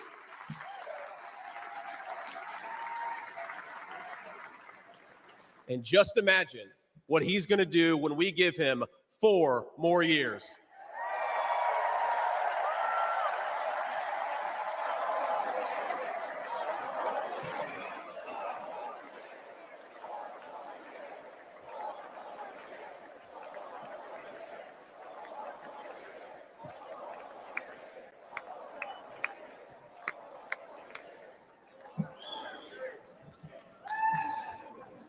Months ago, I heard some young family member observe that their parents' generation, the baby boomers, could afford to buy a home when they first entered the workforce. But I don't know, this person observed, if I'll ever be able to afford a home. The absurd cost of housing is the result of so many failures, and it reveals so much about what's broken in Washington. I can tell you exactly how it happened. Wall Street barons crashed the economy and American builders went out of business. As tradesmen scrambled for jobs, houses stopped being built. The lack of good jobs, of course, led to stagnant wages. And then the Democrats flooded this country with millions of illegal aliens. So citizens had to compete with people who shouldn't even be here for precious housing. Joe Biden's inflation crisis, my friends, is really an affordability crisis. And many of the people that I grew up with can't afford to pay more for groceries, more for gas, more for rent, and that's exactly what Joe Biden's economy has given them.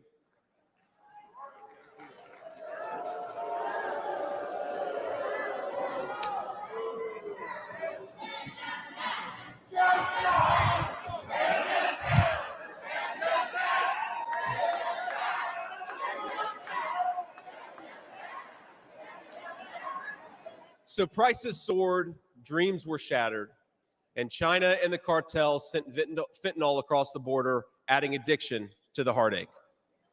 But ladies and gentlemen, that is not the end of our story.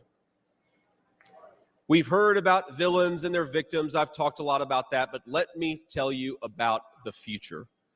President Trump's vision is so simple and yet so powerful. We're done, ladies and gentlemen, catering to Wall Street. We'll commit to the working man.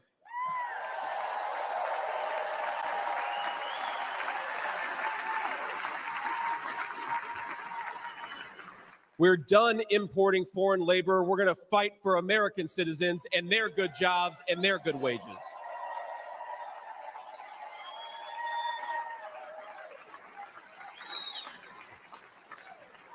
We're done buying energy from countries that hate us. We're going to get it right here from American workers in Pennsylvania and Ohio and across the country.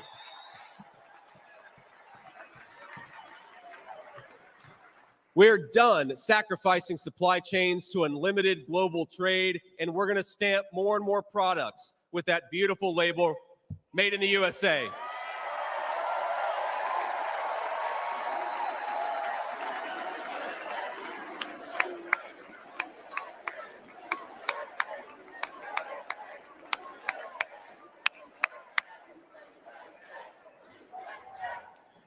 We're going to build factories again, put people to work making real products for American families made with the hands of American workers. Together,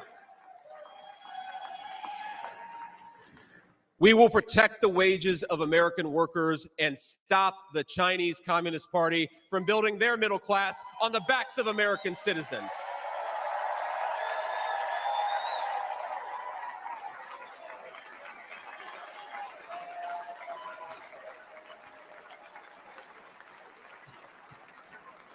Together, we will make sure our allies share in the burden of securing world peace. No more free rides for nations that betray the generosity of the American taxpayer.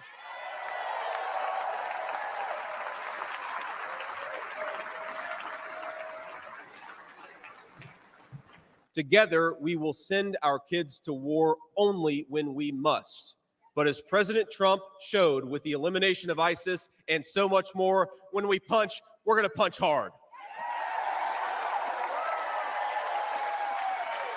Oh boy, he's inciting insurrection.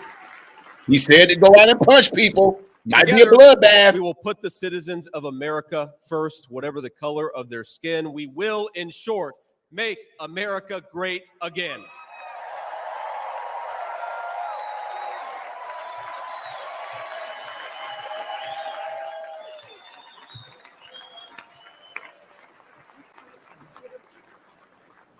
You know, one of the things that you hear people say sometimes is that America is an idea. And to be clear, America was indeed founded on brilliant ideas like the rule of law and religious liberty, things written into the fabric of our Constitution and our nation. But America is not just an idea. It is a group of people with a shared history and a common future. It is, in short, a nation. Now, it is part of that tradition, of course, that we welcome newcomers. But when we allow newcomers into our American family, we allow them on our terms.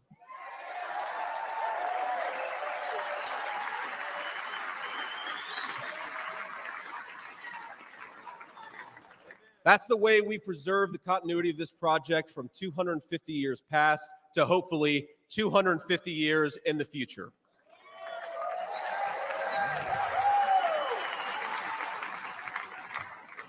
And let me illustrate this with a story, if I may. I'm, of course, married to the daughter of South Asian immigrants to this country. Incredible people. People who genuinely have enriched this country in so many ways. And, of course, I'm biased because I love my wife and her family, but it's true. Now, when I proposed to my wife, we were in law school, and I said, honey, I come with $120,000 worth of law school debt and a cemetery plot on a mountainside in eastern Kentucky.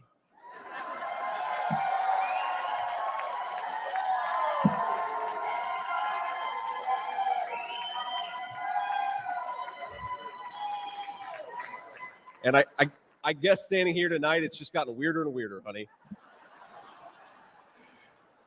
But that's what she was getting. Now, that cemetery plot in eastern Kentucky is near my family's ancestral home. And like a lot of people, we came from the mountains of Appalachia into the factories of Ohio, Pennsylvania, Michigan, and Wisconsin.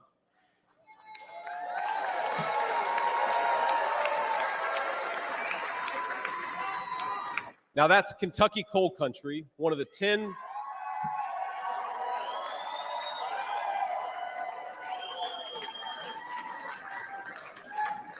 Now, it's one of the 10 poorest counties in the entire United States of America.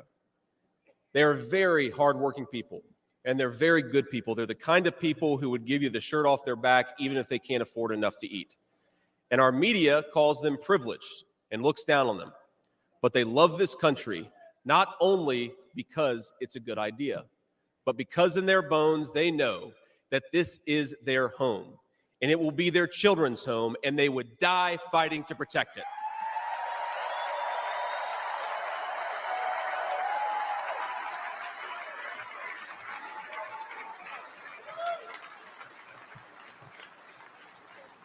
That is the source of America's greatness.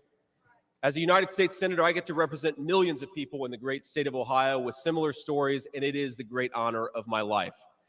Now, in that cemetery, there are people who were born around the time of the Civil War. And if, as I hope, my wife and I are eventually laid to rest there, and our kids follow us, there will be 7 generations just in that small mountain cemetery plot in eastern Kentucky. 7 generations of people who have fought for this country, who have built this country, who have made things in this country, and who would fight and die to protect this country if they were asked to.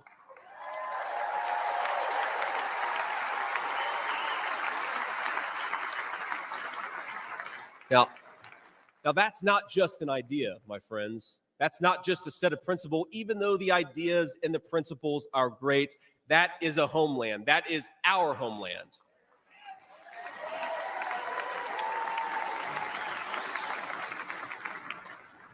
People will not fight for abstractions, but they will fight for their home.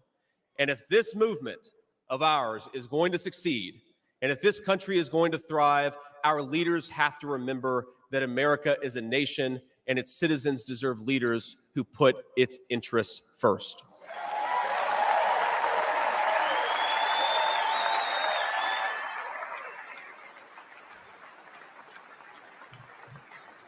Now, we won't agree on every issue, of course, not even in this room. We may disagree from time to time about how best to reinvigorate American industry and renew American family. That's fine. In fact, it's more than fine. It's good. But never forget that the reason why this united Republican Party exists, why we do this, why we care about those great ideas and that great history, is that we want this nation to thrive for centuries to come.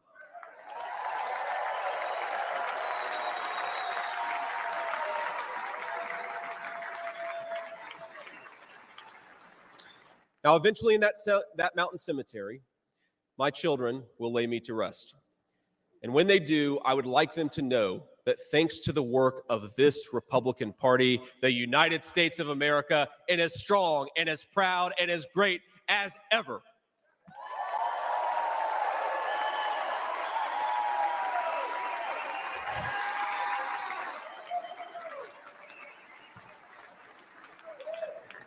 That is who we serve, my friends. That is who we fight for. And the only thing that we need to do right now, the most important thing that we can do for those people, for that American nation that we all love, is to re-elect Donald J. Trump, President of the United States.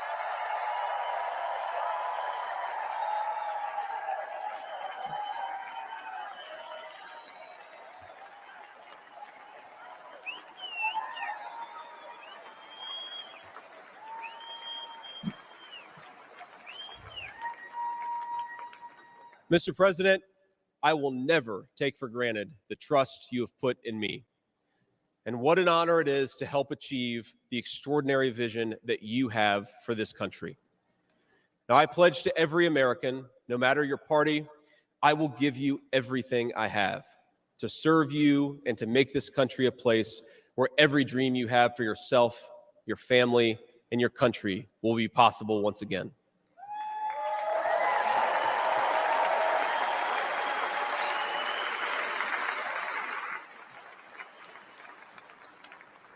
And I promise you one more thing. To the people of Middletown, Ohio, and all the forgotten communities in Michigan, Wisconsin, Pennsylvania, and Ohio, and every corner of our nation, I promise you this: I will be a vice president who never forgets where he came from.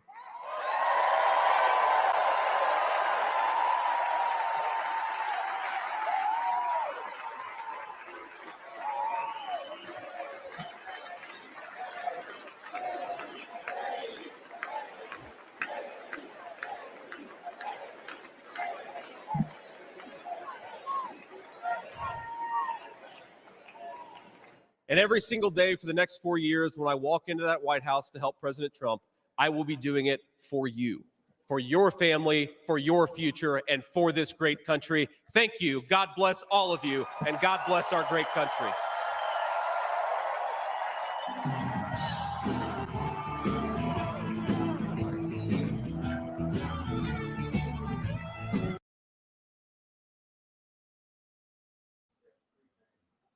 All right, there you have it, ladies and gentlemen. I don't know if this is the end of it or not, but we shall see. Pretty good speech he put on there.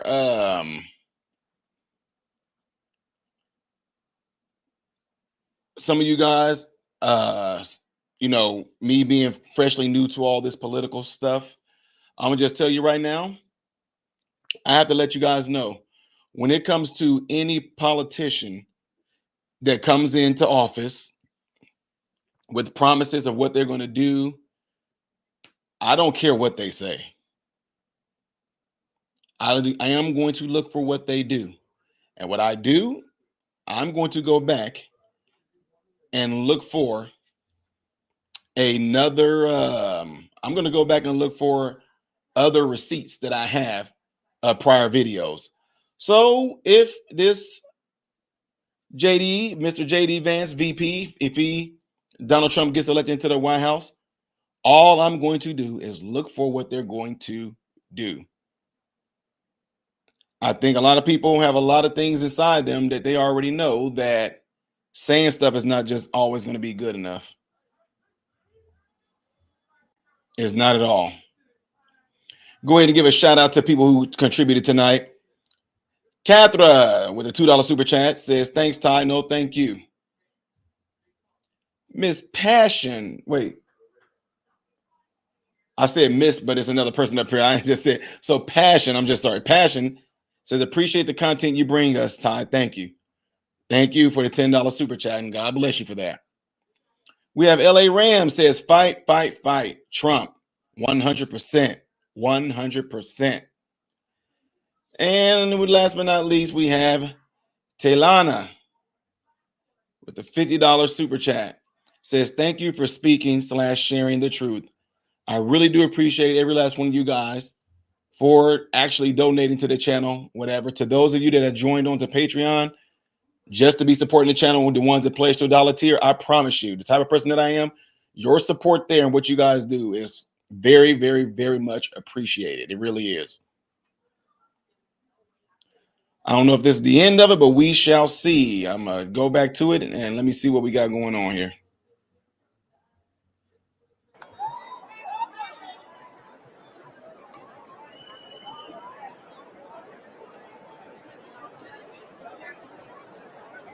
Delegates and alternates, Republicans around the world, tonight in this hall, we had a chance to see what strength is like. Strength looks like heartbroken Gold Star families talking about their loved ones and talking about their loss. Strength looks like fraternity brothers facing down a hostile crowd to save the American flag. Strength looks like thousands of law enforcement officers from all across the country here to protect us tonight. Strength tonight looks like all of the soldiers and the sailors and the airmen and the Marines around the world keeping America safe home and abroad. Strength looks like a teenage daughter standing on this stage and talking to America about the love that she has for her grandfather.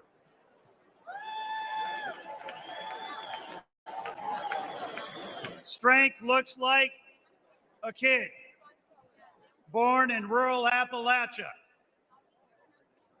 who put himself through school and answered a call to service when America needed him and joined the Marines and has answered another call to serve as our next vice president.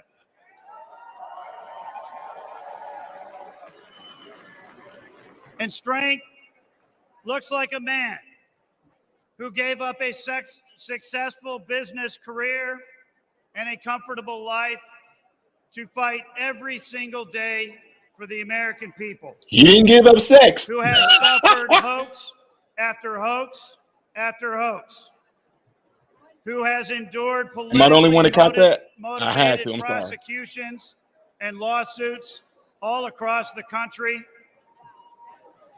And who, when he was knocked down by a would-be assassin's bullet, got back up and encouraged America to fight, fight, fight.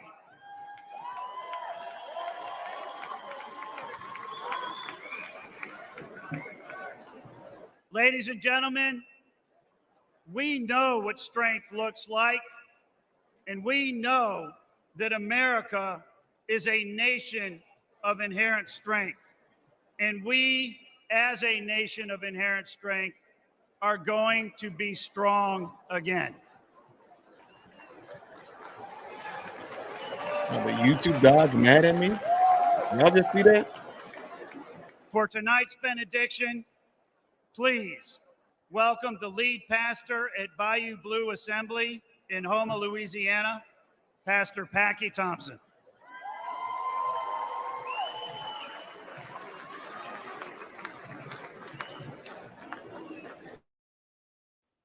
Y'all saw the angel of death like start to come behind me and all that? That was weird. From my church, Bayou Blue Assembly of God in Houma, Louisiana, and from the small town I grew up in Gina, Louisiana.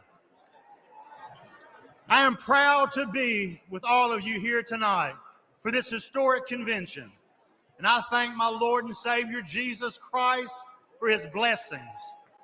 I would like to thank the RNC for allowing me to be here. And I would like to thank President Trump for all that he has done for our country. I want you to know, sir, that you are loved and respected in my state of Louisiana.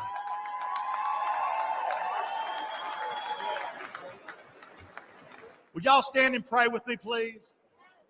Heavenly Father, we are grateful for your mercy and your protection here tonight.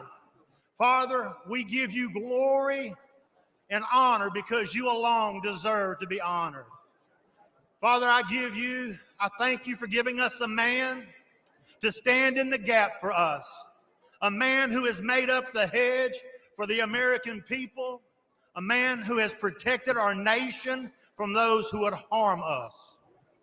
Father, we thank you for raising up President Donald J. Trump to be the 47th President of the United States of America. And I also thank you for protecting him from the evil that was perpetrated last Saturday. Father, I ask that you would unite our country once again, a nation, Lord God, under your leadership. Father God, help us to elect leaders that will help us to become the lead country in the world, to hold the values that our forefathers intended for us when they drafted the Declaration of Independence and the Bill of Rights. Father, I ask that you would help us to elect men and women of God who will protect the rights that were promised to every American, protect us from tyranny, and restore truth back to the public square. Father, I pray for the Donald J. Trump and J.D. Vance tonight, that you would give them grace, strength, and wisdom to guide our country once again. And Father God, help make America great. Once again, I ask it in Jesus' name. And everybody said, amen. Yes.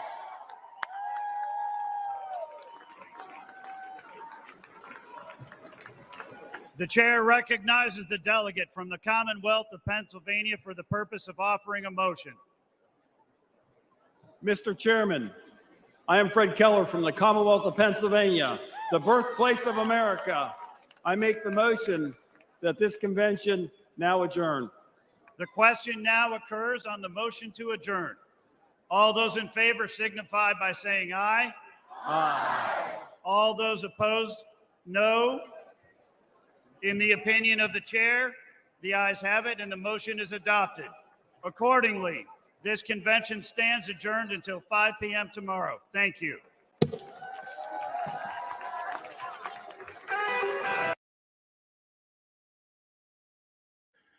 All right, ladies and gentlemen, that concludes that right there.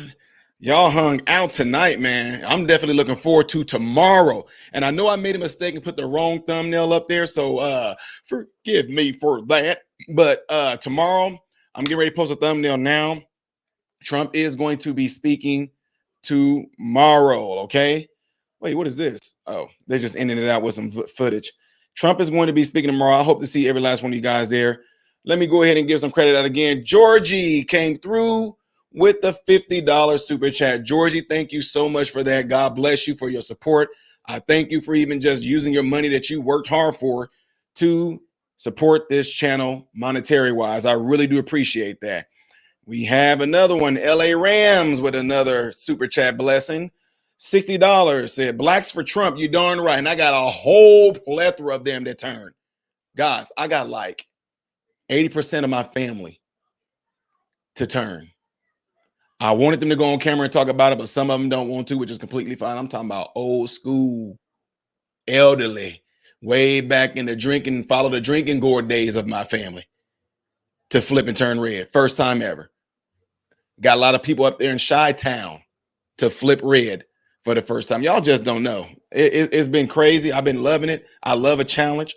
Strange enough, I told you guys how I grew up and I thrived on physical contact, like fighting. I was one of those weird people like that. I wanted somebody to hit me hard to where it can just enrage me so I can just go off and go crazy on them. So what I'm saying that for is that I have this crazy drive to like to fight. But what I'm talking about now is for truth. And that's what I've been doing. I'm not scared of anything. The ones who try to prevent me from spreading the truth, they are the ones who are actually afraid.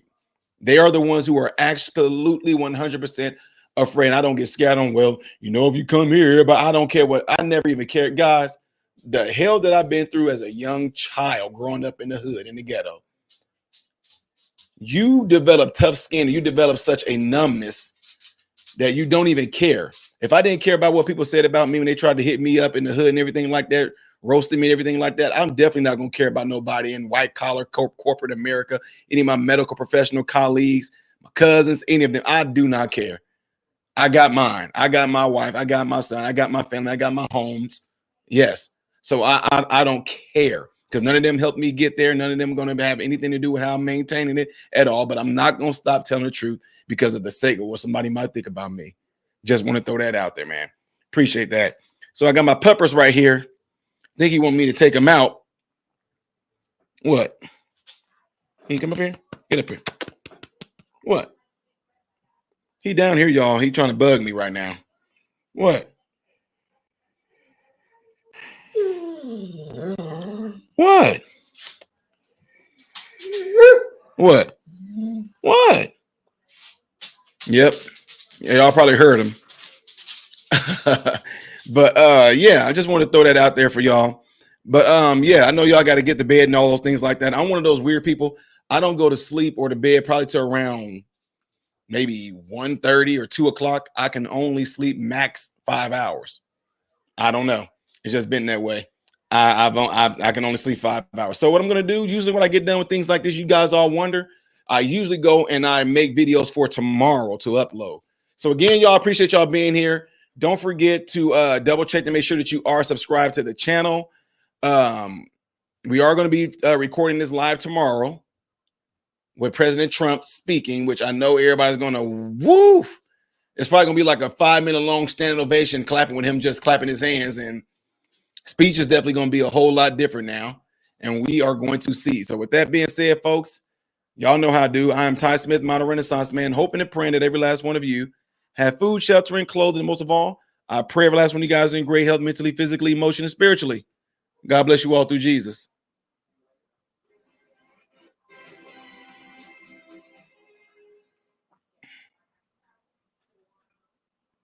going on, everybody? So, hey, check this out. I appreciate you guys watching. I appreciate you taking time out of your day to view these videos. Do not forget to subscribe to the channel, give the video a thumbs up, and also, right here is where you can catch the next video, the latest video that I've done. But like right up here,